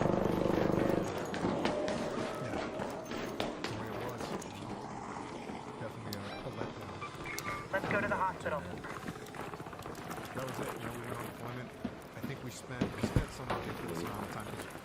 They call them gator squares, which is when you're just going around in a circle off the coast. We did gator squares off the coast of Rwanda, or off the coast of, not off the coast of Rwanda, but off the coast of Kenya for several months. And then we did gator squares off the coast of Somalia for another period of time. And then we went up into the Persian Gulf because at some point, I think it was this one, there was something going on, like Saddam had pushed troops, moved troops, or something going on, so we went up and did gator squares in the Persian Gulf. So I think we were at sea 174 days out of or something like that. Just right that ship, lifted all day, shooting off the fat tail. Again, did we have fun while we were doing it? Yeah, we had a blast. Also, Arc on screen. 5 minutes left. Go find your way home. I repeat, 5 minutes. how'd you meet your wife? We went into Bahrain for like some training, and the boys went out. I met my wife, who was a stewardess at the time. Really? How'd you make the approach?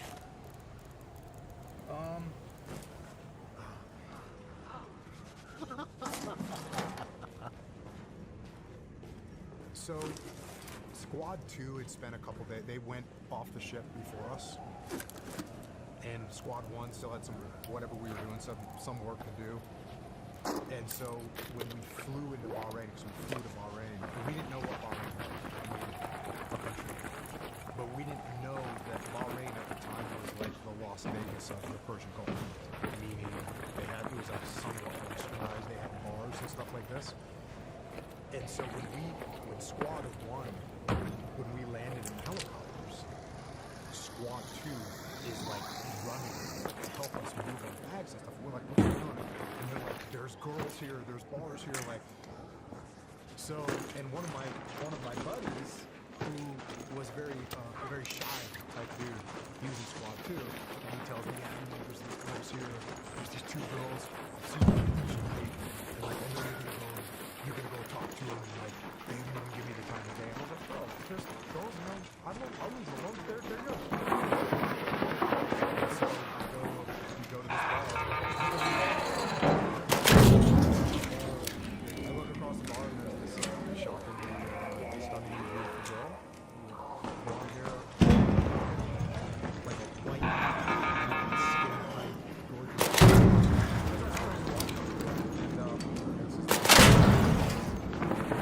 And we were on ship back then. There Yeah, I just did, man. You got it? You good? Yeah, I got you, dog. A limited. All right, good shit. Good shit, man. There's no DVDs. No. The best thing I know is this. One of the movies that we had is Ace Ventura. And so That's all I know right here. at this point, That's all I know what to do. That's the best thing I can do. We're gonna break dance and watch us break dance, see that? See that? We're gonna break dance. Oh, man, he got it. He got the moves too. He's got the moves. and, you know, we started talking, but that was the. You have a good one. Yeah. Yeah. I'm sure she's.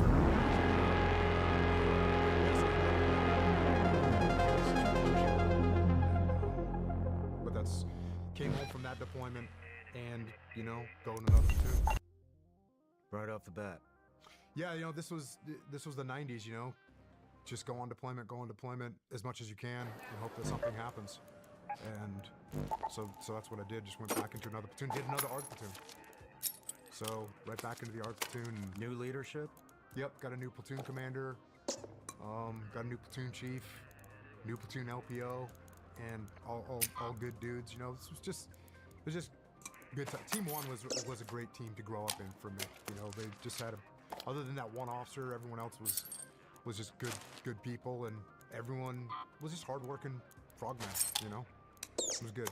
Anything significant on deployment 3? You know, the only thing I can say was cool about that third deployment was that we did some I think we did one shipboarding, like a real shipboarding. And I think we ran some security operations and again, this is how desperate we were. We locked and loaded our weapons and drove our ribs around like the boats, the Navy ships. And I was kind of fired up. You know? Yeah. This is literally to me it was real. We locked and loaded our weapons, and then we did one shipboarding that was, you know, real. And again, in the 90s, I was freaking stoked that I got to lock and load my MP5 because we used MP5s back then. Nice. Yep, got to lock and load my MP5 and board a ship and get control of the vessel and turn it over to the authorities. And it wasn't even like it was just some weird situation where they were making some kind of a distress call, but people thought they might be, you know, there might be a hostage situation, and so, or some kind of, not a hostage situation, but they didn't know what was happening. What kind of ship was it? Some random. Was it a foreign ship? Yeah, just some random, you know. Like a Maersk or something? Like, smaller. It wasn't that big. They're probably like, moving dates or whatever kind of produce from one of the Arab countries. It was nothing. It was literally nothing. I'm like bringing it up because it's funny that I was excited about it, and that's kind of how naive and into the teams I was. Did you board it? Yeah. How'd it go? Cool. We took it over. You know. It was, what?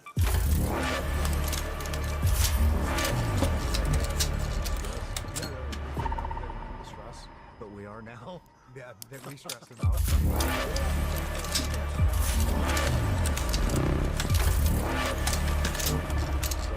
we showed up as a non-opposed boarding.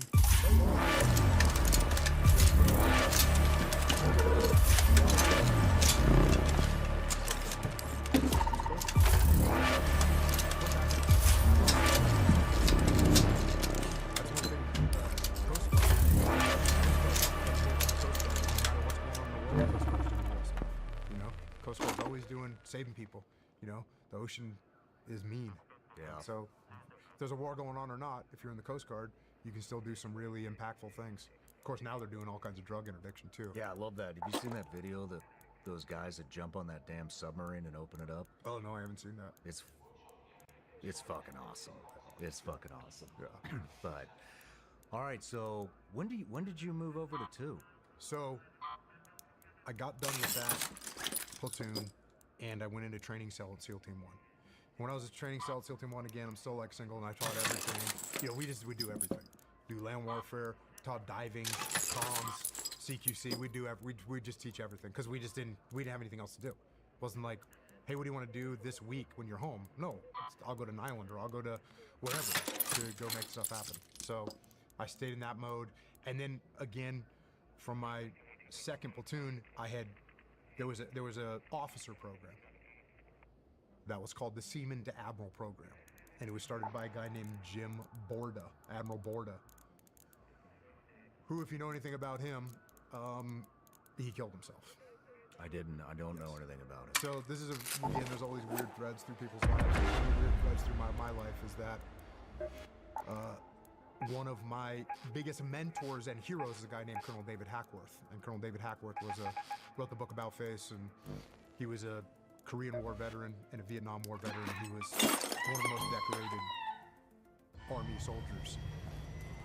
And he retired. He had retired because during the Vietnam War, that's basically what he said. And he got drummed out of the Army for saying that because he was a colonel, he was a senior officer. He was the first senior officer to speak out against the war and the way we were fighting it. And when he got out, he wrote books. He was a little bit of a journalist and a little bit of a, kind of like a journalist. And he reported. Let's go to the Santa Maria house. Admiral Borda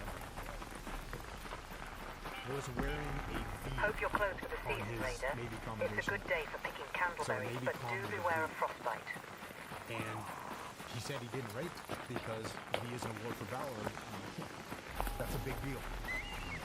It doesn't stand for valor, it stands for combat distinguishing device, but it's a V. And that story came out, and Admiral Borda killed himself. But prior to that happening, Admiral Borda had started a program called the Seaman Admiral Program because Admiral Borda was a prior enlisted. And so he wanted to offer that to other troops, and so they started this program, and it was 50 sailors from the U.S. Navy would get selected.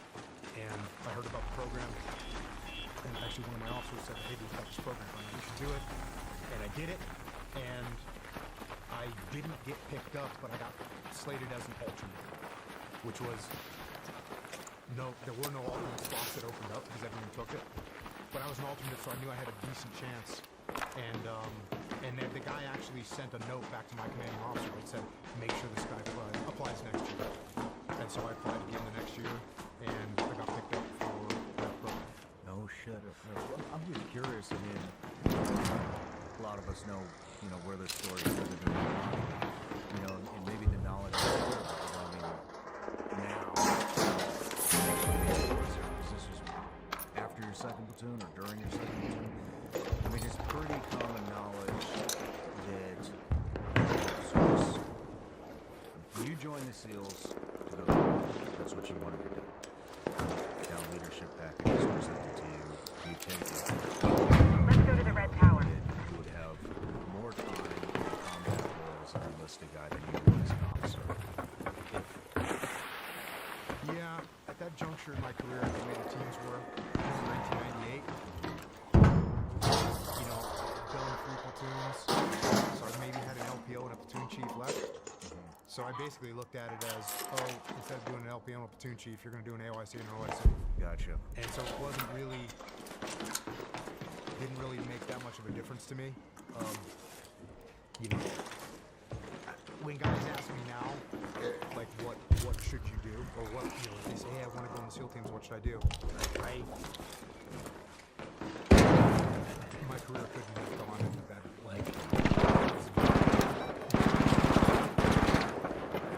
if you want to do the trade of being a SEAL, then you should enlist. Yeah. That's just how. Why did you decide to take a leadership? It all just boiled back to working for that platoon commander that made life in the platoon awesome. And I thought if I can make platoon awesome, if I can make life awesome for 16 guys in a platoon, I'm gonna do it. And yeah, that was it. That was it. Reason. Yep. So when did you go? I went to officer candidate school in 1998. Yep. Early 1998 with officer candidate school. And that was, you're pretty much, we had a decent number of guys. I'd say 70% of them were kids out of college going to OCS. And so, you know, I show up there, I'm a SEAL, and the drill instructors, the Marine Corps drill instructors down at OCS, and great interaction with the Marine Corps instructors. You know, I became class president, which seemed pretty obvious, I guess. But most of the class presidents were only class president for like 3 days in the first few weeks because they just, but I became class president and I stayed as a class president, and then went through OCS, you know, folding underwear. Go to the Arbusto Tower. Yeah. So graduated from OCS. Did you learn anything significant in OCS? Yeah, you know, leadership was a pretty leadership challenge on OCS, and doing the entire things happen. And, it was cool to work, you know, it's people are, and this is another thing that, you know, I've learned along the way, it's like, people aren't going to be perfect, and they're going to make mistakes, and I'm going to make mistakes, and as long as their intention isn't bad, then, you know, I get it. You know, to ask someone to perform, like, or behave in a way that they have to survive their innate, like, habits as a human being, it's a lot to ask of someone. So, when someone gets mad, when someone gets frustrated, when you see someone's ego come out, when you see someone look out for themselves, I kind of understand that that's the way you do it. And I'm not going to be mad. I understand that people get, you know, there's people do crazy things, man. People do crazy things. And I understand. And I think that going to OCS is one of those things that said, no, there's kids were trying, but kids were also doing things where you go, I see what you're doing there. He's worried about this test and he's looking out for himself, and I get it. And I think just a little bit of understanding other people's perspective. It was good for me to continue to be able to understand other people's perspective. Because if you don't understand other people's perspectives, you're going to be very judgmental. And if you're very judgmental, you're going to have a hard time interacting with other people. And if you're in a leadership position and you're having a hard time interacting with other people, that's not going to be good. Why did you go to? I'm just curious why you went East Coast versus West Coast when you could have reintegrated back in with your old guys. You know? At the time, the officer community, if you went from enlisted to officer, they made you switch coasts. Gotcha. And I wanted Let's go to the East hospital. Coast because I hadn't been out there. I'd spent all my time in the West Coast. And so, and Team 2, I came from Team 1. Team 1 was the traditional team on the West Coast, and the East Coast, from my friends that I knew out there, was the same way. Team 2 was the traditional team. It was the old school team, you know, and that's where I went. So, I got the Team 2. How was it as an officer? I mean, what is it like walking through those doors as a pilot, as the guy now as engineer officer? It was pretty much the same, you know? When I was you know, I said I was a primary comms guy in my first platoon. I had a really good relationship with my platoon commander. My second platoon, good relationship with my platoon commander. And then when he got fired, I had a good relationship with the guy that took over. So, and I didn't, it seemed like good guys. They would just treat you like, you know, like mutual, you know? So I never really had a huge difference between the way I saw other people or the way, you know, I always just saw myself as another team guy. This is my job. You know, when I was a comm guy, my job was to make sure the radios are good. When I was an officer, it's like, okay, I gotta make sure that the plan is good, make sure we have contingencies. Like, there was other things I was gonna be in charge of, but I'm still just a part of the machine that's gonna take care of this. And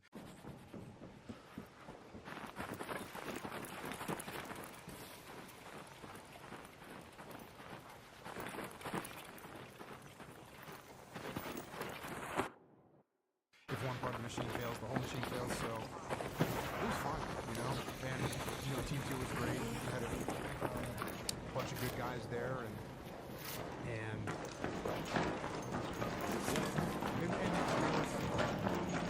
like you hear about the differences between the East Coast and the West Coast, and they're team guys. You know, they were team guys that lived in Virginia as opposed to team guys that lived in San Diego and a bunch of Canadians. I ended up almost immediately deploying to Germany. The chief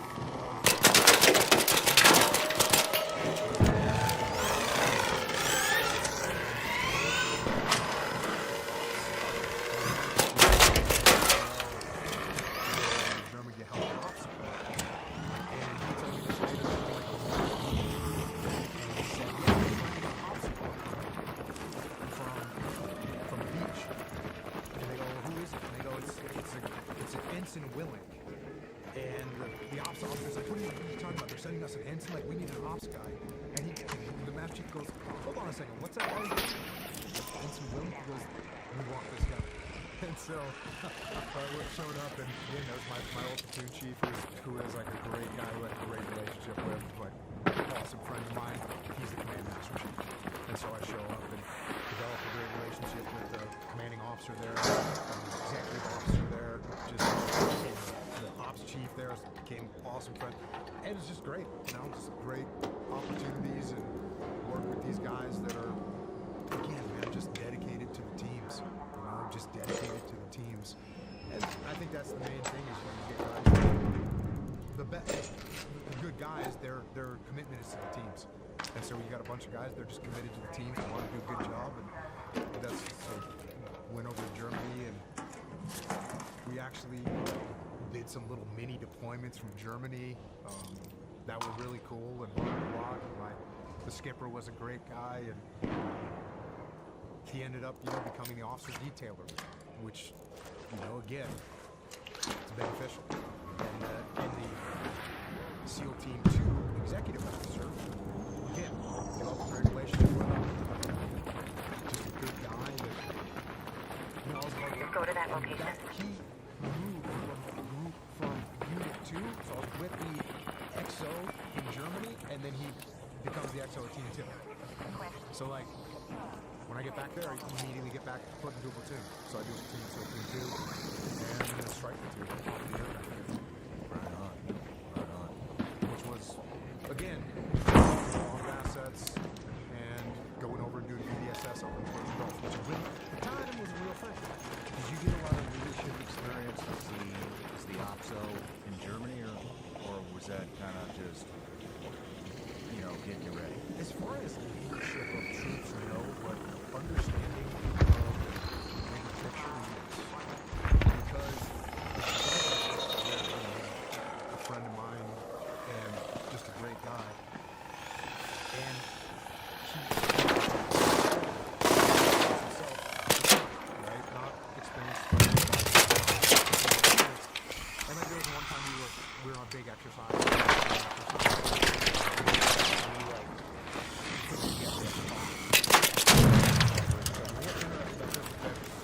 You think of a talk now, like you think of what a mobile talk is now. I am not kidding. I put together a mobile talk, and I was the ops officer for this operation, this training operation, and I had the talk in my backpack.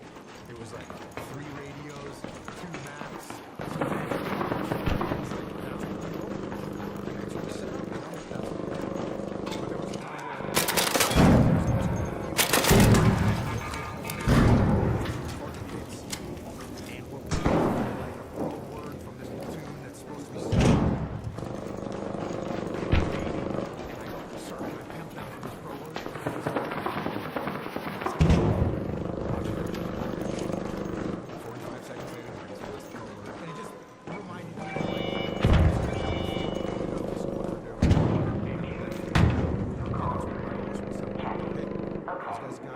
sitting in the talk right now. They're not. They're making decisions. So, just good experience from that perspective. And seeing, you know, the way the SOC works was good. So, when did you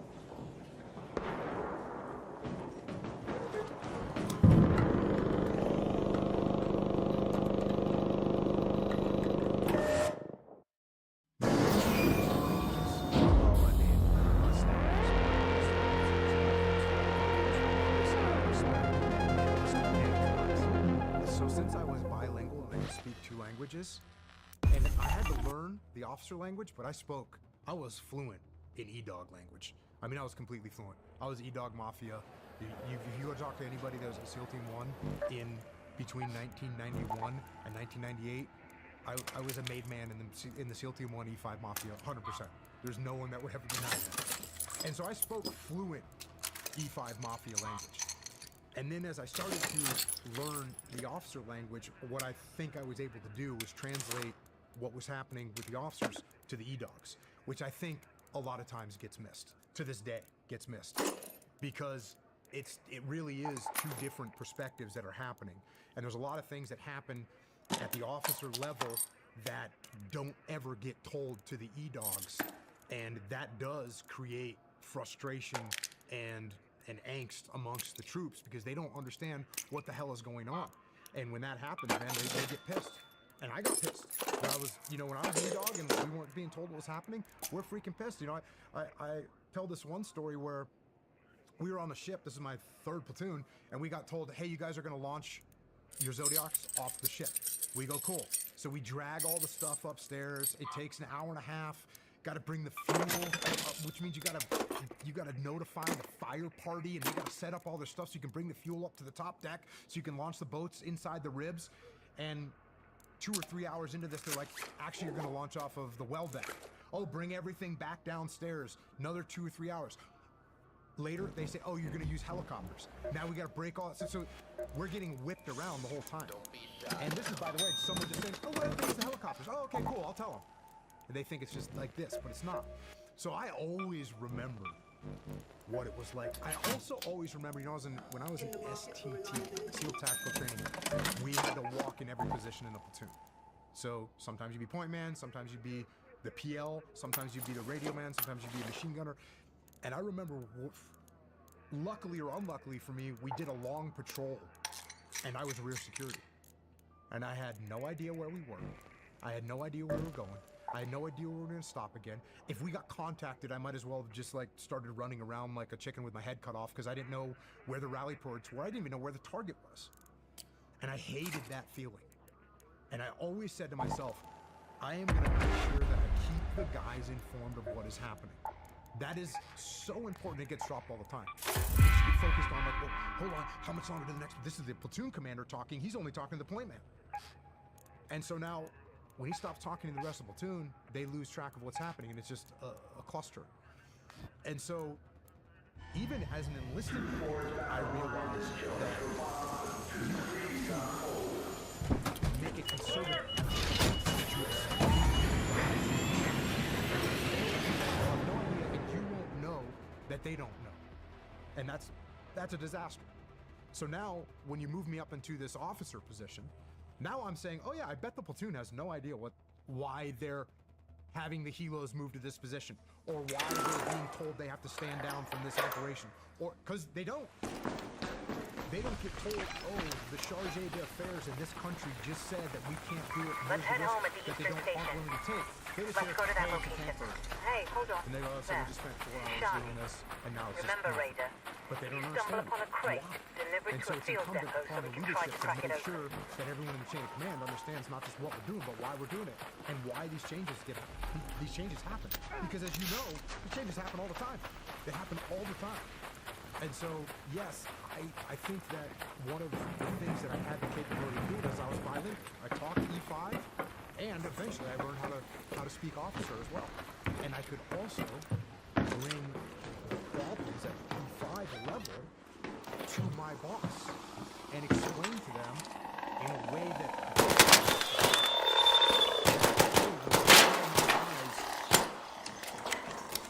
we're not allowed to explosively do anymore. Let me tell you what that means. And then they say, I get told, hey, you need to have this number.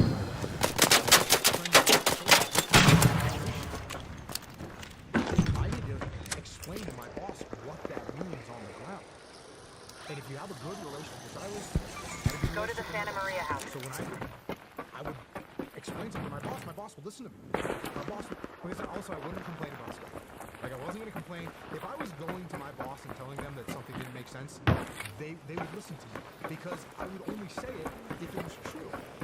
And so I just developed that good amount of trust with my chain of command, and it would work out well. So yes, as I got into that officer role, I started to see, oh, okay, I can understand why. If the troops would have known that it was the Commodore of the ARG that now wanted to use helicopters because it's something they have to get checked off the box before they're allowed to go on deployment, if the guys understood that, they'd be like, oh yeah, well, we got to get calls done too, and this is the calls they got to get. Cool. Let's make it happen. But a lot of times, you know, we fail as leaders to let people know. And then when I got to in the platoon at SEAL Team 2, again, now we're on a strike aircraft. We got a lot of assets. We're with, you know, a carrier air group, which is an awesome, like, projection of power, but we're a little caught in that machine, and helping the platoon understand what we're doing, why we're doing it, was beneficial. Why do you think that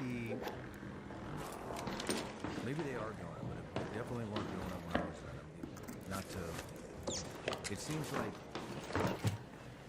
what you just described, fire enlist, like Mustangs, fire enlisted drone officer, I mean, it could alleviate a lot of communication issues with those officers. So why do you think that they aren't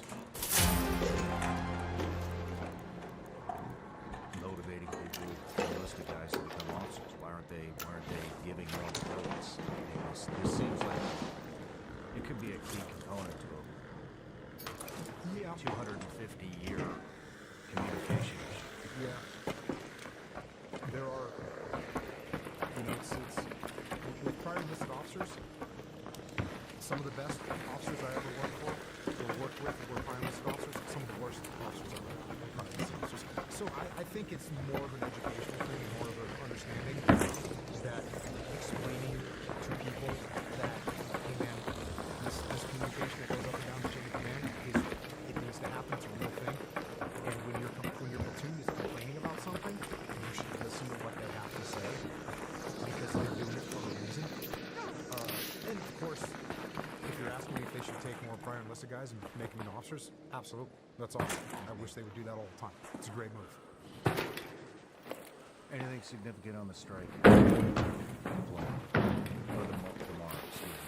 It was a strike deployment. It wasn't a MARC, but it was, you know, it was cool. We did VBSS overseas again. This was like when doing VBSS was as real as it gets. To lock and load your weapon and board a ship and recontrol the ship, and it's as good as you could hope for. You know, we took down a big Russian ship, which was at the time was like on CNN. It was a wait, what?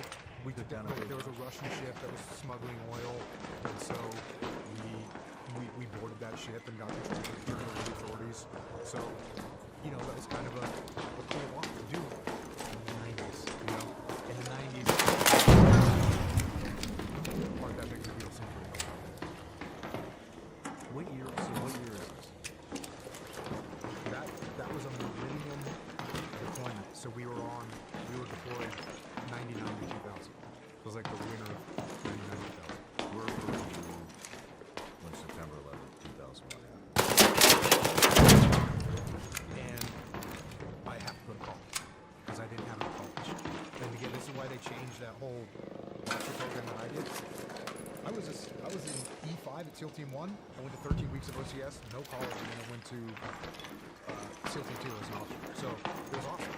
But when I got done, they're like, you don't have any college. You have to go to college to be an officer. And I was like, oh no, I don't need to go. I can go when I'm already been doing it. I'm already doing the job. And the officer was Go to space travel. So I went back to San Diego to go to college, University of San Diego, and I did that primarily because of jiu-jitsu. I knew I was going to be having some time during this 3 years of going to college. So I went back out to San Diego so I could get my own training, get with my old training partners and stuff. And then, so I got back out there in 2000, and I'm in the middle of college when September 11th happens. And when September 11th happened, my commanding officer was the commanding officer of Unit 2, who I was deployed with as an Ops O. Not the Ops O, but as an Ops JO. He was the details, and I was friends with him. And I called him, and I said, can you please get me back to this team right now? And he said, Jocko, this was no last time. I said, sir, I can finish college. I can do all my let's finish college. This was my last time. But he was right. And I always want to make sure at this point, he told me later, everybody that wasn't at the team, I was just one of the other guys that called. It wasn't like I was actually motivated, no, I was just as motivated as everybody wanted to get back to the team. And so he sent me in 2003. Again, like, awesome. He sent me to SEAL Team 7. SEAL Team 7 was like the next team. I got SEAL Team 7 and my old XO from SEAL Team 2 was commanding officer. And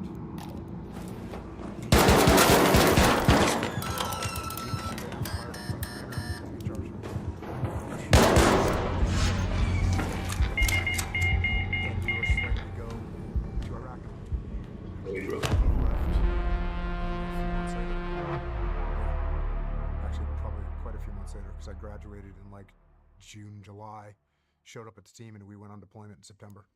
So that's you know, good relationships with people, work hard, and you know, he had a platoon commander that wasn't doing a good job, so he put me in there. This is in 2003? 2003. That's eternally grateful. You know. So were you on the invasion? No. So SEAL Team 3. SEAL Team 3 did the invasion. SEAL Team 5 had kind of established Baghdad, and then I went in and relieved them. How was it? It was the best thing ever. It was awesome. I mean, and there was a... So you've done basically 5 deployments? Yeah, so this was my 5th deployment. No, this was my 6th deployment. 6th deployment? Yes, this was my 6th deployment. Yep. I mean, dude, what's it feel? I mean, 5 fucking deployments of... I mean, you did some stuff, but now you're... Yeah. 9/11 happens, we've invaded Iraq, and you're in fucking Baghdad. I think you're in Baghdad. Yes, I'm in Baghdad, and I'm in heaven. Yep, I was totally stoked. So there was actually like... I had a sister platoon at SEAL Team 7, and they went to Baghdad, and then we replaced them in it was weird, we kind of replaced them within weeks. We started augmenting them and then kind of replaced them, and after a little while, like after a month or so, we were the only platoon we were the only SEAL platoon in Iraq for a short period of time. And so, you know, we were just doing, you know, what the Team 5 guys had established, and then my sister platoon, SEAL Team 7, had kept up the pace, and it was just, you know, Baghdad SWAT is pretty much what it was. It was get intel from various sources, find out where a enemy was located, and then go get them. And we had a lot of targets, and we got to do a ton of it, and it was like what we all joined the teams to do, you know? So it was awesome. Do you remember your first operation where you had an engagement? Yeah. Actually, the first time I left the wire in Baghdad, the troop SEA was a friend of mine. Like, we were E5 mobsters at Team 1. And he had been there for like a month. And so we show up and he goes, there was like a mortar attack or something. And he was like, hey, go take your platoon and go like check these roads in this place. And we went out, you know, we went out the wire and like checked these roads and drove to here, drove to there, and then we came back. And he was like, you good? And I was like, yeah. He was like, that was just kind of a shakeout. And I was like, good call, dude. You know, like, it was him saying, hey, like, There's nothing gonna happen. Look, we're not sending you on a wild goose chase, but you know, go to these couple points and check them for whatever. So it's just a good break-in of, you know, getting the guys, getting the platoon, getting the vehicles loaded up. Went out, drove around outside the wire. That was kind of the first time leaving the wire with my nods on. The first time we got shot at, I was in a Humvee, and I'm looking at the Humvee in front of me, and I'm like, I see like sparks, and I'm like, why is someone smoking? Like, why is someone throwing their cigarettes out of the vehicle? And I'm like, oh, those are bullets, aren't they? And sure enough, one of the guys got caught like a ricochet in the head. Totally good to go. It like went through his skin and then like kind of wrapped around his skull, and but he was fine. You know, we still took him to Charlie Med, and then you know that was kind of like the first time, and we got, you know, that deployment was relatively chill. I mean, what's that feel like, though? I mean, 5 deployments, you join to go to war when you're 18, don't see any.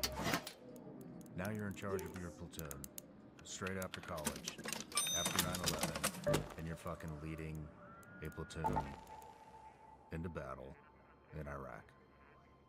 I mean, that's fucking... Did it even hit you? Was it surreal at the time, or are you just so in it, you're like, all right, this is the deal, let's go? I knew. Like, I knew.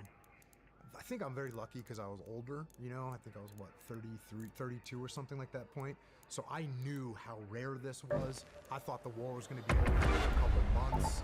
Like, I was very, very grateful for everything that we got to do. And I knew that every night. Every night I was, you know, like, playing the Super Bowl game every night, you know, like that's what I felt like. I was very grateful the whole time, and I had a great bunch of guys like that were just hard charging, and just it was awesome. It was great, and we did a lot of direct action missions, you know, and so we kind of got close a couple times to the idea of sniper overwatching. We did it a couple times, but it kind of left an imprint of my mind of what capability we had. But we were primarily just a DA force, and we would just roll out and hit targets. And I mean, I don't know if there's anything else I can say to make it for me to explain how happy I was. But that to me was just the most awesome thing. What about the pressure? I mean, I've always thought about, you know, I always felt a lot of pressure just going out the door, you know, do the right thing, you know. But, I mean, what is the pressure like? And you don't really have any other reference because you hadn't gone on any kinetic operations until this point. But, I mean, what is the pressure like as an officer leading 16, 20 guys into battle?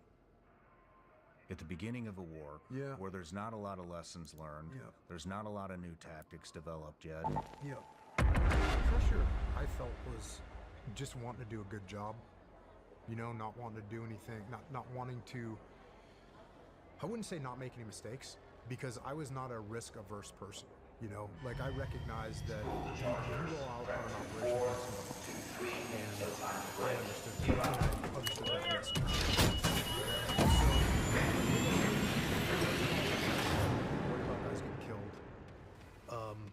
A little bit of a very distant idea to me. Guys getting wounded or killed. It could happen, I thought, but it was, man, this is the IED threat was relatively small. We would drive very aggressively at night on nods. We got ambushed a few times, but it would like no factor. RPGs going over the, you know, Shani here. RPGs going You're over the looking for convoy. shipping containers labeled You know, J. Cosmo. machine gun fire That's all the going help I between can vehicles. Like we got lucky. God's a frogman, but it was still a little bit distant to me. Go to the western tunnel. Someone could have been. It was there, but not. We really dominated battle space. Like coalition forces dominated battle space, and so I didn't have that much about the pressure of winning their trust? You want to be the fucking who wants to follow.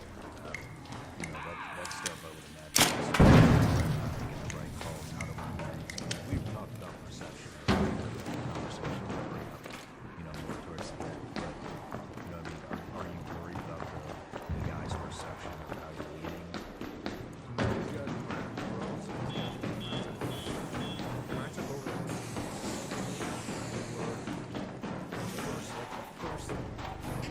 The first or second thing we did.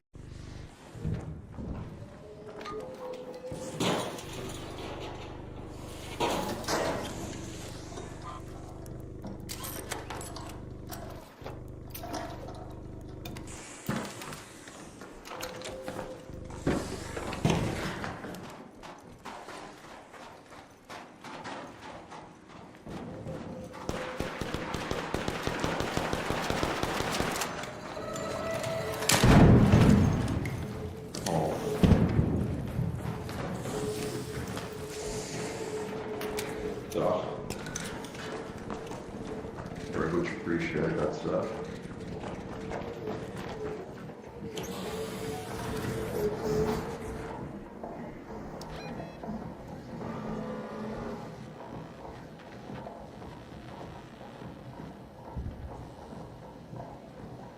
Let's go to that location.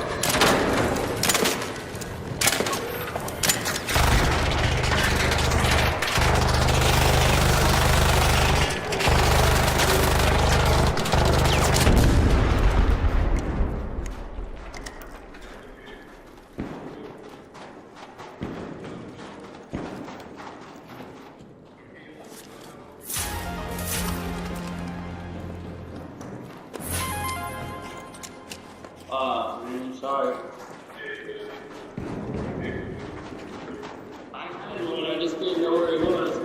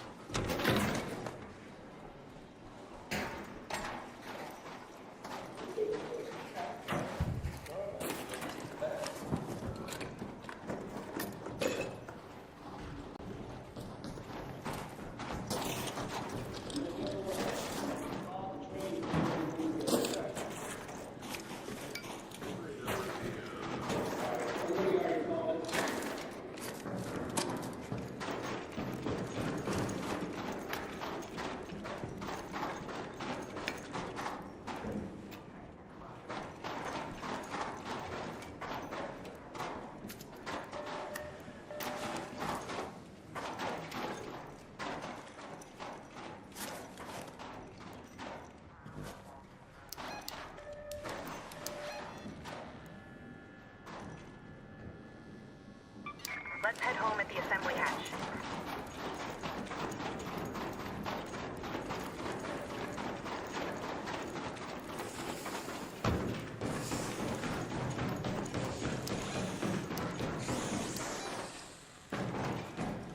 Head home at the lobby metro.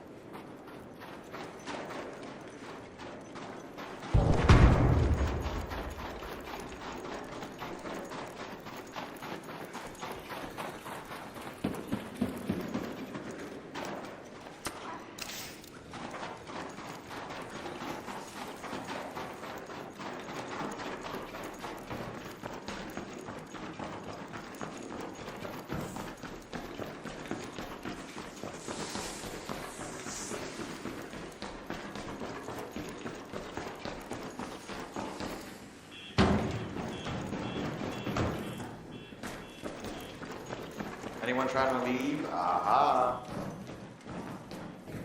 Anyone else? I don't know. What's that? Photoelectric globe. Oh, doesn't this stop Arch from seeing you? Oh, nice. Wait, I think I hear somebody. Yeah, I hear somebody. The train is leaving. Big tutor. Let's go. There you go. Alright, I think that's it. Oh,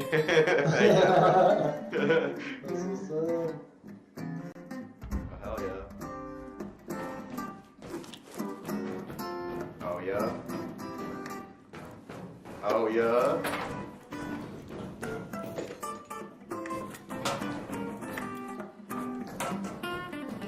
The hell is that? Oh, gun parts. I'll take this gun parts. Here, I'll drop music album. Music album right there. What's up, this side? I got play. I gotta take the blazer. Should be good.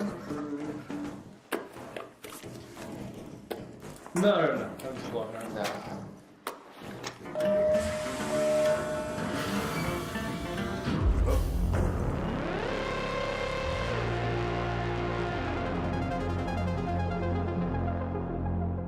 Did was a nighttime OTB in San Diego pilot recovery training operation. So I done 3 shipboard deployments. I know how to do over the beach, and we go over the beach, and one of our boats like capsizes or the motor dies. I forget which. I think it's just the motor. And we get the pilot and we come back, and now we got a down boat. And the guys who, when I took over the platoon, some of the guys were kind of friends with the old officer, and so there was a little bit of that, and some of the guys didn't like the old officer, and so there was a little bit of a friction, right? And so this boat's down, And the guys like, we're in a perimeter. The guy's like, dude, we gotta call admin. We gotta call the trucks down here and get this boat towed back. And I was like, we're not doing that. And they're like, well, what are we gonna do? And I go, this is what we're doing. And I gave him the plan. And I put on my fins and took the boat, and I was like, hey guys, you guys are gonna paddle this boat. They're looking at me like I'm crazy, like paddling a boat through the surf, like this is buds. And I said, and as soon as we get like deep enough, we'll set up a tow line. And we did have a good long tow line. And I remember I beanered my weapon into the boat, and I got in the water, and I'm keeping the bow into the wave so we don't flip over. And then we get the other boat comes in, I get those lines secured, and then they start throwing us out, and then the guys drag me back into the boat. But like one of the guys in that platoon was like, after you did that night, like we would do anything for you. Because they had kind of said like, oh, we got to call admin. And I was like, no, we're not calling admin. We're gonna make this happen. But there was all kinds of stuff like that. Like you step up and do the right thing. And yeah, these guys are my friends. You know why these guys listen to me? Because I listen to them. You know why these guys treated me with respect? Because I treated them with respect. You know why they trusted me? Because I trusted them. And when that's what you do, that's how it is. And that was the attitude that I had. I wasn't really concerned about that. These guys were my guys, and I trusted them. They trusted me. And you didn't know any of them prior to you coming into that platoon? I knew the platoon chief. Yep, the platoon chief was another, Team 1 E5 Mafia guy from back in the day. So it was great. It was great to have that instant connection. But I don't believe I knew one single other person in that platoon because I'd been out on the East Coast and then I've been in college. So I don't think I knew once. The sister platoon, my sister platoon, my old running mate, the guy that told me, hey, you're not the only one that calls risk, he was the LPO in my sister platoon.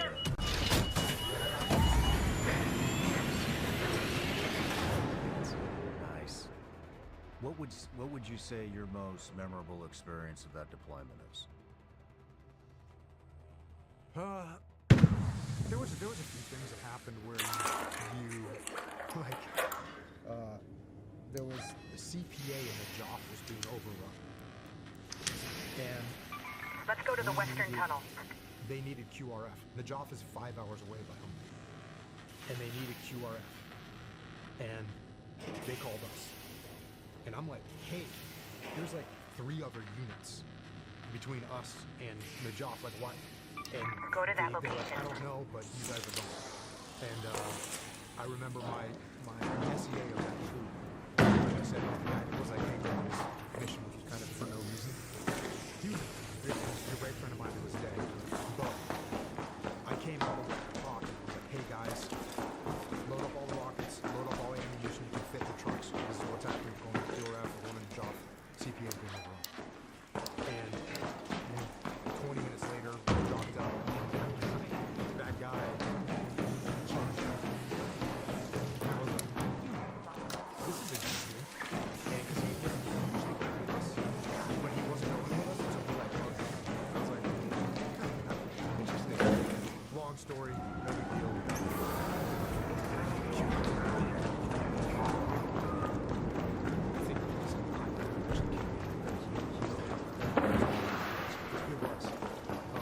So we went down there, we spent the night, didn't do anything, and then drove back. But, I remember thinking, that's interesting. I'm getting this hug from my bro.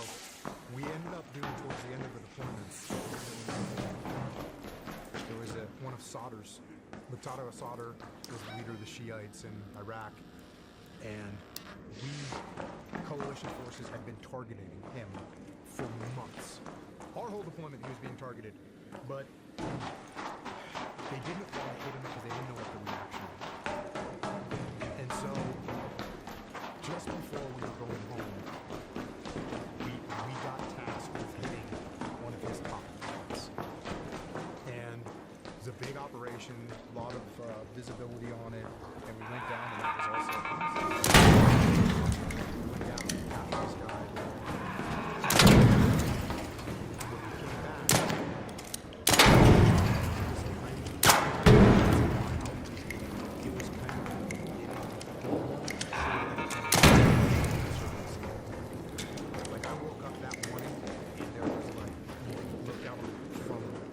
so you can see like fires from highways, vehicles from being active and stuff. It was the beginning of the real formation of the insurgents, which I wasn't really quite 100% sure on, but you could see something was changed. Something just changed. We could feel it. And I don't think America was ready for that.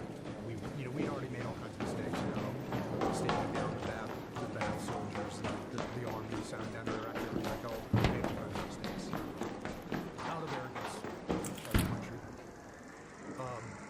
But I don't think that we saw like, oh, damn, this is about to get really, really bad. And that was in the spring of 2004. And that is truly when things started to spread. Well, Jocko, I know it's getting ready to get heavy with tasking and bruiser. Let's just take a quick break and we'll pick up right here. Let's do it, man. We track sleep, fine-tune our macros, and try to chase everybody. But real performance starts with the cellular. Armor Colostrum is nature's original super. Colostrum is packed with over 400 nutrients that help strengthen our health, help fuel performance, and more. Let's face it, today's world throws a lot at you. Processed foods, stress, and immune disruptors. That's why I started using Armor Colostrum, and I feel lighter, clearer, and better.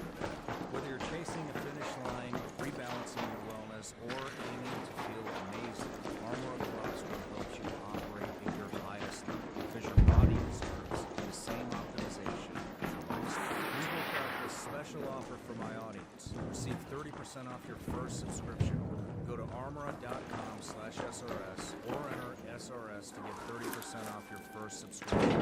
That's armra.com/SRS. These statements and products have not been evaluated by the FDA. These products are not intended to diagnose, or prevent any disease or condition. These statements are not a substitute for or alternative to seeking care of your healthcare providers.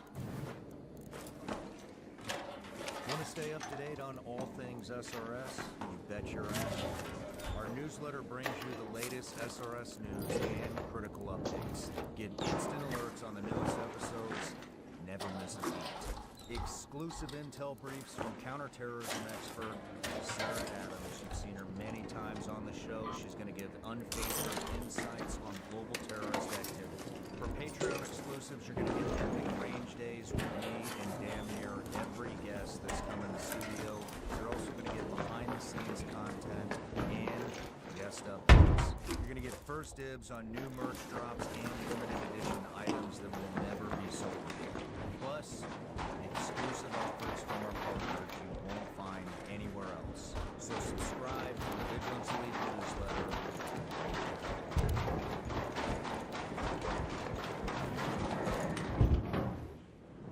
All right, Jocko, we're back from the break. It's about to get real heavy here, but this is where you go to take tasking and bruiser. It's the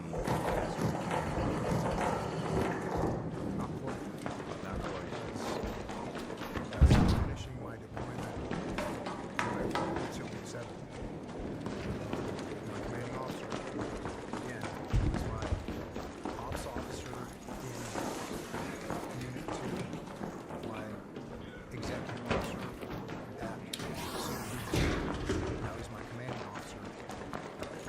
And he says the last thing you do as a commanding officer is actually become no one wants me to do that, Jose. It's an administrative job. But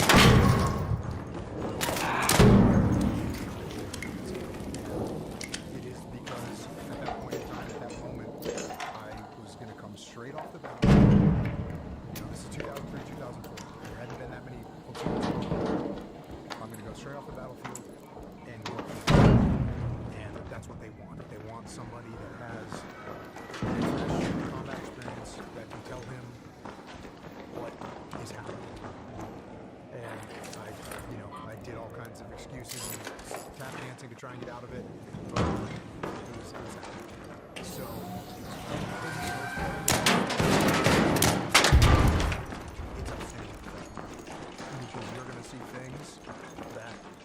guys. No, I'm good. Just took this thing out. without them. All good. So, that's what I get. I get home from deployment, and I check into the ammo bank. And yeah, it was definitely a wake-up call because you know, we had a thing was if you avoid wearing a uniform at all costs. If you have to wear it, make it perfect. That was kind of like a thing at CT1. And I was really good at avoiding wearing a uniform. Like, I didn't even like to wear a shirt at work, you know, as little as possible. And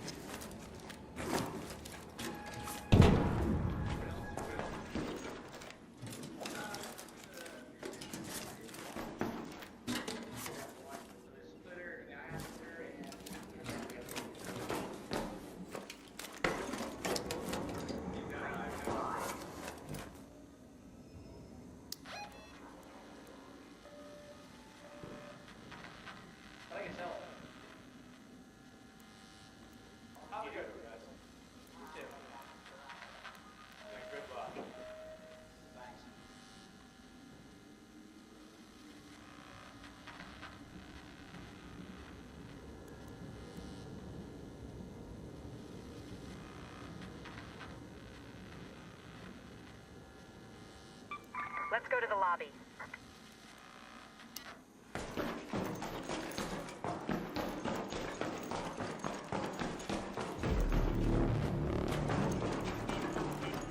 An arc orbiter is en route. The safe window is closing. You have 10 minutes to return to Speranza. I repeat, 10 minutes.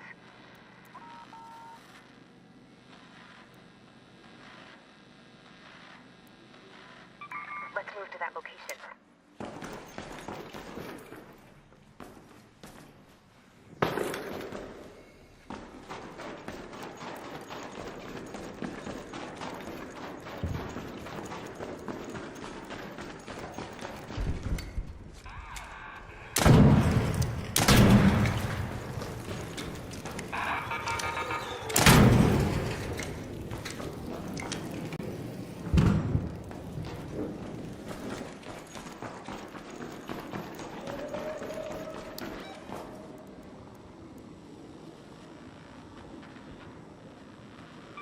Let's go to the assembly workshop.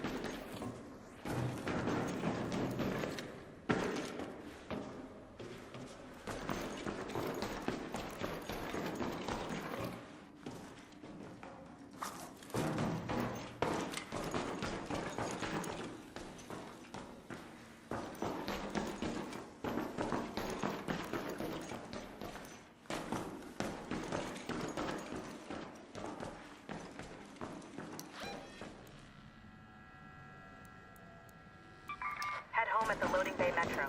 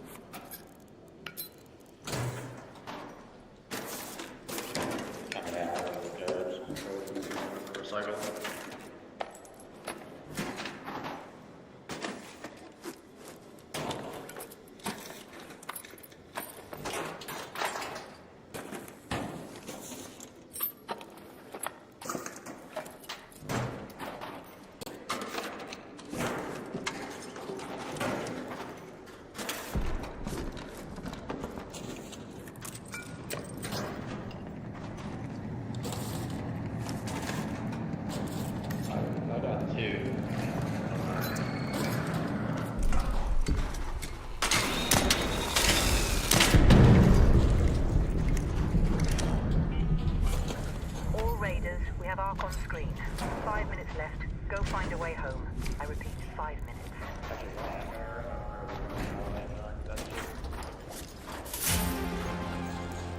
I wanna go hit the button. I just need the alloy.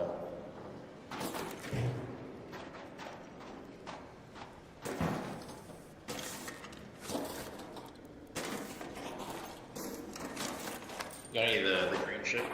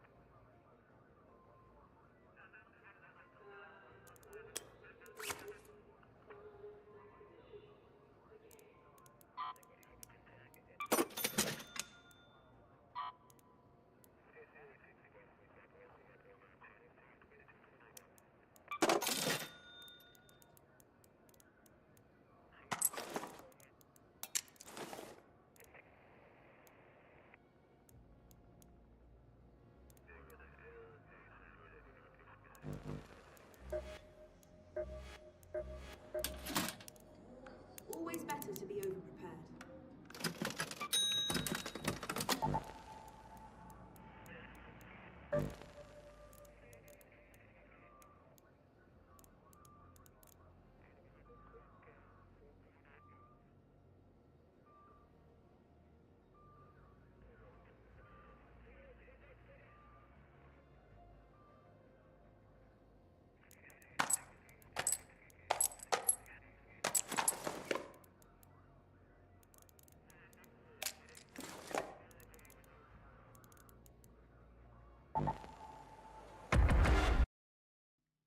The first trip I went on with the Admiral, I think I had 4 uniforms with me. Like khakis for the Pentagon, camis for Fort Bragg, dress blue for a ceremony, and civilian clothes. That's like one trip. Damn. So I check in to be the Admiral, and you know, it was definitely an eye-opener of what's happening in the community and what's going on and what's happening at that level. And it was, yeah, a mass. Let's go to the Western Tunnel.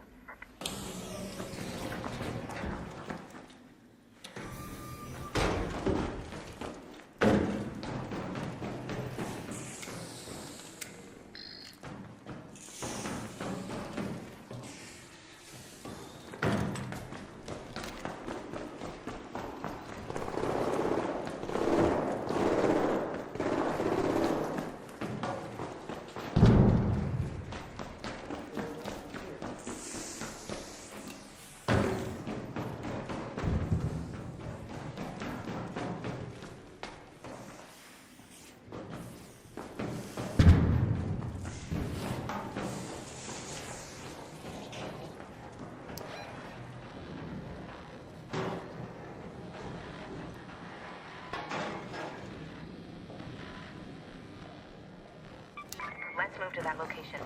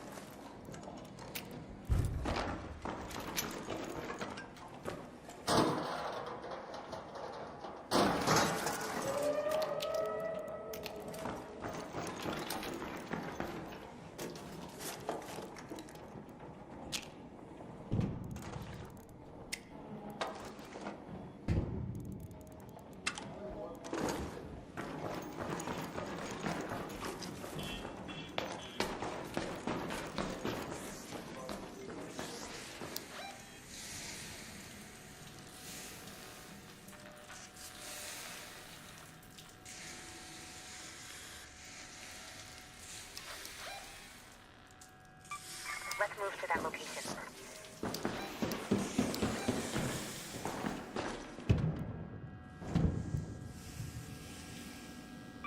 Go to the assembly workshop.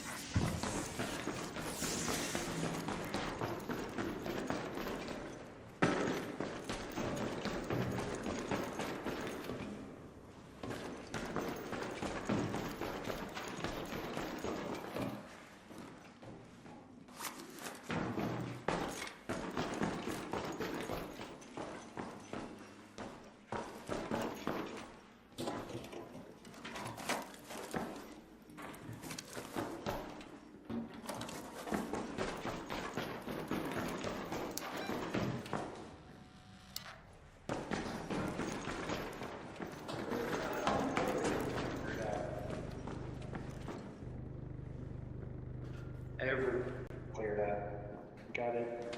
So far, all our guns are some chemicals and some pots.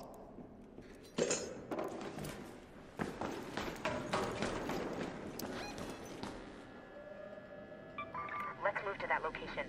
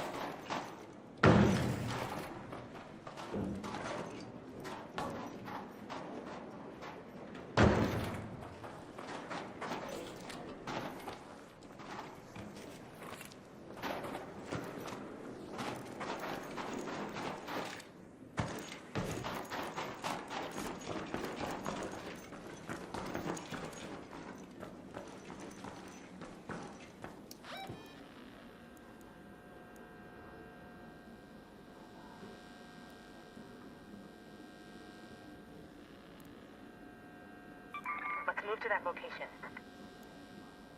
Go to that location.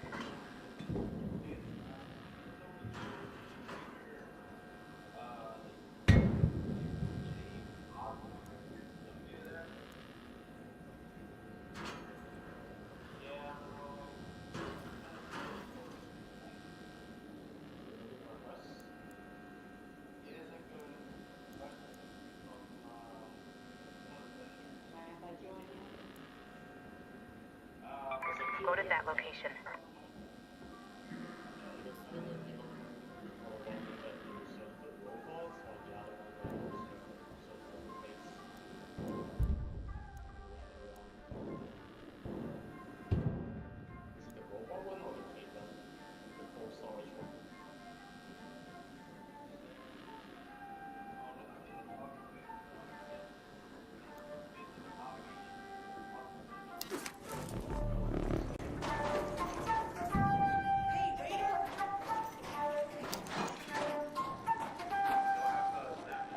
Let's head home at the Loading Bay Metro.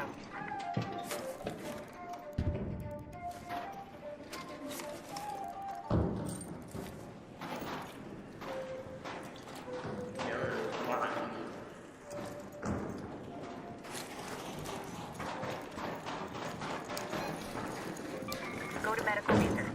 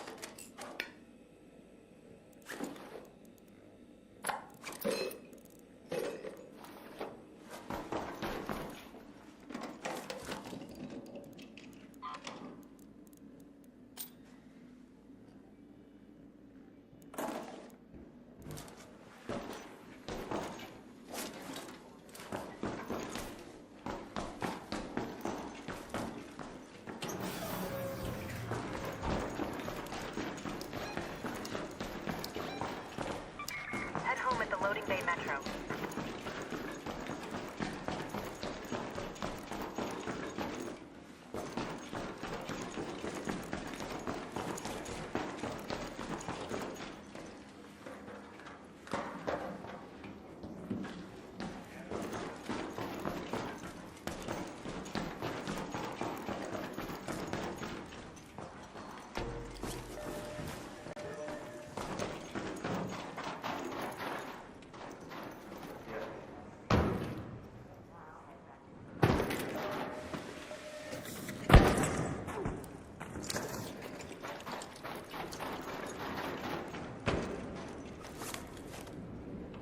I came in late, barely got anything this right. I'm showing up. Thank you.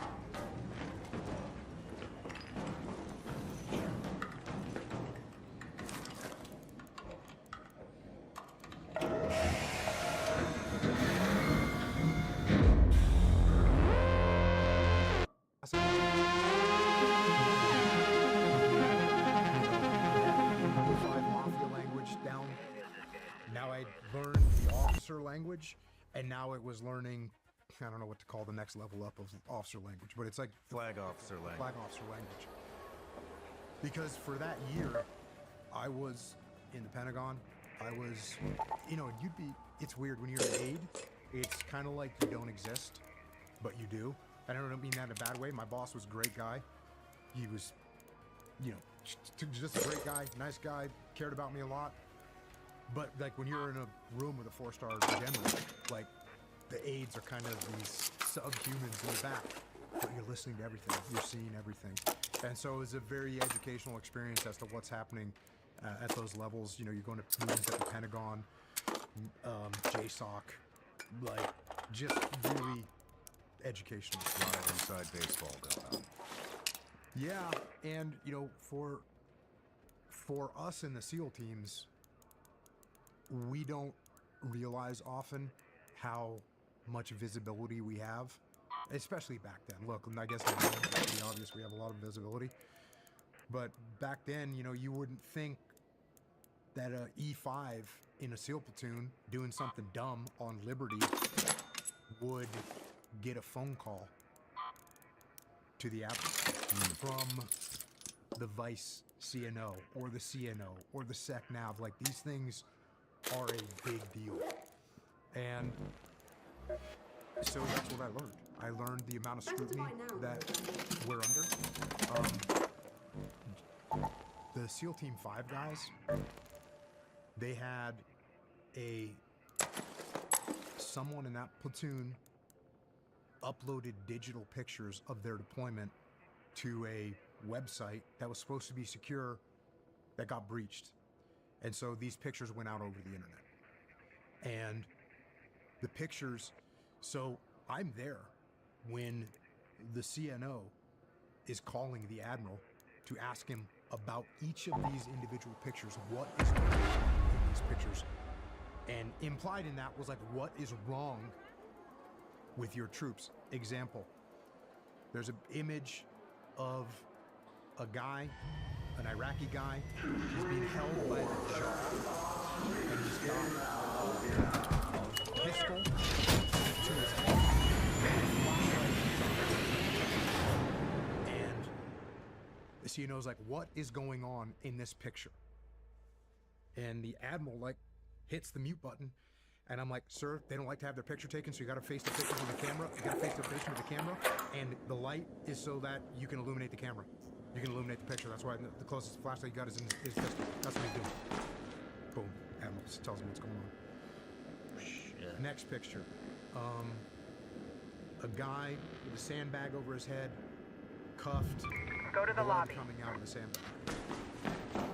What's going on? Okay, sir. That guy, probably could have been shot of shooting him, they captured him, they had to subdue him, they used him in force fire, and now they've got him and now he's in prison. So like these little things where I realized that's the level of scrutiny. And that's why, again, when I became a troop commander, being able to translate and explain to the guys what is going on and what the visibility is and how much it matters and what you do as an E4, as an E5 in a series.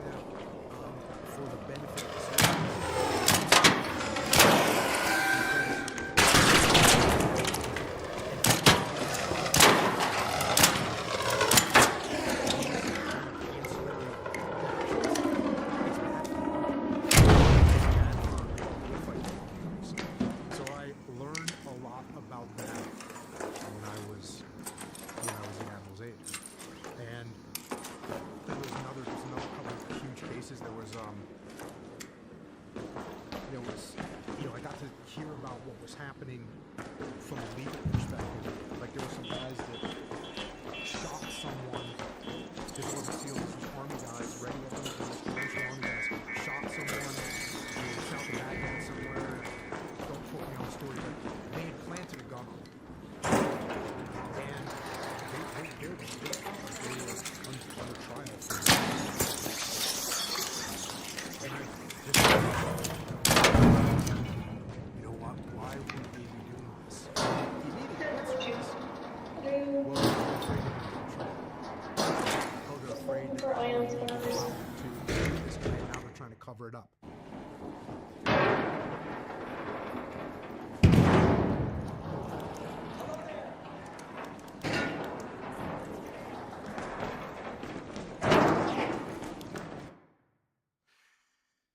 The reality of this scenario is the ROE, if someone is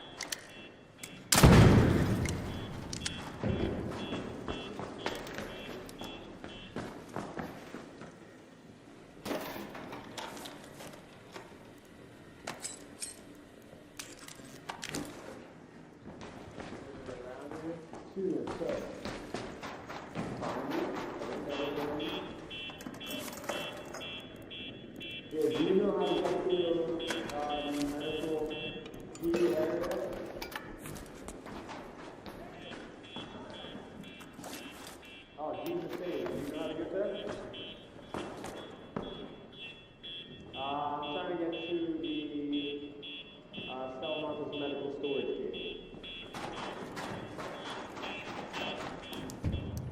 Am I following you right now? Let's go to medical research.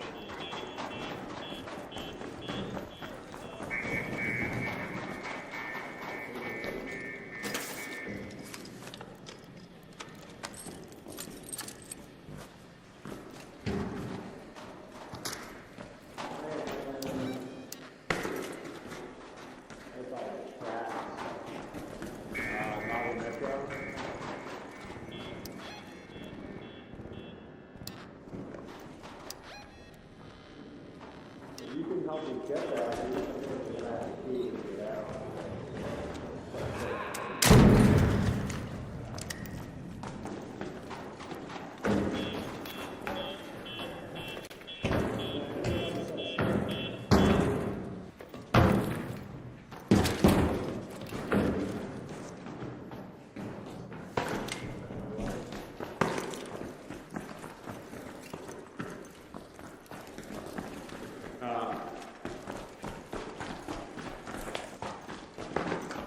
There you go there? Alright.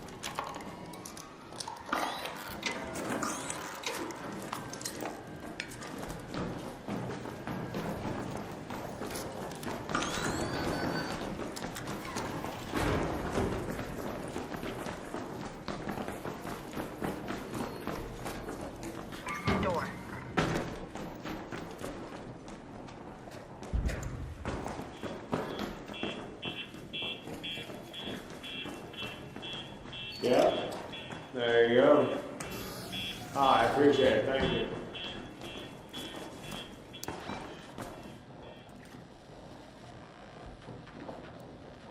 Go to the assembly workshops.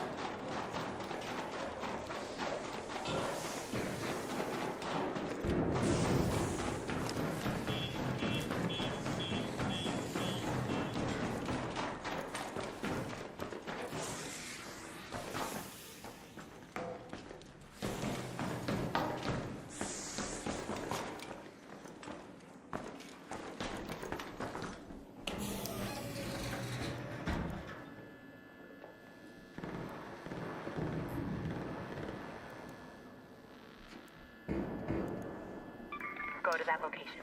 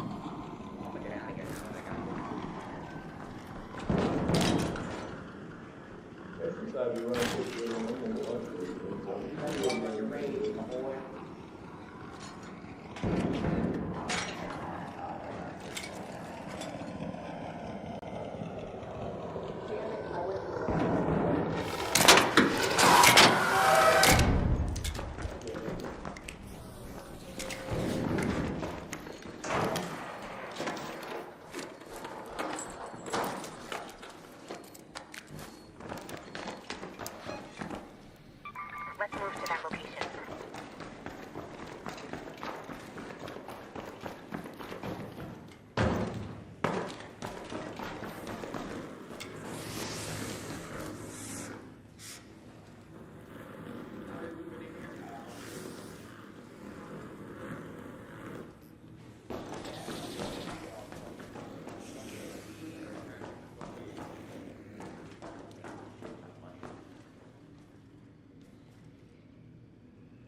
You said you need help with the credit?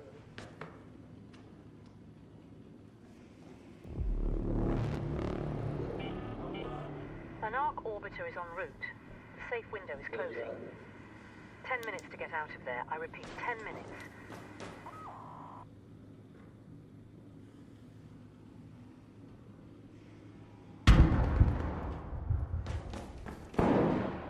Are you down? Okay, okay.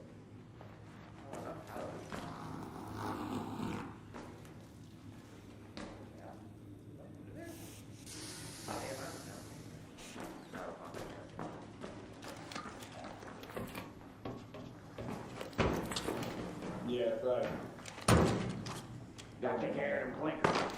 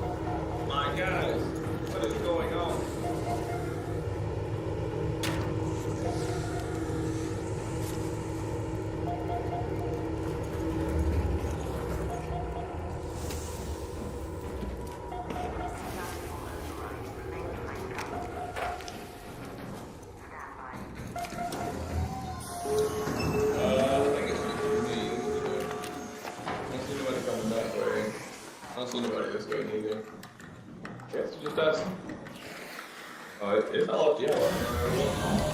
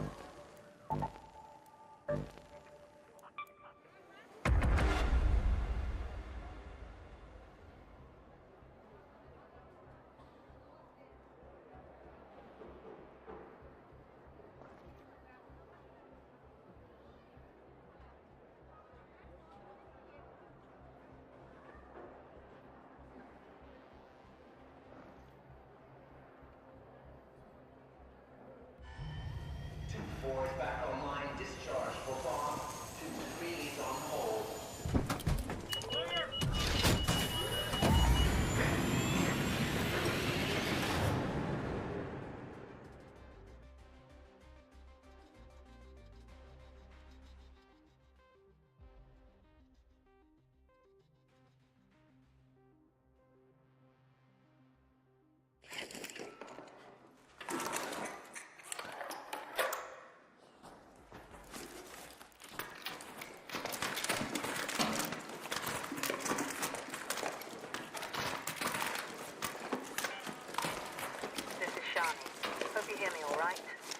Remember, Raider, if you stumble upon a crate, deliver it to a field depot so we can try and crack it open.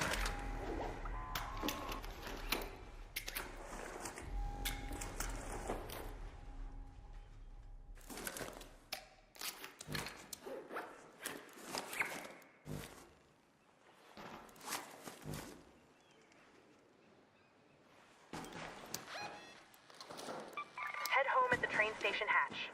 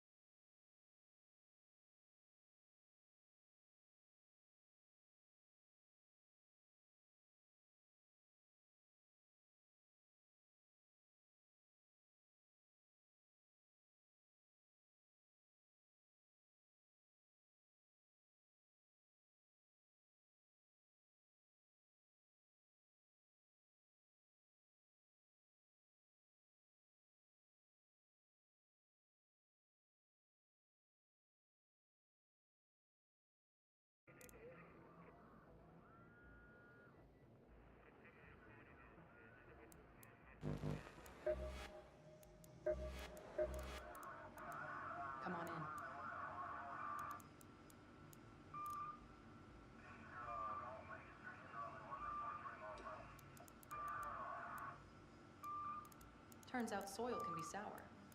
How'd they figure that one out, you reckon?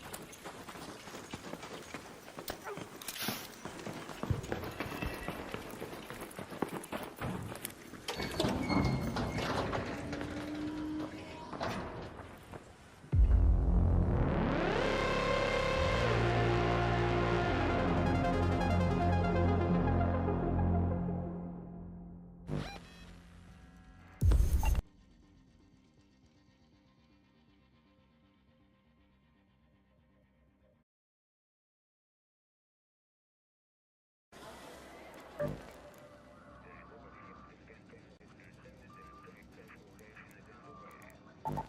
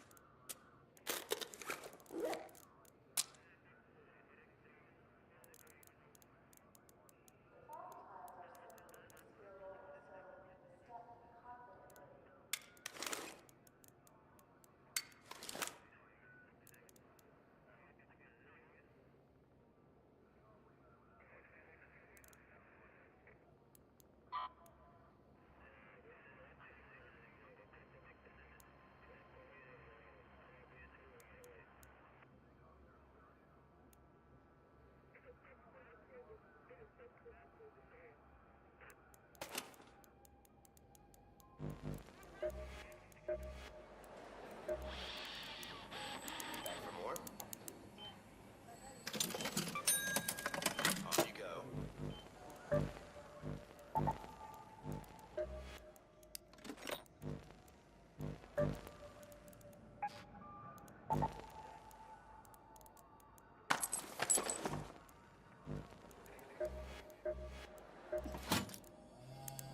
Don't stall. You'll thank me later.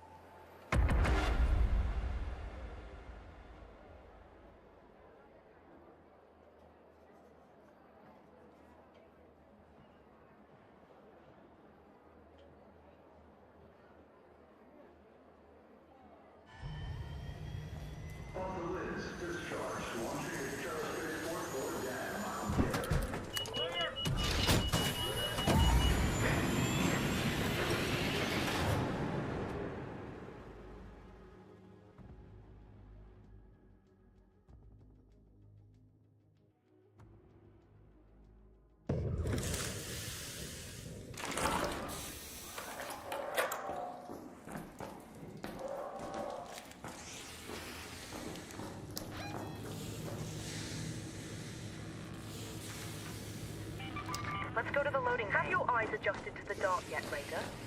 Loot is ripe for the picking, while most of Toledo is head home at the loading bay. My suppliers say that Ark is twice as vigilant after sunset.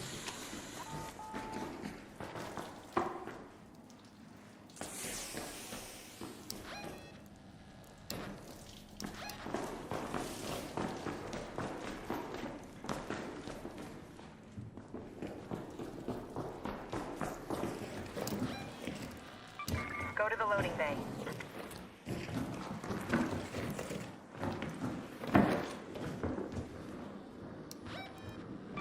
Let's go to medical research.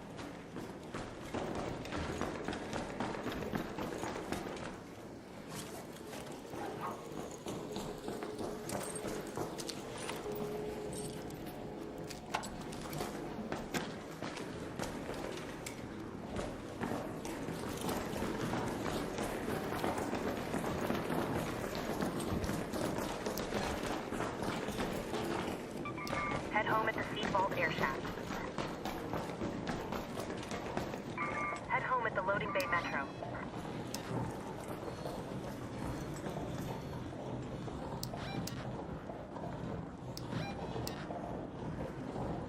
Let's head home at the Seasons intact.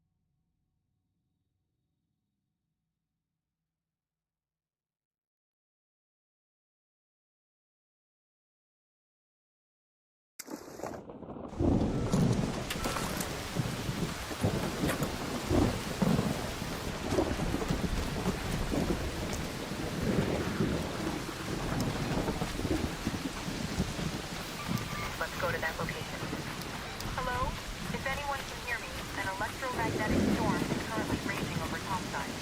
Beware the lightning strikes if you're outdoors.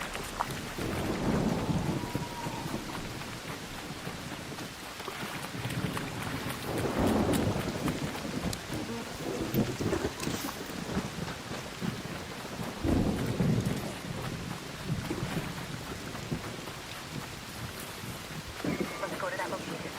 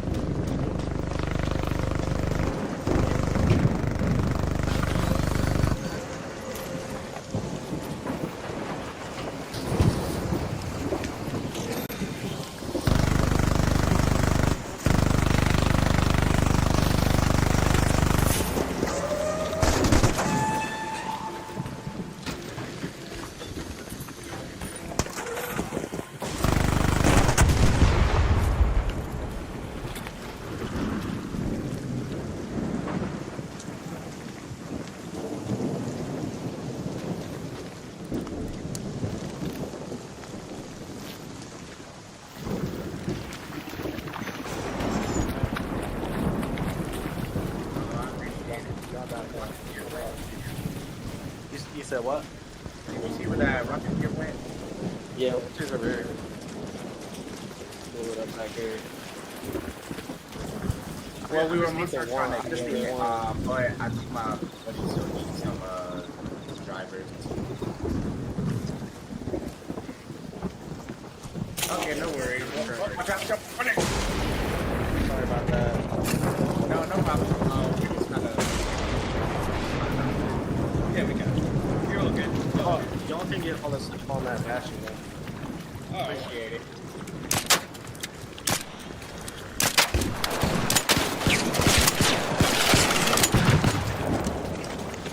Y'all have a good one. Y'all have a good one.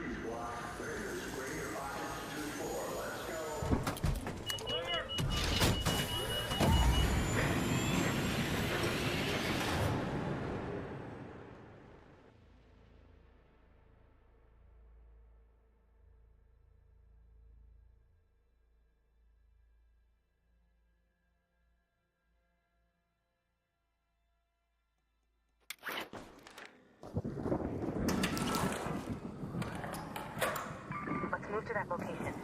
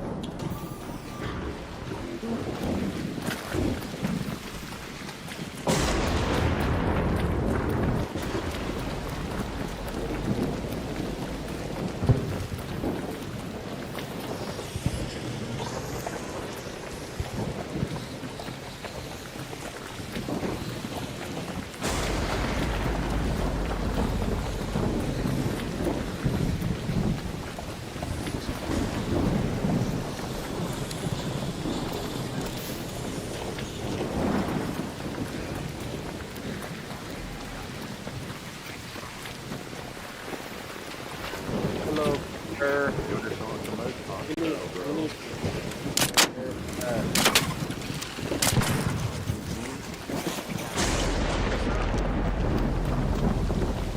Hey, y'all up here, right? We ain't gonna see it.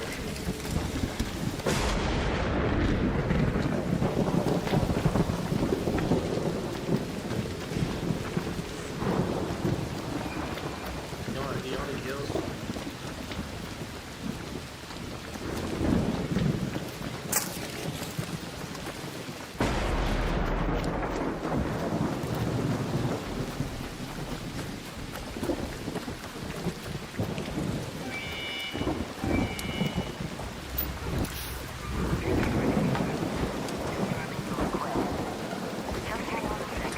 The water's still in.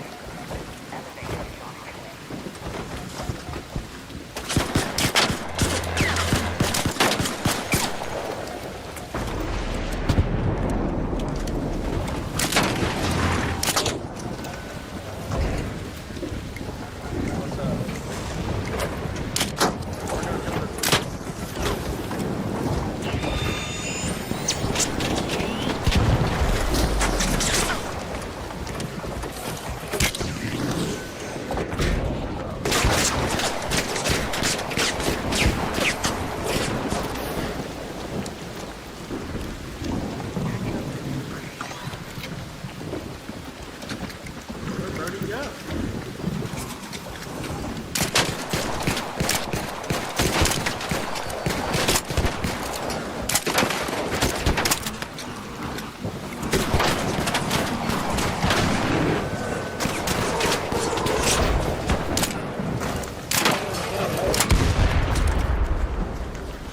Hey, where's the other one? No, you gotta also.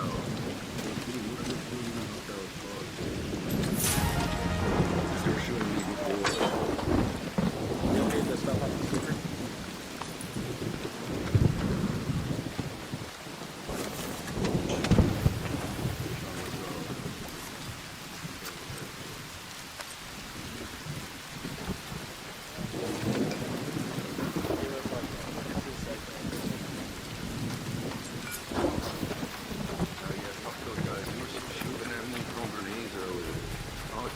Yeah, he was.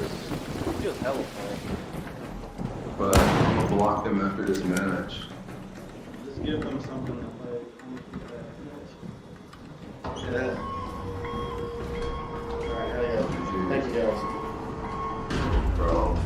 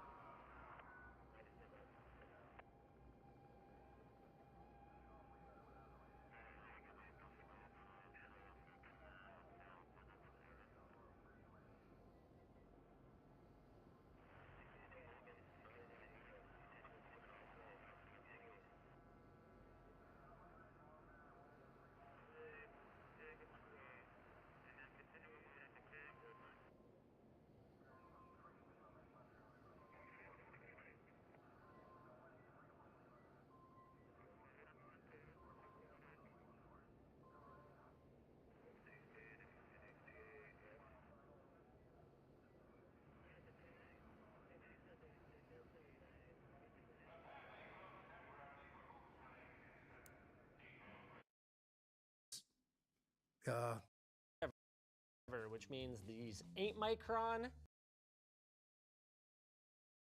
Aggression-based matchmaking. This has been confirmed by the developers that it is indeed a feature in Arc Raiders, where more friendly PvE type players get put up in matches with other friendly PvE players.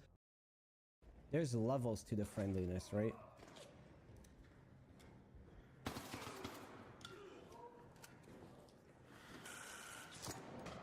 Good job, nice shot. It's okay, man. I don't have too much. You can loot me. GG.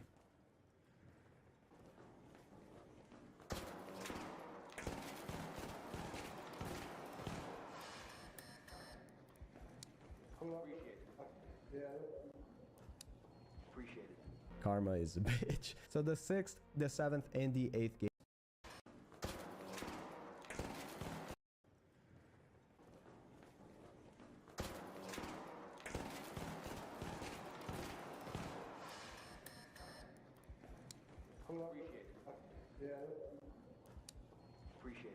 Karma is a bitch. So the 6th, the 7th, and the 8th game were pretty much mixed. By the time we yet again reached the 9th game, we were back to friendly lobbies. And anything after that is, of course, purely PvE friendliness. So that concludes our experiment for today. My point of this experiment was to find out how long it takes to fluctuate from PvP to PvE solo lobbies.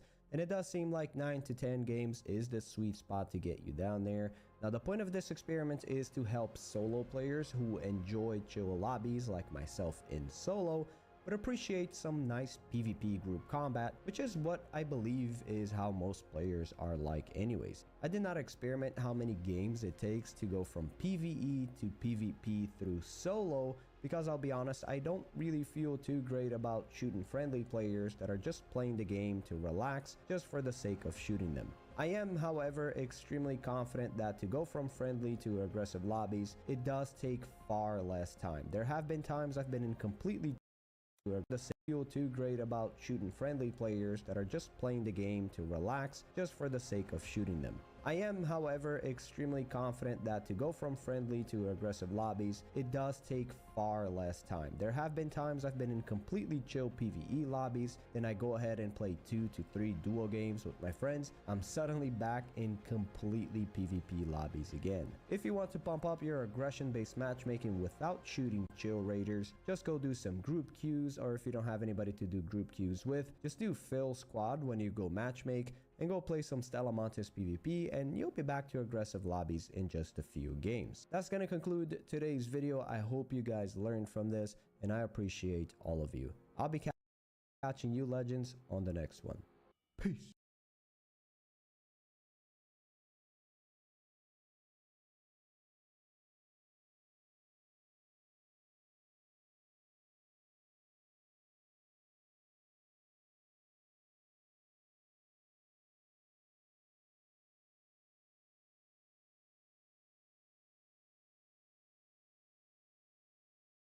This is over 200 Arc Raiders tips, tricks, and if you first completely deplete your stamina and perform a slow roll off the edge, you will negate the fall damage, as the animation from the slow roll allows your character's fall status to start later in the drop. This trick can save your life when you need to get down from high places and want to take no damage or less damage. Now, we all know that you can reload your ammo.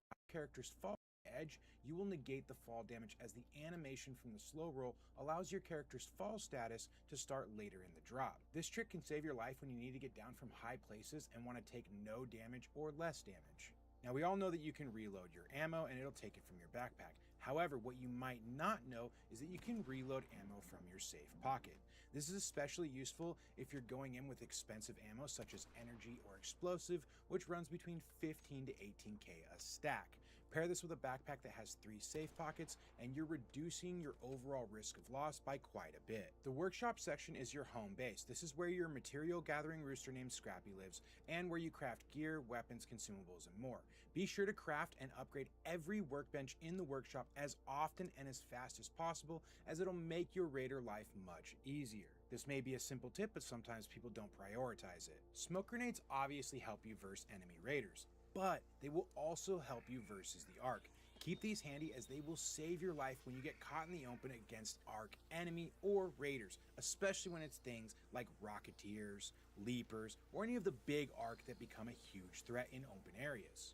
You can climb on top of ARC enemies if you get close enough. You can use things like snap hooks or terrain near you to get on top of them, and you can cause serious damage with your melee weapon or even things like mines and grenades. But be careful, if you fall from too far, you might meet your end. You can find these boxes called field crates lying around and carry them to a field depot to open for a variety of loot. You can spot field depots when you are nearby via zooming in your map or use online map resources like Metaforge.app. These can be especially useful if you're on a free kit and you need extra resources or sometimes even an extra weapon. Most raids start at 30 minutes and you can spawn early or late. If you spawn early, then most raiders should be on the edges of the map. However, if you spawn late, raiders could be anywhere, so be careful when moving around. It's also worth noting that late spawns tend to feel underwhelming if you're new to the game because it feels like all the loot is gone. However, if you look around, you'll usually see that raiders haven't picked everything. You can interact with containers that have already been opened and looted. Doing so will grant you free, easy experience. This is most useful when you spawn into a raid late and several containers have already been opened. This is fast experience you should consider grabbing if you want to level up quickly. You can use defibrillators to revive teammates, but you can also use it to revive enemy raiders. This can sometimes be an effective way to create a new ally or friend. I advise taking a defib in your safe pocket when playing solo, just in case you need to save a life. Pause. I honestly really hate to ask this kind of stuff. I always find it super cringe, but this video took me months to make, collecting over 200 clips with hundreds of hours of gameplay, all edited by hand. If you guys could, if you found even one tip helpful in this video so far, make sure to hit that subscribe because it'll really help me out. Anyways, let's get back into the next tips. You can holster your weapon by holding Y or triangle on controller or pressing H on keyboard. This allows you to move much faster, which is very useful for traversing the map quickly or rotating during a PvP fight. You can even use this to play chicken with ARC and dodge a few of their shots. The traders provide you with quests to progress in the game, but they are also vendors that will sell. I'm trying to think of the exact terminology. Reasonable certainty that they're committing hostile intent. Not a hostile act, hostile intent. So if I think you're going to do something and I'm reasonably certain of that, I can shoot you, whether you have a gun or not. And yet we have guys, this particular case, these guys were getting in trouble because they planted a gun. They didn't need to do that. So that was like another, just learning about how much scrutiny the military. So like I initially saw like, oh, this the SEAL teams is under scrutiny, but then I realized it's not just the SEAL teams. There's a lot of scrutiny on everything that we do. And the Abu Ghraib scandal, that caused so many people, that fueled the insurgency so much, and I saw that it fueled the insurgency. So what a couple, 18, 19, 20-year-old privates were doing in a prison fueled the insurgency. And the Al-Qaeda took advantage of it. They propagated those pictures. They propagated those pictures from Team 5. Like, that's what happens. And so I guess I realized how the tactical actions of our units, SEAL teams, Marines, has a strategic impact.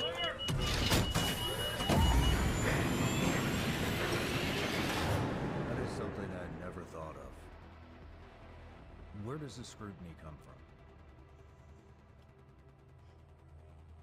I mean, it's the law of armed conflict, right? It's like the Geneva Convention, the law of armed conflict. There are people that are in place to make sure that we are conducting war in a forthright and just manner, if there is such a thing. Can we go back to the quote from Apocalypse Now? Like, handing out charges for murder around here is like handing out speeding tickets at the Indianapolis 500. Delivered to a field depot so we can try to crack it open. It's not going to help you. It's not going to help you. There's rules, and let's go to the Santa Maria houses. And if the rules don't make sense, then you got to raise your hand and say, hey, these rules don't make sense. And I did. For instance, and I brought this up earlier, breaching. So, when I first got to Iraq, that first deployment, we're breaching every day, of course, right? Well, so is everybody else. Everyone's just breaching the hell out of everything. You're going to enter a building, you breach the building, because it gives you a tactical advantage, right?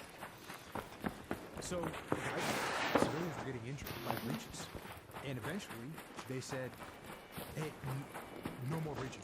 No more explosive breaching. Done. So I get this word, and, you know, I talk to my guys, no more explosive breaching. And, you know, what's their reaction? Not good. Totally not good, right? Hey, and it's exactly what... It's exactly what you think it would be. Hey, wait a second. You want us to be at more risk. You don't care about us.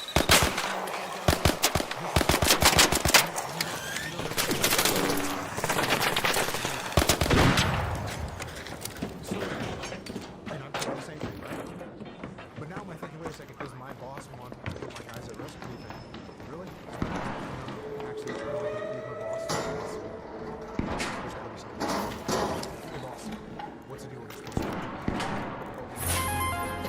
Why is it we can't express information? Here's what's happening. The amount of casualties from breaches. Here's the civilians injured by breaches.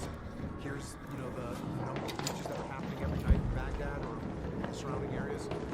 And the civilian casualties are so high that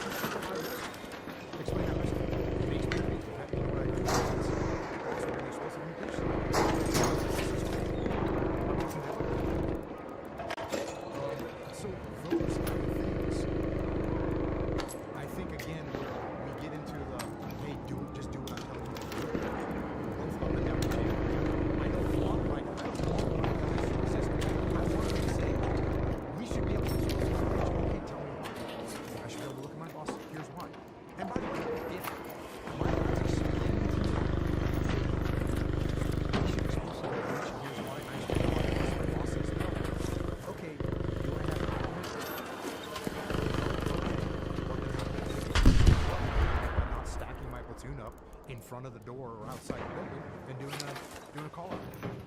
So those kind of things, I think, could get lost. Let's go to the Arbusto Tower. Communicating up and down the chain of command. I got a question. Let's move to that location. I can't remember what point we brought this up, but we were talking about leadership. I believe you just got gross yesterday. Anyways, you had said that trust your guys. That's how they trust you.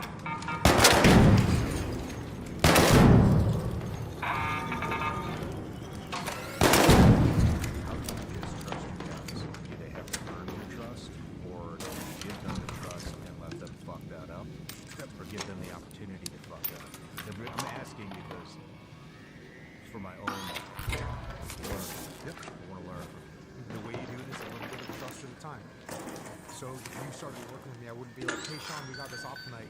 Why don't you take lead on that? I'm gonna sit at the top. I've never worked with you before, and I'm just gonna let you go take lead on a mission. No, it's like, hey Sean, we got this op tonight. Can you run external security? Or can you clear this back, outhouse with your fire team? And you're like, cool, got it, boss. And you do it well. And then the next time, hey, you're in charge of external security. And the next time, hey, you're in charge of vehicles. The next time, hey, you're in charge of the breach team. So it's like I'm going to give you a little more trust each time. And then you keep making good calls. Maybe sometimes I have to tighten you up. Like, hey, what were you doing going to clear this other building that wasn't part of the target? Yeah, but I saw a guy over there. But I don't care about that. But you didn't tell me. Yeah, but I didn't have time. Well, what if we have a blue on blue because of this? Oh, good point. So, you learned a little bit. I took a little bit of risk, maybe a little bit of little outside the zone. So that's what you do. Just a little bit of trust at a time. You build it over time.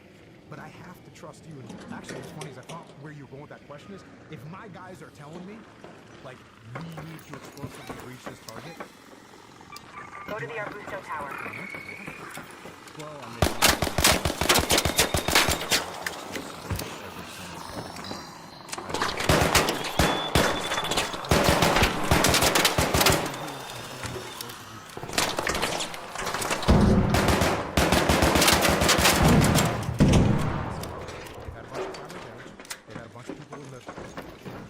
General Hospital that are wounded civilians from breaching charges, and we're just going to get told no. So now what do you do? I trust you, but do you trust me? And, okay, well that makes sense, Jonko. Can we mitigate it? How can we mitigate it? Well, we can do a call-up. We can throw flash crashes through the windows. Like, there's a bunch of ways. We can figure out ways to mitigate things. But if I don't talk to you, and you don't talk to me, and I don't explain to you what's happening, how can we expect to be alive? It's just not going to happen. And so that open-mindedness and having good relationships with people is what it's all about. And by the way, this extends to like the other units that you work with, right? The other military, Army, and Marine Corps units that you work with. What they're saying about that is that's going to be an impact as well. Let's go to the hospital.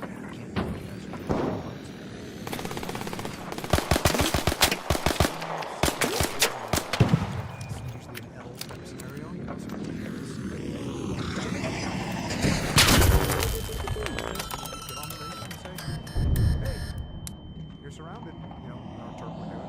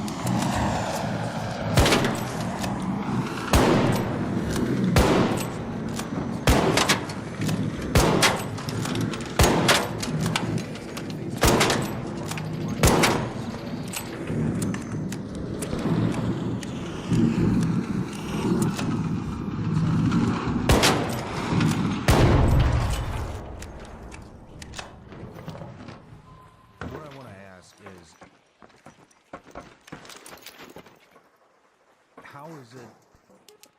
I've always expected my leadership to have more experience than myself. And so you're showing up at a slot to be the aide for the Admiral with more combat experience than the Admiral. That's an assumption. Maybe he was a Vietnam. Nope, it's a correct assumption. I mean, how... By the way, as a commanding officer, remember I said I was the only platoon in Iraq for like a month or two? When my skipper showed up, there was no combat experience. And you remember what I was saying earlier about, like, I understand. I don't expect my boss, who's never been in combat before, to be able to roll in and start telling me what. And I understand he's going to ask me some questions about some things that he doesn't understand because he doesn't understand. And that's okay. Like, oh, sir, let me explain to you. Why don't you come on an op and see what this looks like? Like that kind of attitude, as opposed to, which is really easy from a judgmental perspective, to say, why the hell are you in charge? Or, hey, I'm trying to run operations down here. You're asking me a bunch of questions. It's like, no, actually, come on down. Sit through our brief. Tell me what you think. Yeah, I guess that's what I mean, I've had both leaders too, and I think I've always paid a lot of attention to how my leadership approaches me with certain issues, and are they open? That's really it. I mean, when you have a leader that comes in with a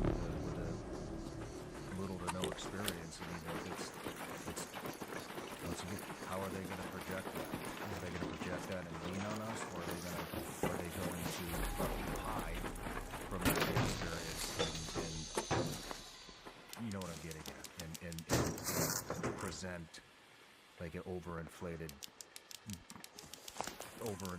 bullshit competence. Yeah, and so how do you deal with that? It's like, hey boss, that sounds like a good suggestion. Let me bring up the boys and see how we can make that work. You know, it's like, what am I supposed to say? Boss, you haven't been here as long as I have. You don't know what you're talking about? Where's that gonna get me? So it's like, hey boss, sounds like a good suggestion. Let me get with the guys and let's figure out how we can implement it. Hey boss, I was talking to guys and I just want to do a couple of things. There's a couple of secondary and tertiary effects are going to happen if we do what it is you were saying. It's going to cause this and it's going to cause that. I'm good. I got to mitigate this one. I just want to let you know that's what's happening. Oh, wait, what happened? How do you know? This way. So you see what I'm saying? So again, if I don't listen to him, he's not going to listen to me. If I don't put some trust in him, he's not going to trust me. So how is tasking a bruiser? So, yeah, I do that here at the Admiral's office, and then the next billet is to be a task unit commander. And the billet opened up at SEAL Team 3, and so SEAL Team 3, there you go. Could you explain what a task unit is?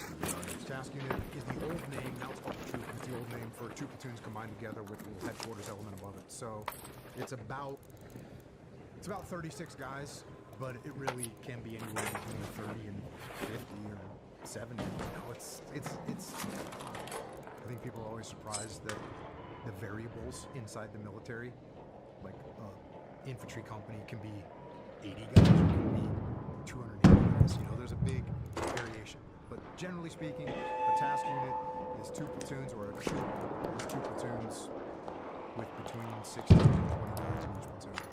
And so you are tasked with leading the task unit. Yep. Two platoons. And I just had so many friends / Bud's classmates that were in that. I mean, Cowie, Mark Lee, Leif Babin, Seth Stone, mentions Amy might still be in there, Andrew Paul, but a fucking ton of them. I think Melendez maybe, Victoria Melendez with you guys, but yeah,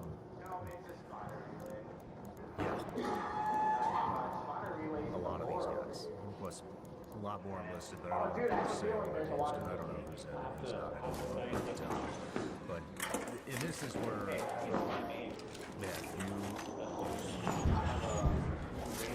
you guys just have positive things to say about you. Never heard anything negative about you from anybody that you've That is fucking Yeah, work with some awesome guys, man, for sure. And you guys seem like a type, and that is pretty acceptable. Yeah, great crew guys, man. Great crew guys. I mean, it's almost like you're tasking it with you into your business career. Yeah, I think there's a lot of those guys. But, where was that? Yeah, I don't know where to it start. was over here. So I'll let you start. Yeah, for me it was, you know, I thought that this may be, this could be getting towards the end of my operational career. There were some couple other options that may play out or not, but at this point, you know, just for me, this is an awesome opportunity. You know, an awesome opportunity, and I love the SEAL teams, and to be a troop commander, task unit commander for me was just awesome. Because, again, I guess I find myself discovery of science for me to be able to describe the things that I've had in my life, like being a platoon commander and when there's one platoon captain. This is like if you played football your whole life.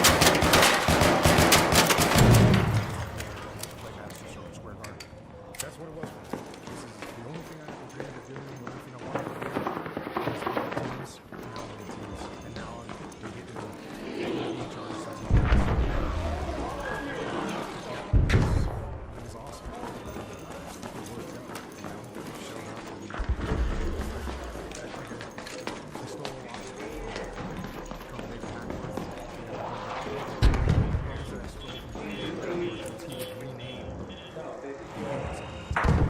So, over Fox Company, he changed.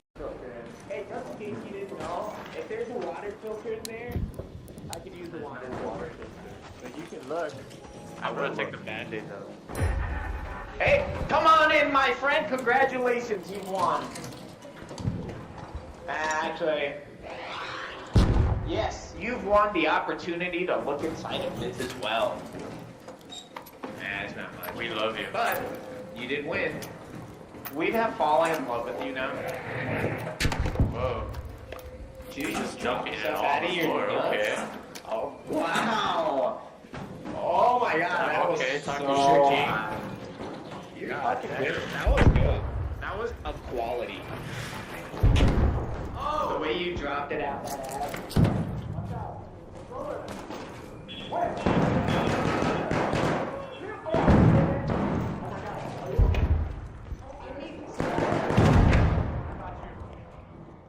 This is the perfect place. I need this. Are you okay? The safe window is closing. You have 10 minutes to return to Speranza. I repeat, 10 minutes.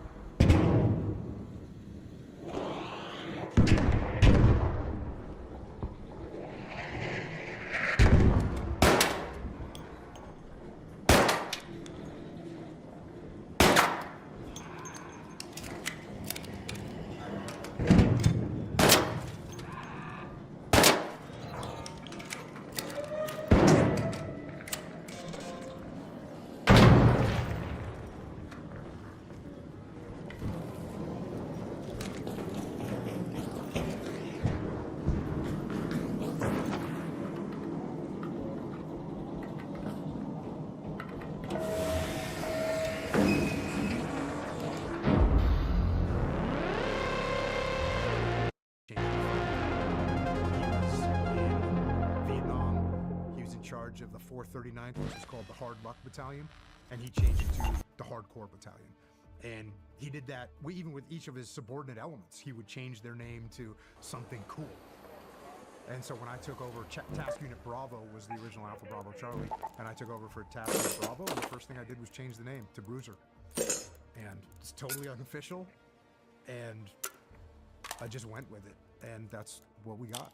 So, where'd you come up with Bruiser? Had to begin with B, and there was an old band a friend of mine had called the Bruisers, and I was like, that's too easy. So there we go. Right on. Bruiser, coming in hot. And I mean, let's face it, it's a pretty good theme. It is a damn good theme. It's a pretty good theme. And very, that, again, very fitting. Just something that I took from Colonel David Hackworth, and it does have. I've worked with all kinds of companies now, you know, at Echelon Front, and there's so many companies that have told me that their sales team gave themselves this name, or their concrete team gave themselves a name. Like, this happens all the time now, and people report back that, yeah, man, it has an impact. Let's get You're this done. not just Team Alpha or Team Bravo. You're Tasking the Bruiser. Let's go. Right on. Right on. I mean, did you know you were going to Ramadi when you took it? No. We didn't know where we were going at first. Anywhere? Or anywhere? So there was one task unit that was designated to go to Iraq, and that was Alpha. And Bruiser and Charlie, one of those task units was going to go to PACOM, meaning no war. And so my commanding officer, Master Chief, brought the head chef from each task unit.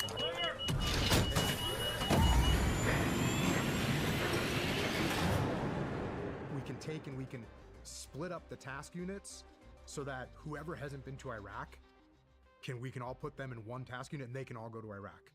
And then the other guys that already have been to Iraq can go to PACOM, which is the fair ferry, right? Like when the fair ferry shows up to try and make everything fair. And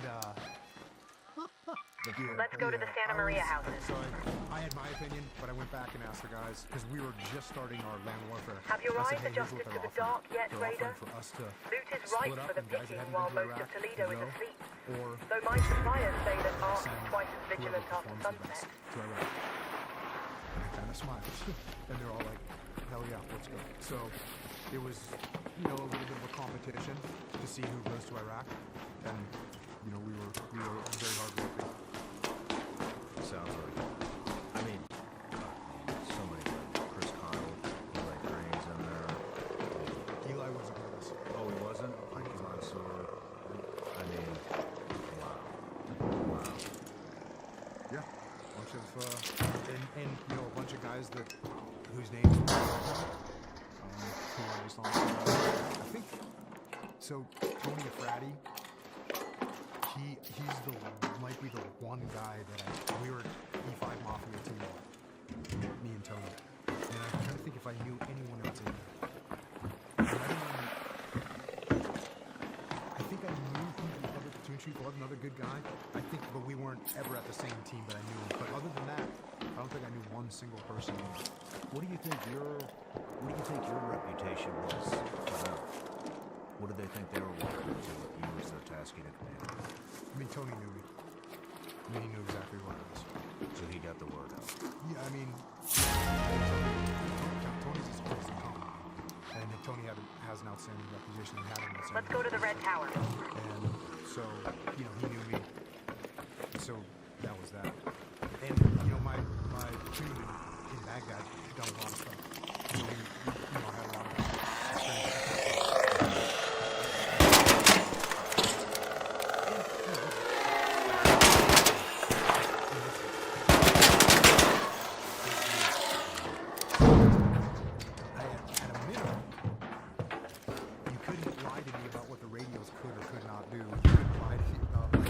Basic team guy stuff. You had to tell me what was what. About stuff. When did you find out you were going to Baghdad?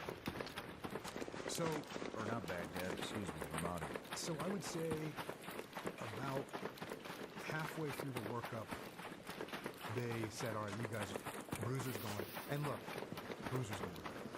Bruiser's going right. So we were planning to go to Baghdad and work with the ICTF, which is the Iraqi Counter-Terror Force. I went on ad hoc, actually, as a matter of fact, and I went and did some ops with those guys and saw what they were doing and started the turnover with the captain and commander. And it was like kind of looked like it was going to be awesome. Those guys had a good force that they were working with. They had a good up tempo. They just had good stuff going on. So it looked like that's what was going on. And when I got home from that PDSS, they wanted to align all of, because the East and West Coast were both in Iraq at the same time. And yet, the West Coast had Western Iraq, except for they had an element in Baghdad. And then the East Coast had Eastern Iraq, except for they had an element in Ramadi. And you can already see this doesn't make much sense, right? So, as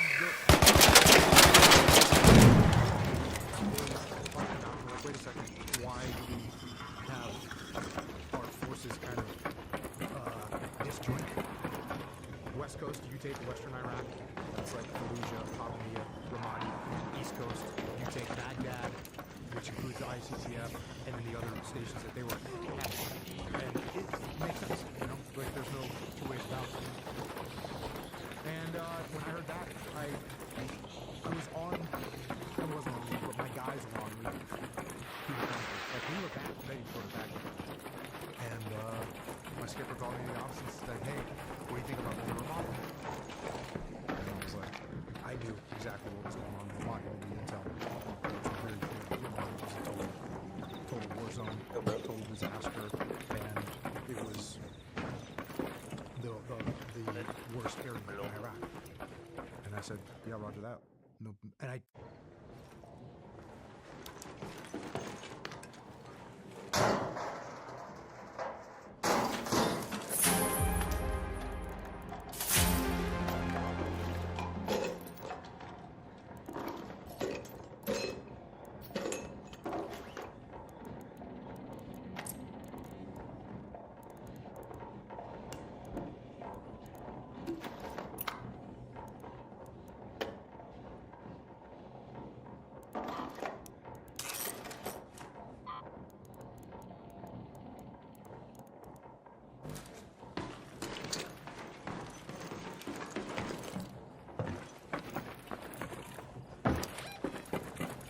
Go to the hospital.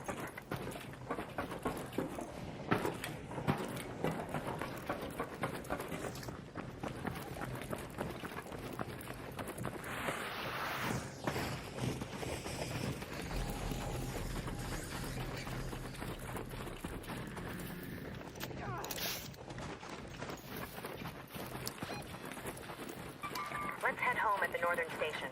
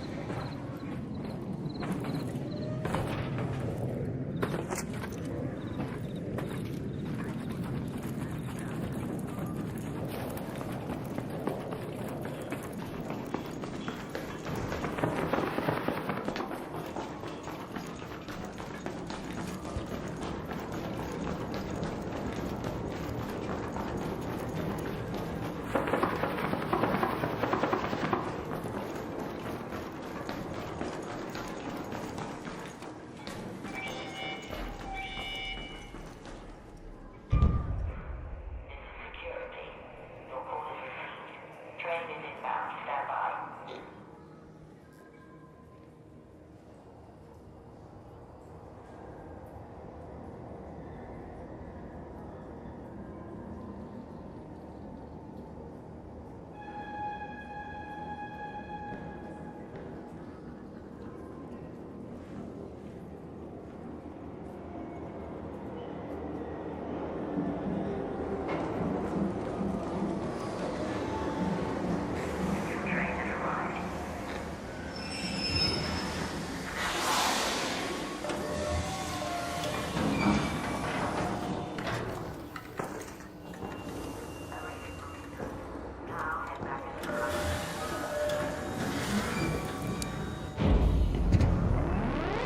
Try. Outside is Hippo Street. You know, there's a couple more things I need, and I bargained to get like a few. I bargained to get a few more people. I bargained to get like some computer stuff that we needed for our, you know, for our communication stuff. And he was like, "Yeah, I can get you that. I can get you that. I can get you these other people." And I said, "I'm in." And that was it. Going to Ramadi. Did you know this was going to be? This was it, as far as kinetic deployments? Yes. Yeah. I mean, there was sustained fighting every day. Like, there was soldiers and Marines getting wounded and killed every day. And this isn't a big area. Ramadi's not a big city. It's small. IEDs were totally out of control. So you had a pretty good idea what you were walking into. 100%. Yeah. Well, not 100% because, you know, there's still some things you're going to learn, but I knew what was happening. I was, again, thankfully, I'd done that before I had that.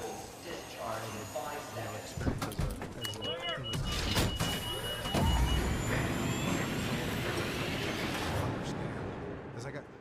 I was just a little bit ahead of the power curve. You know what I mean? Just enough ahead of the power curve.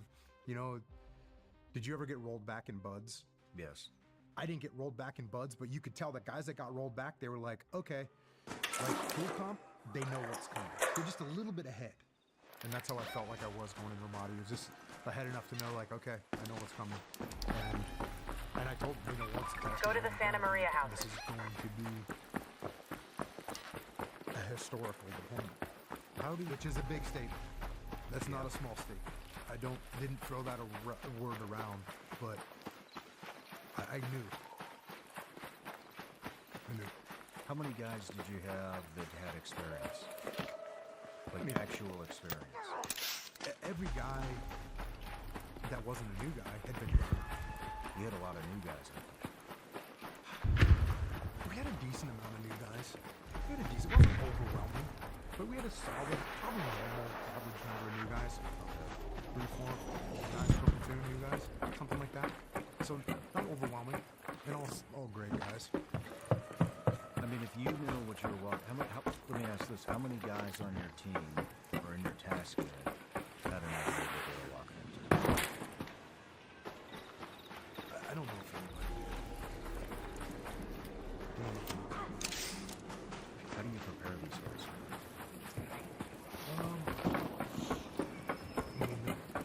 Just telling them what's happening. You know, you put the SIGACs, the significant activities, which are basically enemy attacks, briefly at SIGACs in the last 24 hours, and then you brief them the SIGACs in the last 7 days, and then you brief them the SIGACs in the last month. And it doesn't take a rocket scientist, because in the last 24 hours, there was 3 guys wounded, 1 guy killed, you know, 38 enemy attacks. And you think, oh, that's a rough day. Then you realize it's every day for 7 days, and then you realize it's every day for 7 months. Or for a month, and that's how it's going. And just before we showed up, like, the 3-8 Marines had a terrible, about a week, where they had lost 4 or 5 guys in that week before we showed up. And they lost a couple more before that, but that's what we're getting into. Who are your task unit? Who are your commanders? Rafe Madden and Seth Scott. My brothers. 2 guys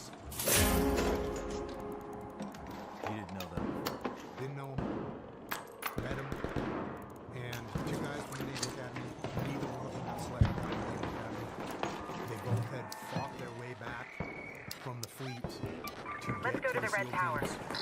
Both of them from Texas. Both of them served. Experience at all. They wanted to be good. They wanted to fight. They wanted to fight for God and country. And they were tough. They listened. Yeah, they were couldn't ask for better guys to work with. And you know, it's funny because Blake would tell the story about when I met those guys and how I didn't smile to him and I wasn't nice to him, and he Seth thought I was gonna fire him, and I hated it. And it's actually true. Is it really? It's actually true. Not that I hated that, but that I liked fire. I didn't know who they were. I didn't know what their attitudes were. I didn't have high expectations that they were going to be, you know, successful or good. And so, and you know what? This is another thing I stole from Hackman. This is exactly what Hackman would do. Hackman was like, yeah, when I meet guys, I don't know who they are. I don't know what they're going to do. I'm not going to become friends with them. They're doing a job. I'm going to be with them. And so, yeah, there's a reason why I didn't like roll out with them when I first met them. Because I will fire them if they're not going to do their job correctly. Or if they're more concerned about themselves than they are about the platoon. If you're more concerned about yourself than your platoon, you will not work for me. You will not work for me. And I will do everything I can to get you out of the SEAL teams. So, luckily and thankfully, those guys didn't have an attitude. They wanted to take care of the platoon. They wanted to fight. That's what they wanted.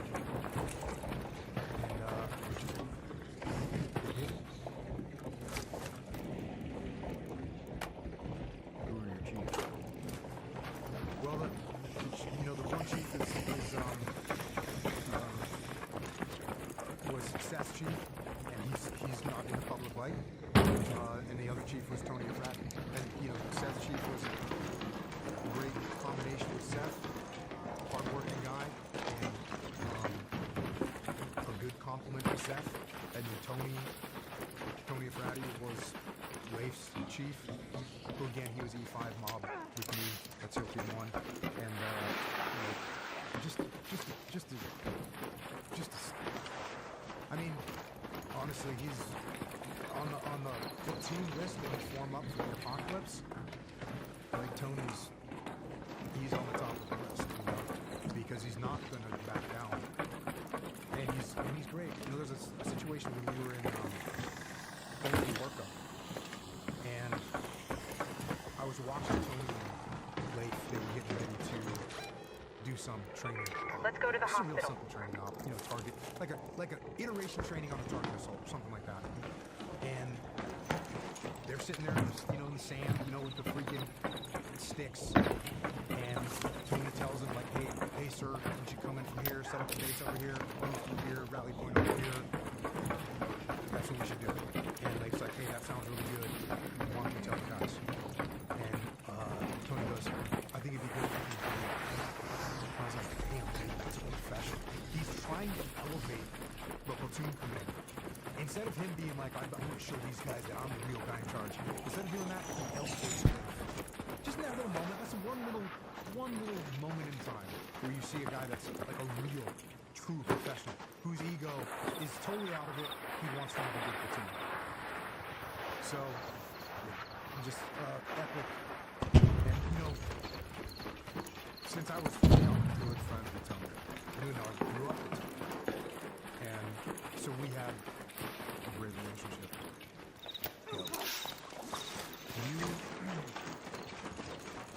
Before we go to Illuminati, I just want to ask if there was, how did you address your team when you knew that's where you were going? How did you tell them? Stand by, get some boys. Yeah, it's weird. There was a time earlier because I knew that Ramadi was the worst place, and I had said at some point, like, I had said that, like, I kind of knew it, so the guys were tracking. The guys knew what it was. And 10 minutes to get out of there. I repeat, 10 minutes. you know, it's like I had a guy named Dean Ladd on my podcast. He was a Marine officer in World War II. And, like, he's going into Tarawa. And the threat brief that they're getting for Tarawa is, like, totally out of control. You can see it. The Japanese are dug in. They got mortars trained on the beach. Machine guns, pillboxes, the whole 9 yards. The port was tiny. And I asked him the same kind of probing questions that you're asking me of, like, well, how did you feel? And I was like, well, were you nervous? Were you scared about getting wounded or killed? And he goes, that always happens to the other guy. And that's exactly, that's how I felt. That's how I can just about guarantee you every guy in Pascal Cruiser. Let's head home at the southern station. Every single one. It's like, hell yeah. Nothing bad is going to happen. We're going to go and kick ass. That's what we do. Which is exactly what we want. So, no problem, dude. This is what we're doing. This is an opportunity, the storied legacy.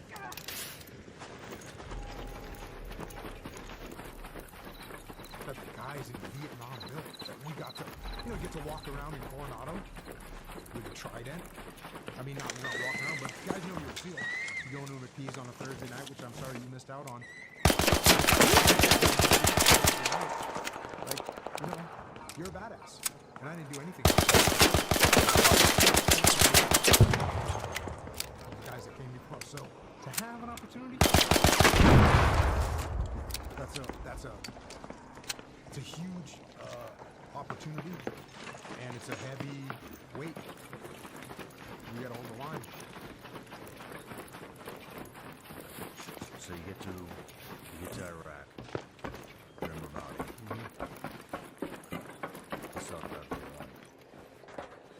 Yeah, so we were on the PDSS, or no, the Advon, right? So a few of us came over on the Advon, and yeah, everything I had read about what was going on there, it was going on there. And, what day it was, I don't know, but we were going to a memorial service, like, almost out of the day. Yeah. And again,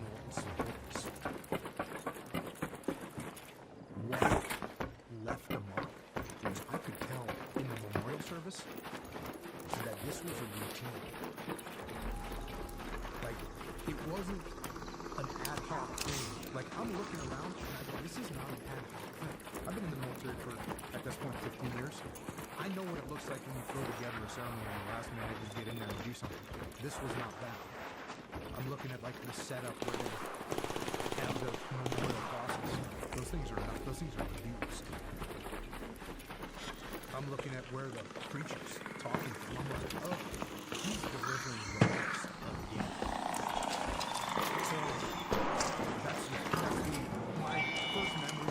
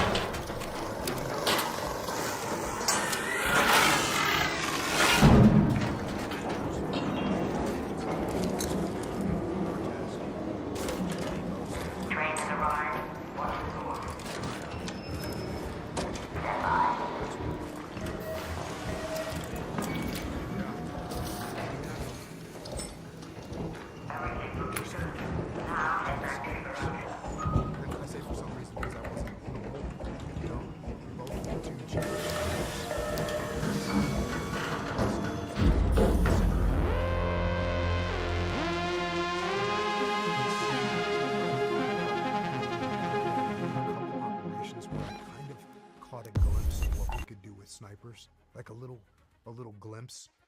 And when I saw what was happening there, I thought to myself, oh, I think I have an idea of what we can do here. And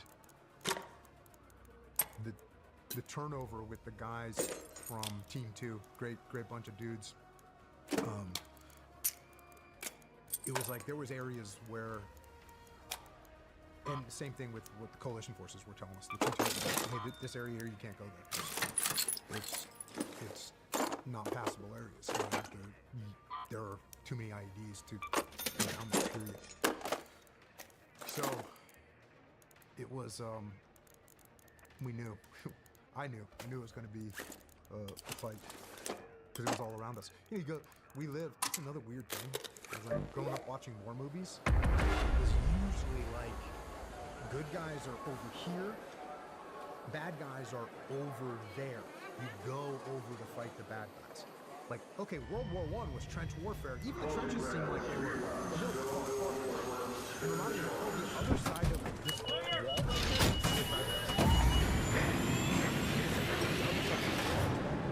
And when you go out the gate, you go out the gate, and there it is. You're in it. You're in Ramadi. And, you know, there was people killed on Ramadi, you know, from mortars and rocket strikes and stuff like that. So it was all around you. How big was Ramadi? I've never been Probably there. like 4 miles across. That's it. Yep. 350,000 people, roughly speaking, civilians. Let's go to the Red Tower. Camp Ramadi was a pretty big base. It was a former Iraqi army base. It was a pretty big base. And you have a little annex to that base, along the Euphrates River, where the Frogmen should be. And once the whole task unit showed up, like the night the task unit showed up, there was like a coordinated attack on various bases.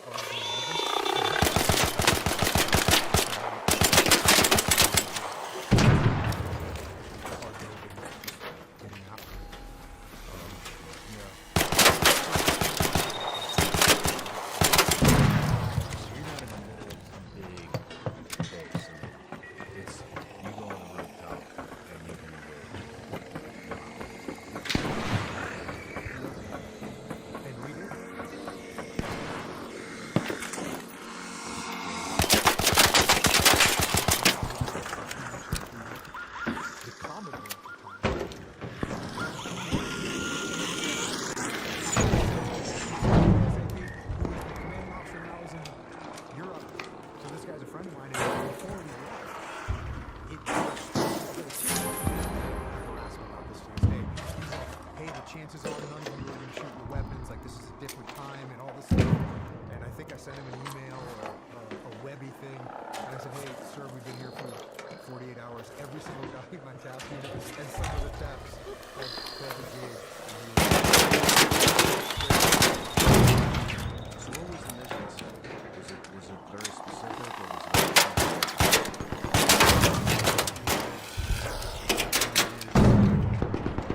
was it positions in support of the Army Alliance on the ground?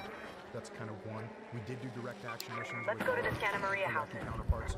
We did the overwatches with Iraqi counterparts, and we did, you know, clearance operations, patrol support, reconnaissance missions, demo runs. We covered the spectrum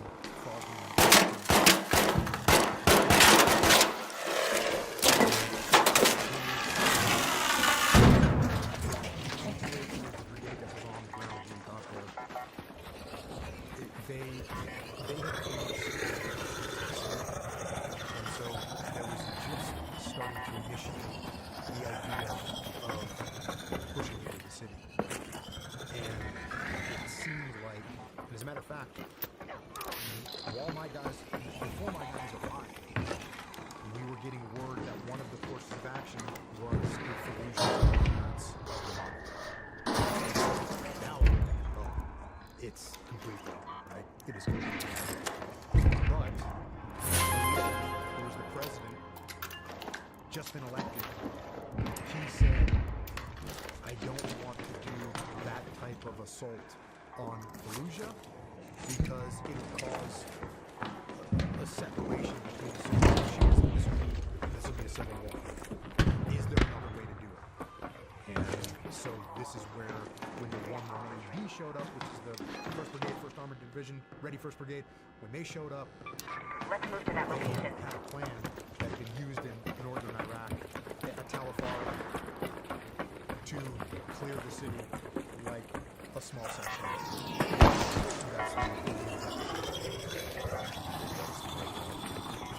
Yes, I do. Because it would cause so much destruction in the city that it would cause mass casualties, displacement of people. It would have been very type clearance of Ramadi. So, and I think they're actually certainly on the Iraqi civilian side. It would have been.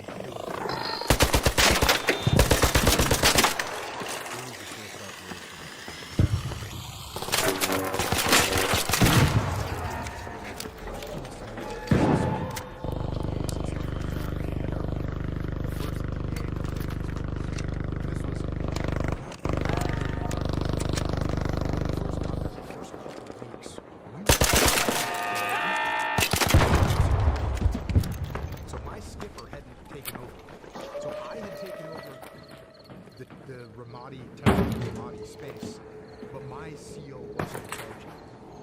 And so my goal was to do as many missions as we could for the SEAL Team 1 CO, so that my CO would be like, drop him. And that's what we did. And I had a good relationship. I had known the CO from SEAL Team 1, and when he came out and I met with him, I kind of presented him what I saw, and how the operations just got along great.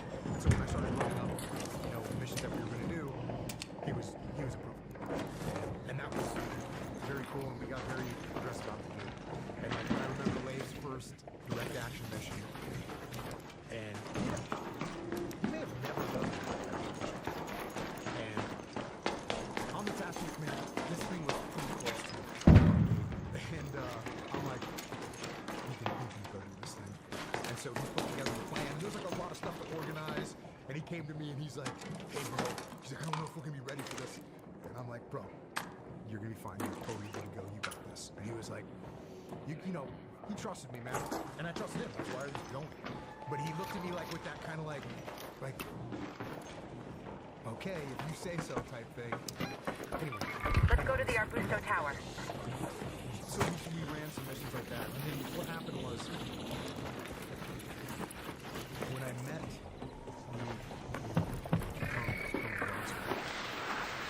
before the 118 showed up, and you're asking about the first missions that we did.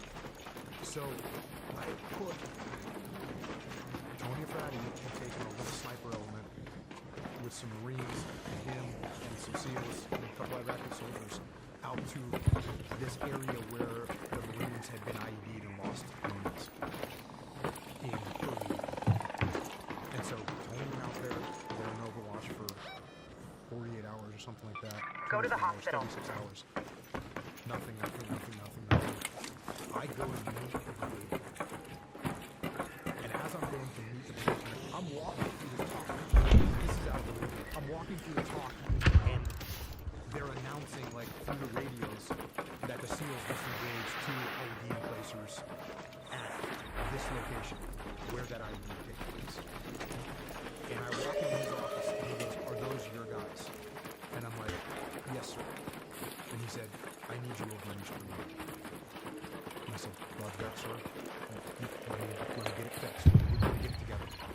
And, we chatted, and he explained to me what was going on. This area called the Law District. And the brothers, outstanding army unit. I mean, this was awesome with this. They were in control of this, or working to get control of this place called the Law District, and they were just getting annihilated with IEDs. It was absolutely horrible.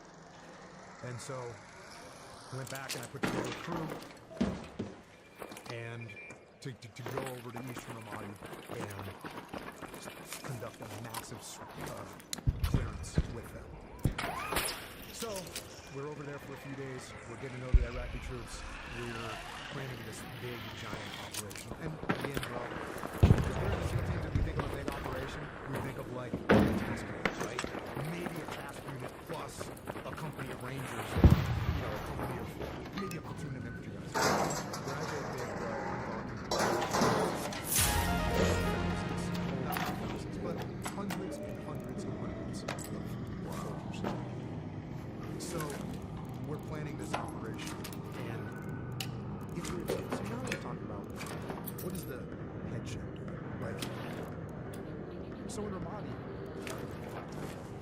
the leadership had figured or made a decision that they didn't want any battalion-sized operations conducted in Ramadi. But this clearance was going to take that whole battalion plus to get it done. And they run it up the chain of command, hey, we want to do this battalion sweep of this area. And it comes back, hey, no operations. And so they said, okay. So we took Head home at the northern this station. battalion size operation into like multiple smaller operations that were company plus size. It's a little bit of a shell game is what I'm getting at. But it was the mandate that had come down, and the commanding officer of the battalion said, okay, that's the mandate we gotta meet, here's how we can maneuver around that and stay on this mission. So that's what we ended up doing, and this is you're talking about the first major operation. This is the first major operation that we're doing. Planning to the city first thing in the morning, and then we're going to reset another section.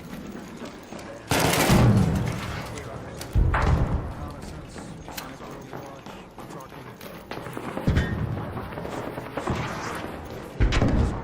primarily the Iraqi soldiers are going to enter every building in a area to clearance operation. Meet with the people, see if they have weapons, talk to them about atmospherics, and then go to the next building, and go to the next building, and go to the next building. So as they do this, they know that they're going to get attacked. So in order to interdict the attacks, and they also know that once you clear a street of IEDs in a matter of hours, we call it reseeding the IEDs, which is, it happens so much that they have a term for it, it's reseeding the IEDs. So they know that if you clear a road and get rid of the IEDs, they can so, stand by.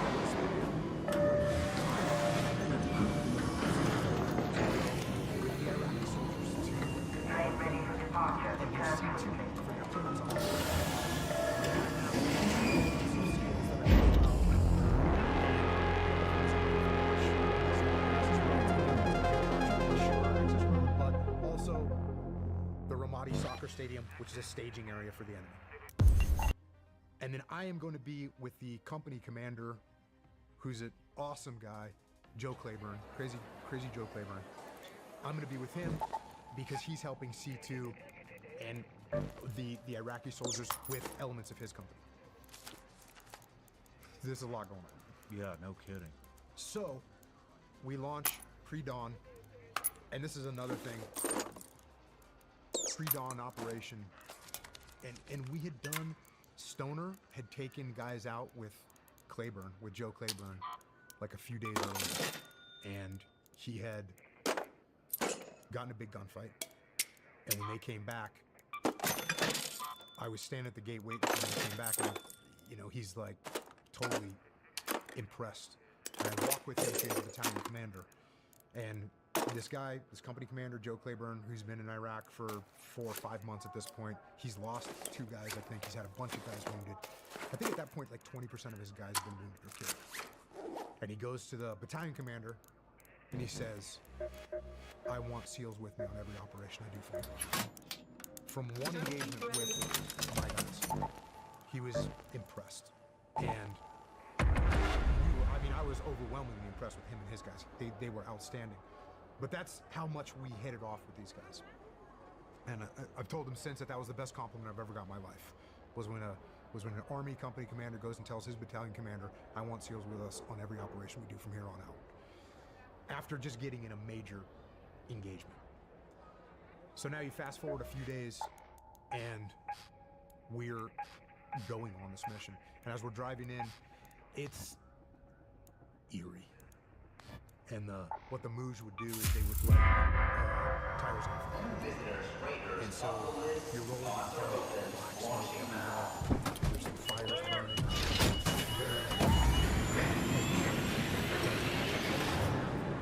Sniper elements had inserted at this point, and they were inserting on the mine clearance vehicles. So it's a pretty sneaky little operation. You know, the mine clearance vehicle goes by, it stops to clear a mine, but then some SEALs get out of the back and set up an Overwatch position. Very cool. So they're in position. The one by the soccer stadium is in position. The other group gets in their spot, and the building that they had selected was not the way it looked like it was going to look on paper, or the way it looked on the overhead imagery. They didn't have a good view of this long axis road that was going to be utilized for the clearance, which was bad because it was going to get cleared, and then it would be hours before the op started, and now we have possible IEDs getting reseated. That's a problem. Didn't want that to happen. So that element decided to move. And now there's a lot of time compression. The sun's starting to come up. And we're like, as they realize the sun's coming up, they're like, oh, we don't have to just leave the road that we need. That's their commander's intent. This road, they can't see the road. They decide to move. As they move, they go into a building that is just outside the limit of advance. And I'm sorry for civilians that I'm talking in military jargon, but there's a point where the clearance operation was supposed to stop. And so they're on the other side of, it's a road. It's like, okay, the clearance operation will not go past this road. So now, as things start to develop, I've got my guys, my sniper element over by the soccer stadium, they're starting to engage. The SEALs that are pushing through, they're starting to experience resistance, and they're starting to engage with my little element starting to engage. So there's a lot of enemy fighters out there. Go to the red tower. At some point, one of the Iraqi elements, which I don't know why they did this, or I did not know. No one knew that they were going to do this. They had decided that they were going to set their own cordon around the area that was being cleared. So, by themselves, they ran from where the clearance was taking place all the way to the limited advance road, and they went across it to enter the building and set up an Overwatch position for themselves.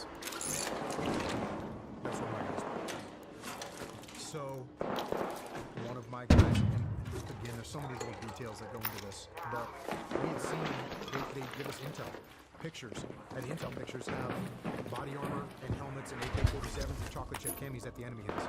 So we know that the enemy can be wearing body armor, chocolate chip camis, helmets, and we know they carry. Let's go to the Santa Maria house. So one of my guys is in that Overwatch, and they're looking out the bottom floor, and they see a guy with an AK-47. Again, it's like not quite Nod's time; it's the worst time. And the guy sees a guy with an AK-47 moving through the courtyard, which they had zipped by the courtyard shut. So this guy had actively entered the courtyard and was now maneuvering. And my guy shot him. Obviously, you know, looking back, this was one of those Iraqi soldiers that had run. So now,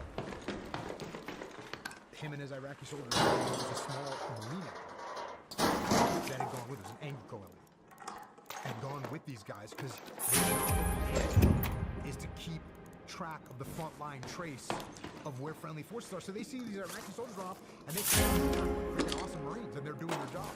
So now they get up to where this guy is, where this small element is, and they're like, what's going on? They're like, hey, you know, broken English, the whole nine yards. One of our guys went in that compound. He got shot. And so then what do?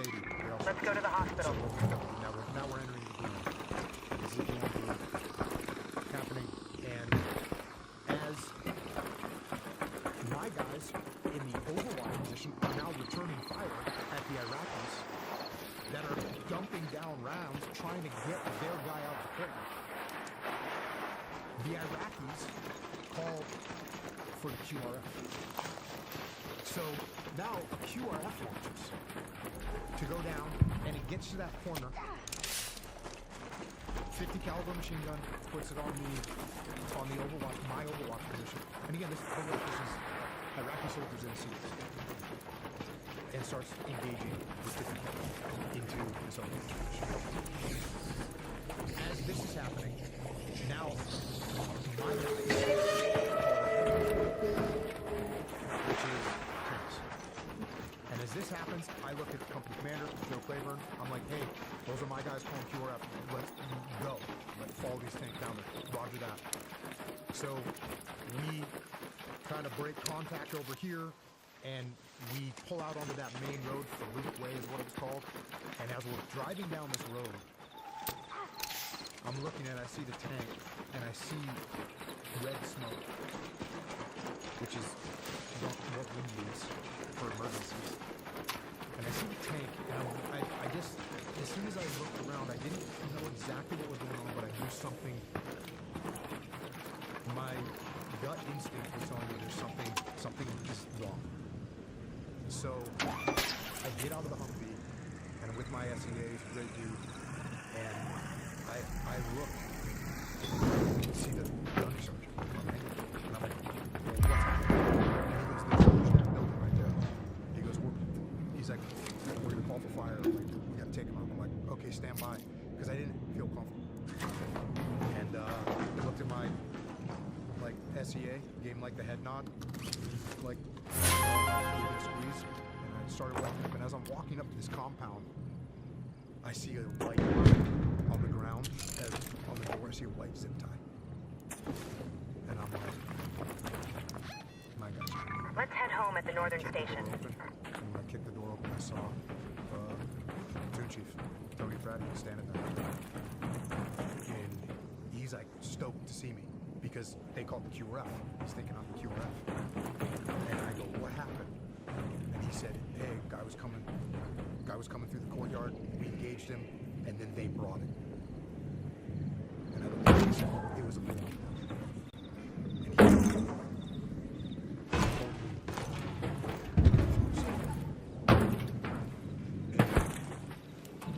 he said, I said, yeah, we had a 113 was down there as a back already.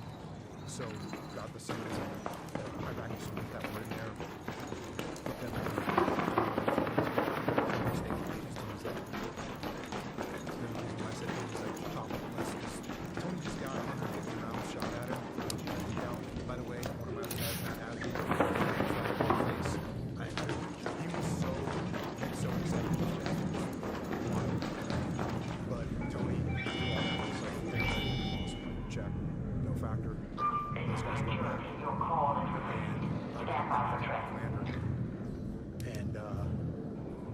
Same thing. I looked up and said, same look.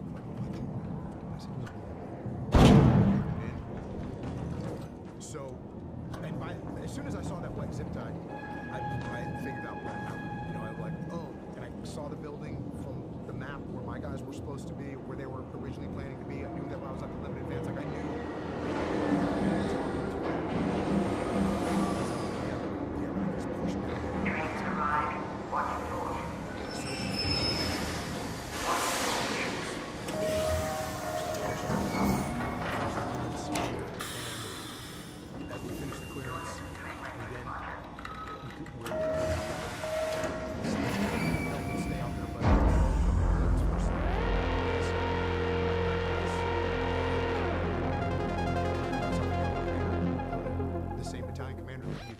SEALs with us on all of his operations. And this battalion commander is one of the best guys.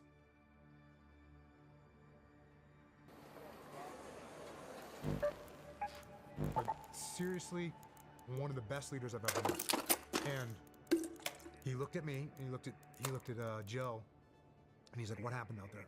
And there was a giant battle map, like literally wallpaper. And I just walked through with him. I was like, hey, sir, I had an element here, my element moved to here. This Iraqi element pushed down. He goes, they went past the limited advance. My guys didn't know who they were. Engaged them. They called the QRF. My guys got engaged by the QRF. my guys called the heavy QRF. I came down and made the connection, and he was like, and this guy was, you know, he'd been in Ramadi for 6 months as a battalion commander, 5 months or whatever it was at that time. I guess they got there in December, yeah, so it's been like 4 or 5 months. He was just awesome. And he was like, okay.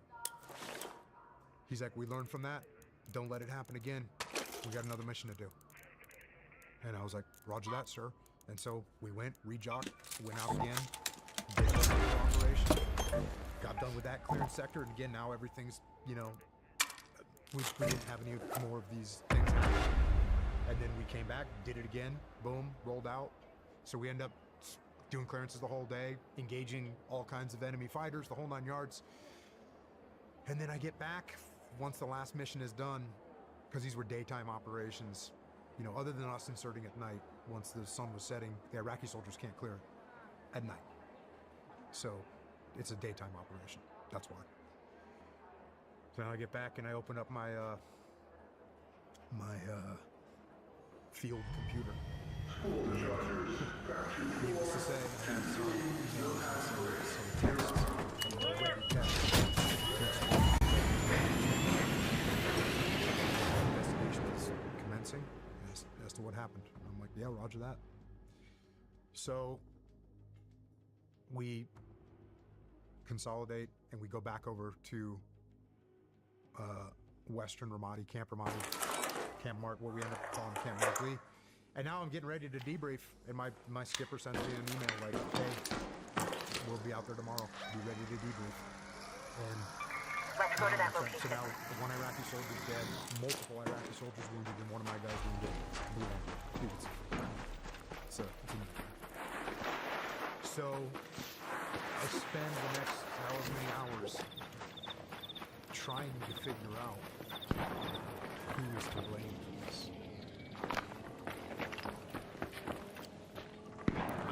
My assumption is someone's getting fired, because you can't have a blue on blue. My assumption is someone's getting fired, so it's kind of so I go down the list like element leader, was in charge of the Iraqi soldiers. Guess what he didn't do? He didn't control the radio man that was in charge of that element that moved positions didn't tell me or anyone else where he's going. He just did it. Sure. Shot a guy without doing the PID. Like, I went down the list and was figuring out who was to blame. And there was something in my gut that felt so disgusting by my thoughts. I was probably from when the CO arrived, and I couldn't figure out why I felt so disgusted in this debrief.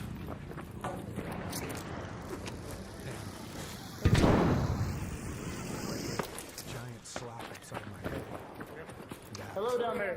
The reason I felt disgusted is because I was trying to blame people things that were my fault. Because this operation, like every operation, let's go to the Arbusto Tower. You are the senior leader on the battlefield. You're in charge of everything. And every one of those mistakes that happen are because of me. They're because of me. Because I failed as a leader to convey how important it was to pass your location. I failed to convey as a leader how important the limit of advance was. I failed to convey how important it was to keep control of those Iraqi soldiers. Those things are my fault that that happened. Not anyone else's. And so when the commanding officer showed up, and the command master chief, and the investigating officer, they were sitting there in the room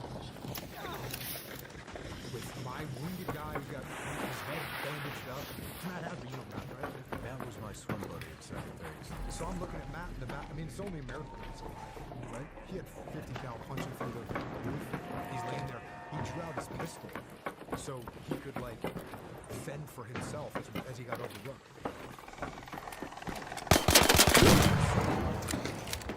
I will say that that moment when I realized why I felt disgusted, I felt so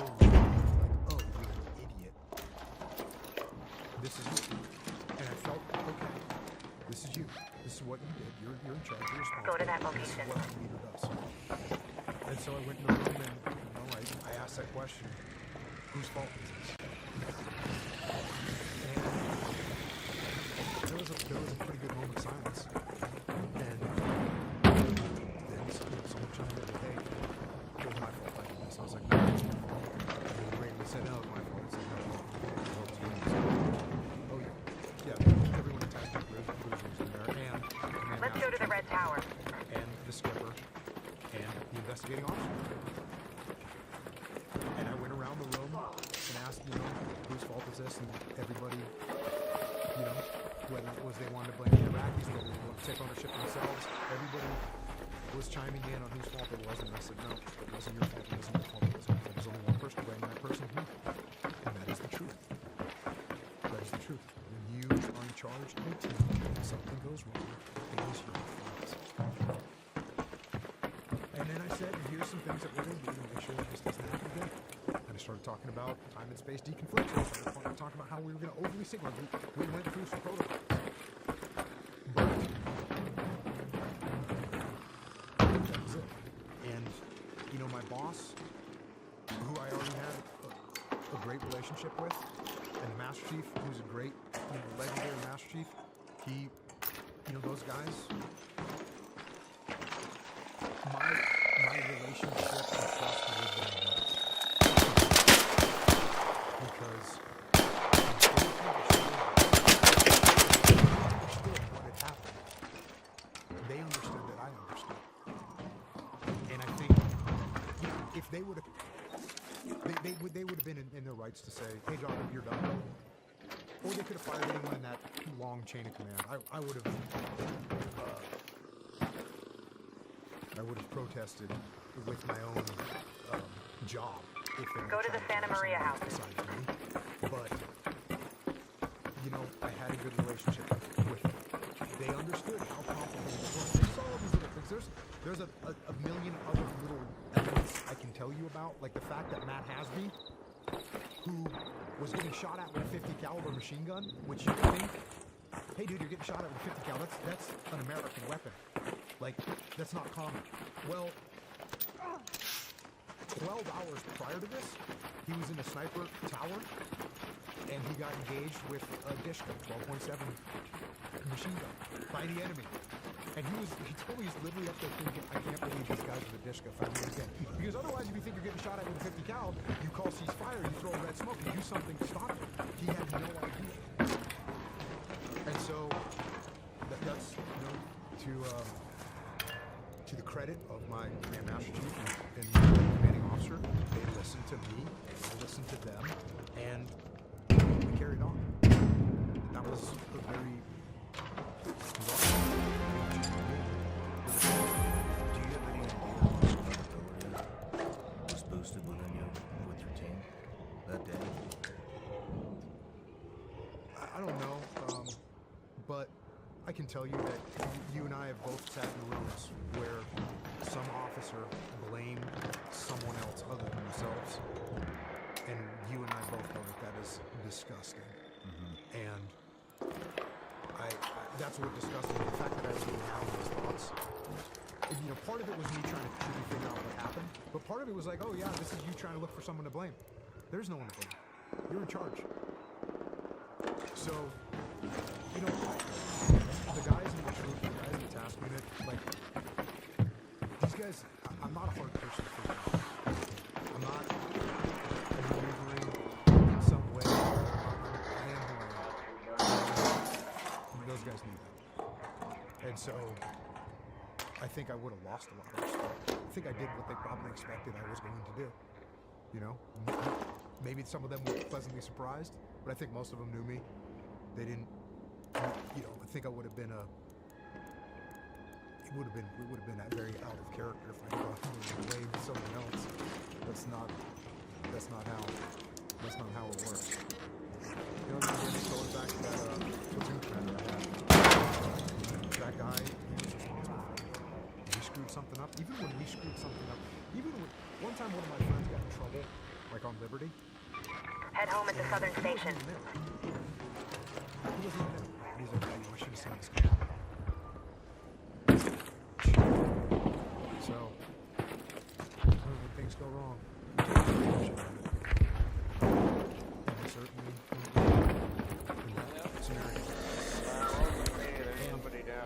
was another comment. Not you, sir.